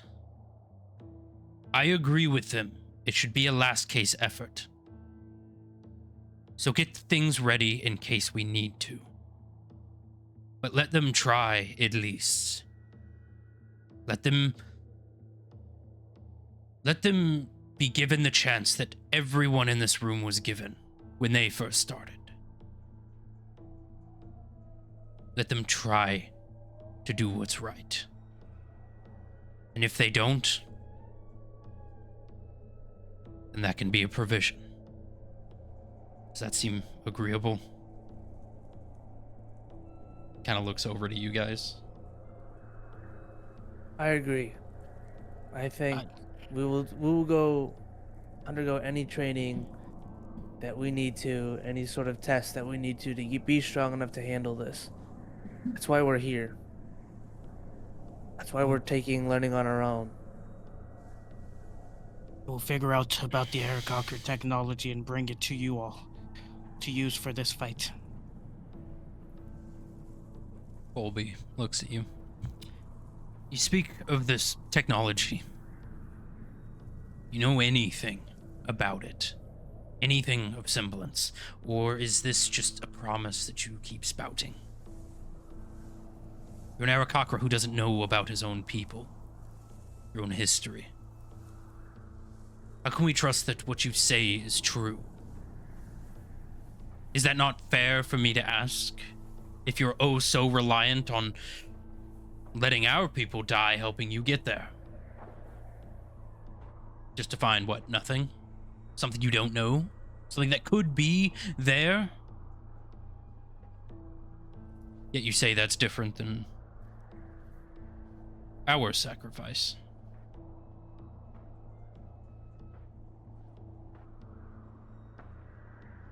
I've never ventured out to the Sky Tree. So you don't even know where to look? It has to be at the Sky Tree. Has to be. But you don't know. Find out, then ask. That's the smart thing to do. Where else would it be? It has to be there. It was my people's technology. It has to be there, buried under that Sky Tree. Your people. If you are an Arakocra, you are closer to an Arakocra than I am to a drow. You are so far detached from them. You have been since it burnt to the ground. Children. I'm done Eric, here. and I kind of He stands up and begins walking out. You're not gonna kill Tharad. What are you gonna do? Yeah, Stop me? If I must. Caesar, come on.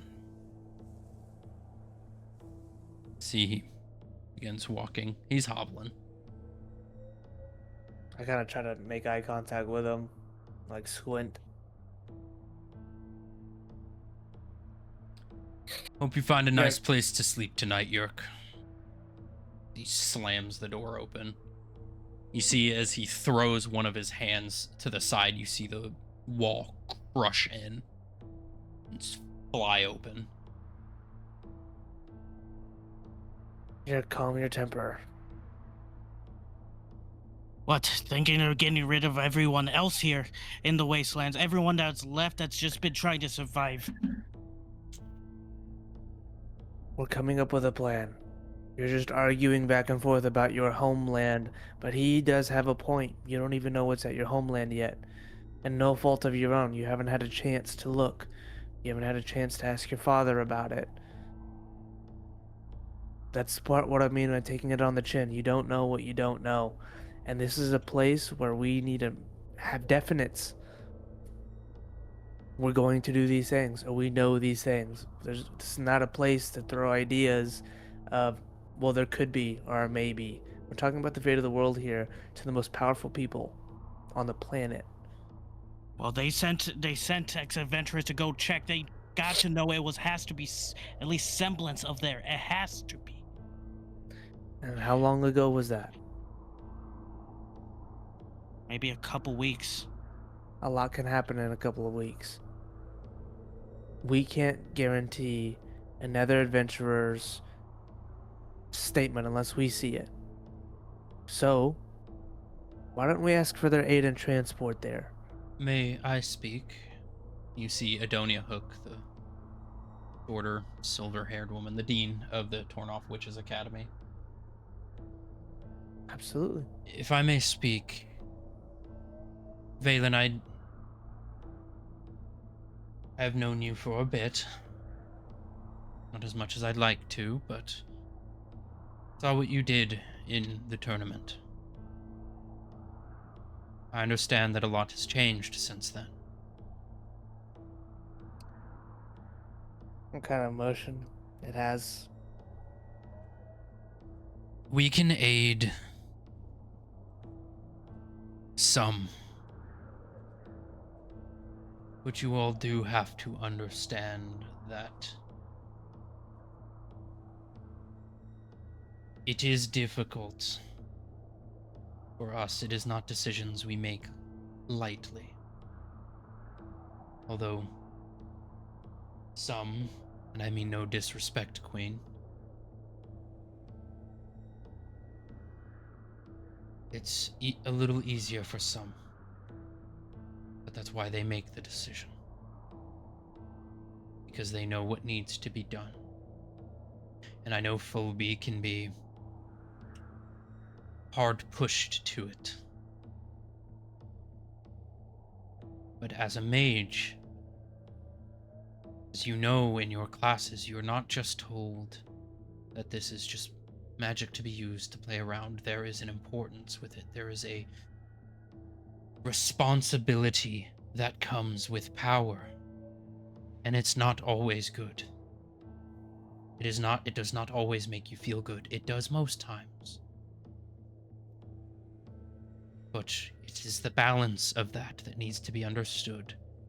And I know that you all are just getting into the mindset of the bigger picture of things. When you're in school, you choose not to. You choose to give someone some of your supplies knowing it'll harm you. And you believe it's good. But that is a drop in the water compared to the larger decisions we do have to make. So all of you, don't think that we take this lightly. This is why we counsel. This is why we agree. We have to vote on these things. And we have all voted before that with the Calypso Protocol, if it does come to world-ending events, it is something we do have to consider.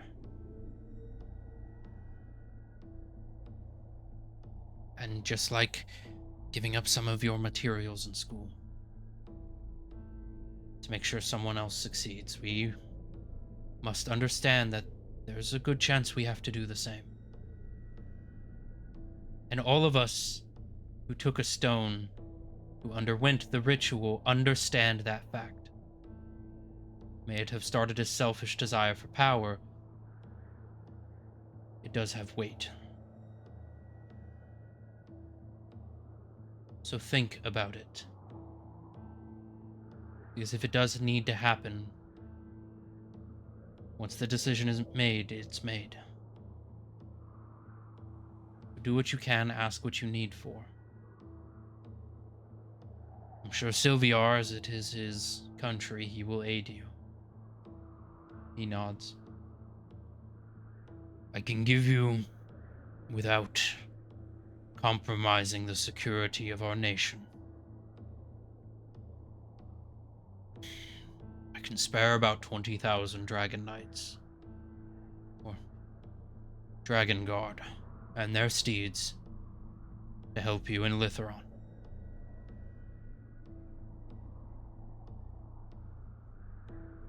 Thank you.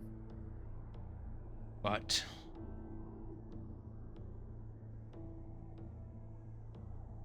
you have to know that my country's safety is above all else. Absolutely. And as per they said, I understand that there are innocents in that city. But if I have to firebomb it, I will. Understood.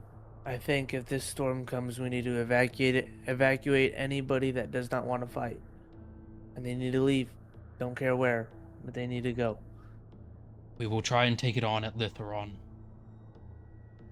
Equip with fire and holy. It's normally what we fight with. And I can also aid you in trying to talk to Adonius. But again, it comes with sacrifice. You saw what happened with the Frostborn Devils. I understand. I can give you a portal.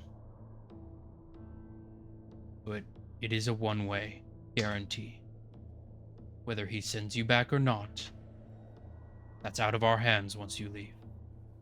But if you can get him to be an ally, he is one of the only two people who saw the end, who knows the most.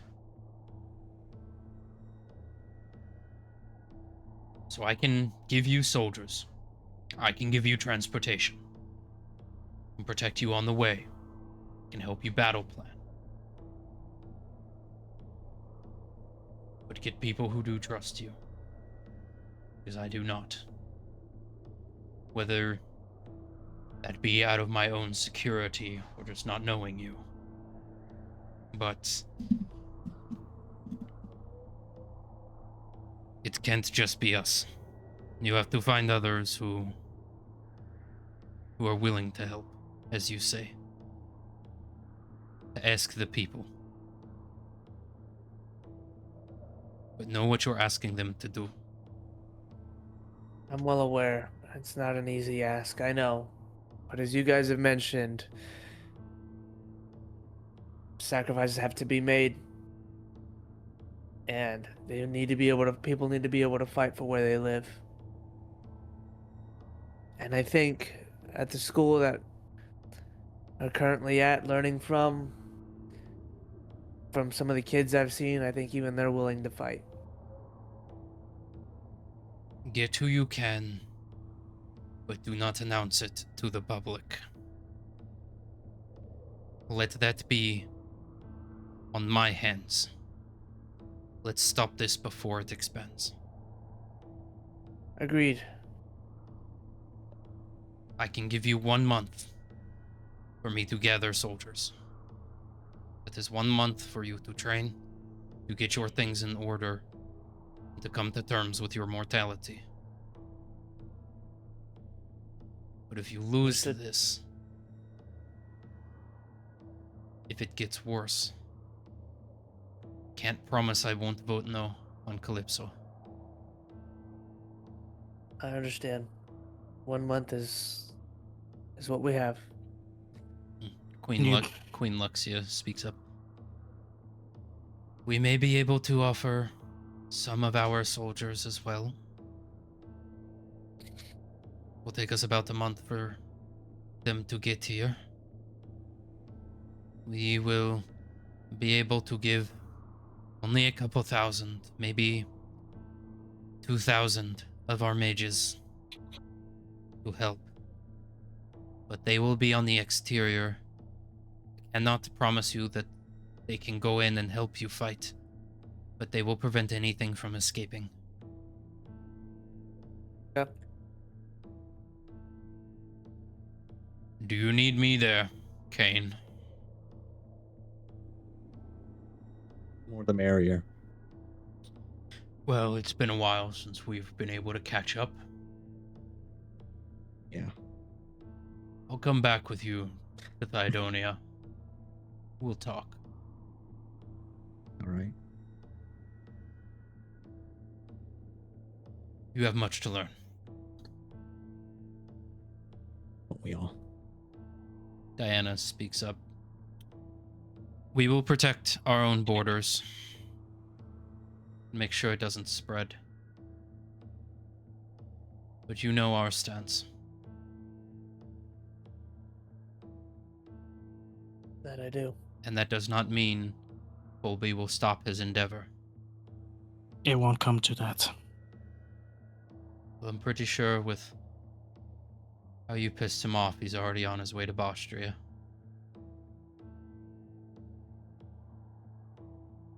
I can't. Then I know where I must go.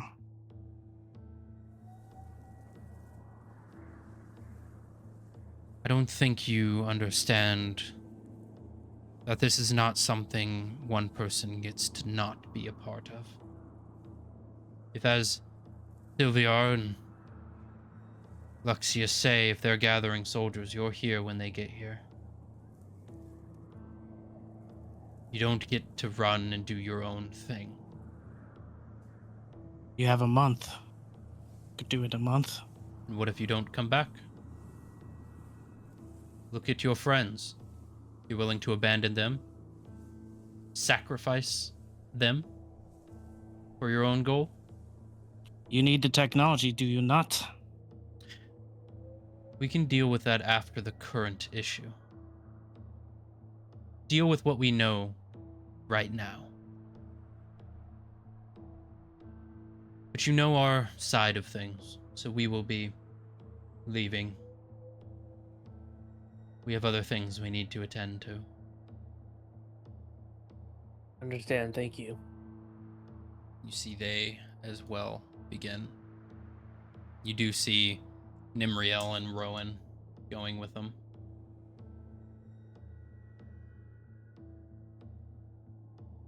As they also begin to leave. And about this time, you see Aleo come back. Ooh, well, I've calmed down a bit. You come to a decision? Plan? We have. We are going to stay in Thidonia and prepare the city there. We have 1 month, and we're going to be aided 20,000 dragon knights and 2,000 mages to protect the exterior and internal parts of the city. In addition, we're going to try to keep this word of the storm away from public panic, but allow some citizens, those who we can build allies with, to help aid in the fight and evacuate everybody else who's not quite ready for it. Is this in agreement with everyone? They nod their head. You see Ophelia kind of whisper in her ear. So they mentioned the protocol to you?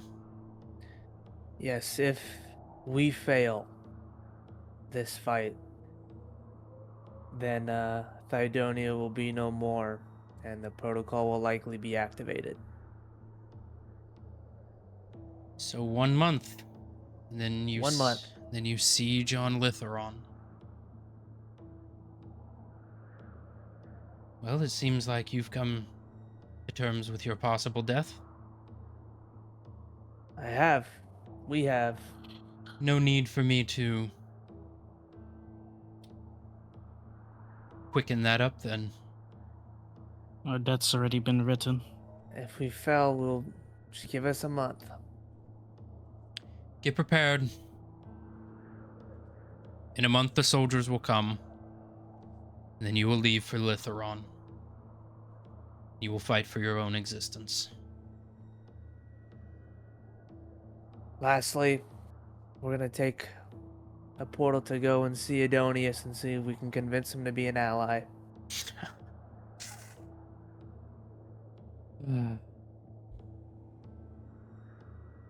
You really just want to speedrun death, don't you? Yes. What more do we got? We'll be dead in a month anyways if we don't. Either by you all or Eternus. Whichever comes faster. Well, good luck to you all then. We know what our solution is. Make sure we don't have to use it. Thank you for giving us a chance. God, I'd hate to be another Jojor. Would suck. You didn't hear that. You can leave. Say hi to your mother for you. She was actually quite a nice person. She is. She's actually back at home right now. I know that was out of spite, but that's beneath me. I'll tell All her right, thank you let's go. for all she done anyways. Will do. Now get the fuck out of my courtroom. She, All right, she- going out. You see, she Yeah. she claps her Oh, hands, yep. and you see portals open as people begin walking through with platters of food and drink. As you all begin to leave, as you exit the very broken stone doors, you see Vitsina and Venel standing there.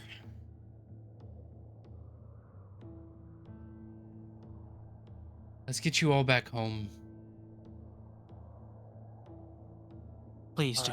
Let's Yeah. let's talk about this. Yeah. So you Got begin things I need to start doing. As you begin walking, she waves her hand as a portal opens. As you all step through, back out into the city of Thidonia.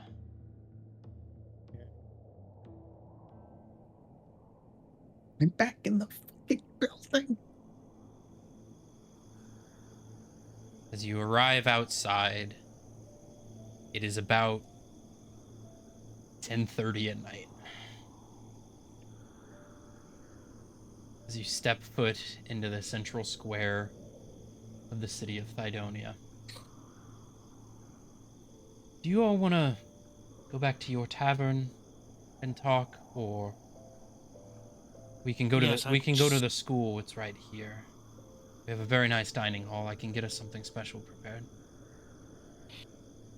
I trust that they could translate anything through the ring we have now. Wait, where's our weapons? Yeah. They're back at your tavern.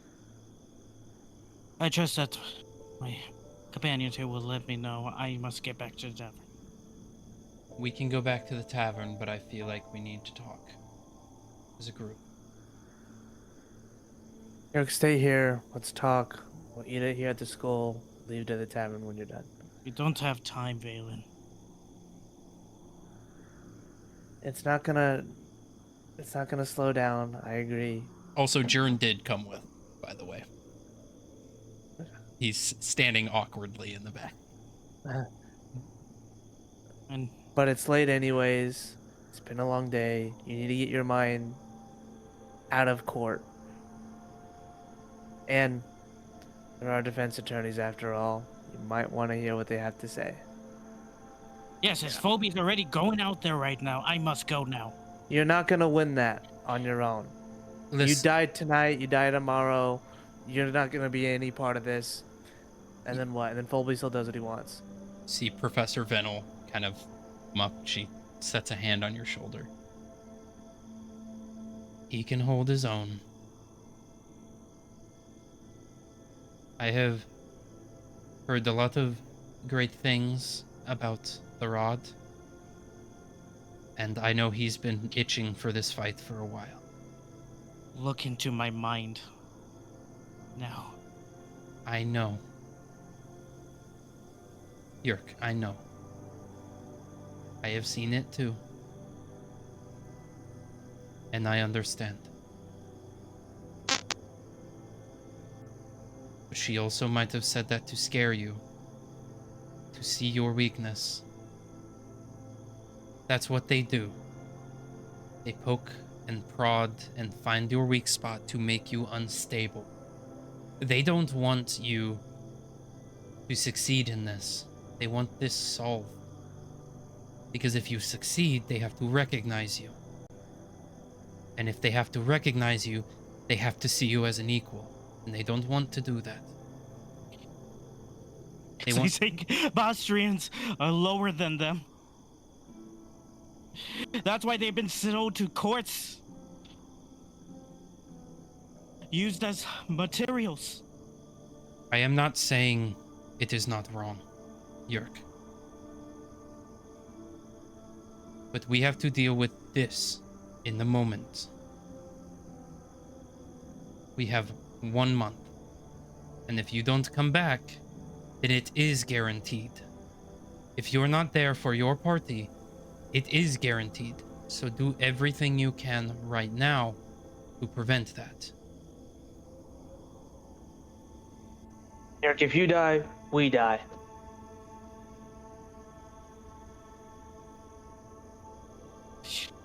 I've seen the prophecy. I should have seen that damn stone. I have seen many things in the eyes of fate. And if there is one thing that I know, is you cannot guarantee that it is set in stone until it is done. So try your best to change that fate here and now. I have made my own mistakes in life, and I have seen loss. And I don't want you to make the same mistakes I have.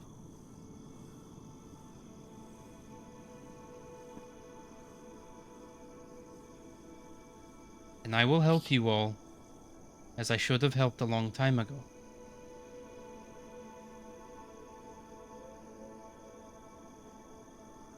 So let's get you to the tavern. Let's talk it out. Get some sleep. And think on a more stable mind. That's the thing. Stable isn't really in my mindset anymore. Then you're gonna die in this fight, and you're gonna get us killed. You need to focus, as I've said before. Focus on No. what we're really fighting. I know, Valen. I know. Let's go. Back to the tavern. It's where you want to be. We'll all go. Valen, Theo, do not worry about classes. Yep. You will get your training in time. Theo, you are excused. Me and Vitsina will take over your private tutorship. Thank you. We have to fast track this. Thank you. So let's go. Okay. They begin to walk. Understood. Kane in the back. Jern is following pretty close to you. Towards the end of the pack, I'm guessing. A lot of emotions here, kid. Yeah, it is the fate of the world. I'd like to say it's my first rodeo, but it's not.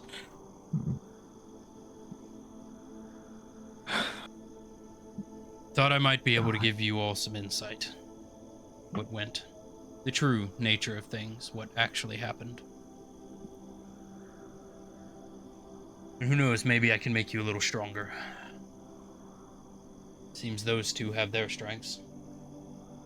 Maybe I'll be able to light a fire under your and Yurik's ass. Seems he needs it. As a Bostrian myself, I understand where he's coming from.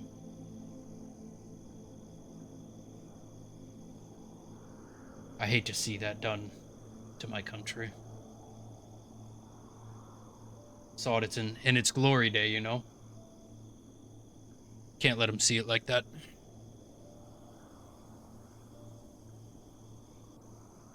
So Silas shot Wilma. Fuck. Yeah. How'd that conversation Try to- go? I know he was hard on me. I can only imagine what he put you through. He lives up to the expectations of the creator. But I was able to overpower him for the revolver. Sure he didn't let you do that? Not I'm fucking with you. I believe you. He's an old man. His knees don't work like they used to. He has the weapons, though, that we need. That's true. Don't think the Cardinal Board knows about that. I mean, not in its entirety. I saw some of his scrawlings while he was working on them, but who knows what he's come up with.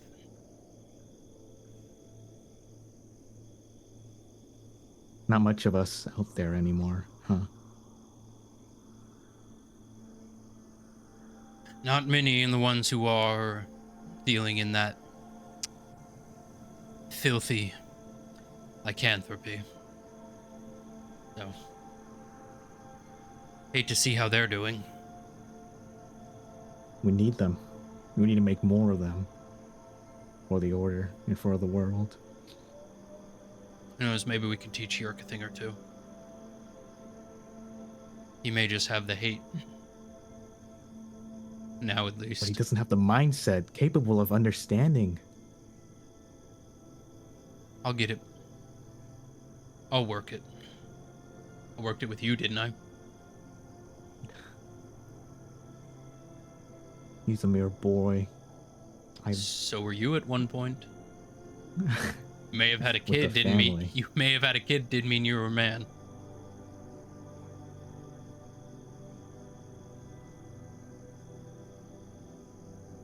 It'll be good to talk to you. Yeah. You all begin slowly arriving back at the tavern. As you enter the room, people begin to sit down around table. You see Anton looking around the room at you all. Well, how did it go? Did you all have the meeting? It seemed like you all were gone for quite a bit. I didn't know if you were coming back. And I see you have 1, 2, 3, 4, 5 more people with you. Yerk just nods and just goes to find his father. Well, we're not dead, so That Or is in good. jail. It is Jern, good.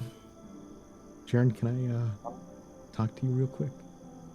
Well, I'll get food working for you all. You are probably famished. please, thank you. No problem. You want drinks? Please. All right, coming right up. Yeah, Kane. He's kind of kicking his feet back. Father, I understand the lycanthrope and their order, but I know you know about the butcher. Oh yeah, what about it? That's his dad. Yerk's father's alive, and it's the butcher. Excuse me. And Yerk, Excuse. about this point, as you're walking towards the hallway, you see Irk coming out. How's it going, kid? How was your day? And you see him make eye contact with Jern. You see Jern turn his head. And you see Jern go to pull in his cloak, and he begins to pull something out. And that is Can I where we reach are for his going hand? to end Oh tonight's session of Cosmo Eternum. Damn it. Thank you all for joining in this wonderful session of court and the Cardinal board. Hope we you gotta all- have some hope demon you- slayer type fucking battle, bro. hope you- A hope you- wanderer of fate versus a lycanthrope guy. Yeah, that's GG's for your dad, kid. GG's for your dad. a watchman versus a lycanthrope hunter. Well, thank you all for listening on this session. Yeah, Atom bomb versus coughing baby, everyone. Hope you guys enjoyed it. We will be back next Sunday at 2:30 p.m. Central Standard Time. If you're listening on YouTube, Spotify, do all the like, subscribe, and all that wonderful nonsense.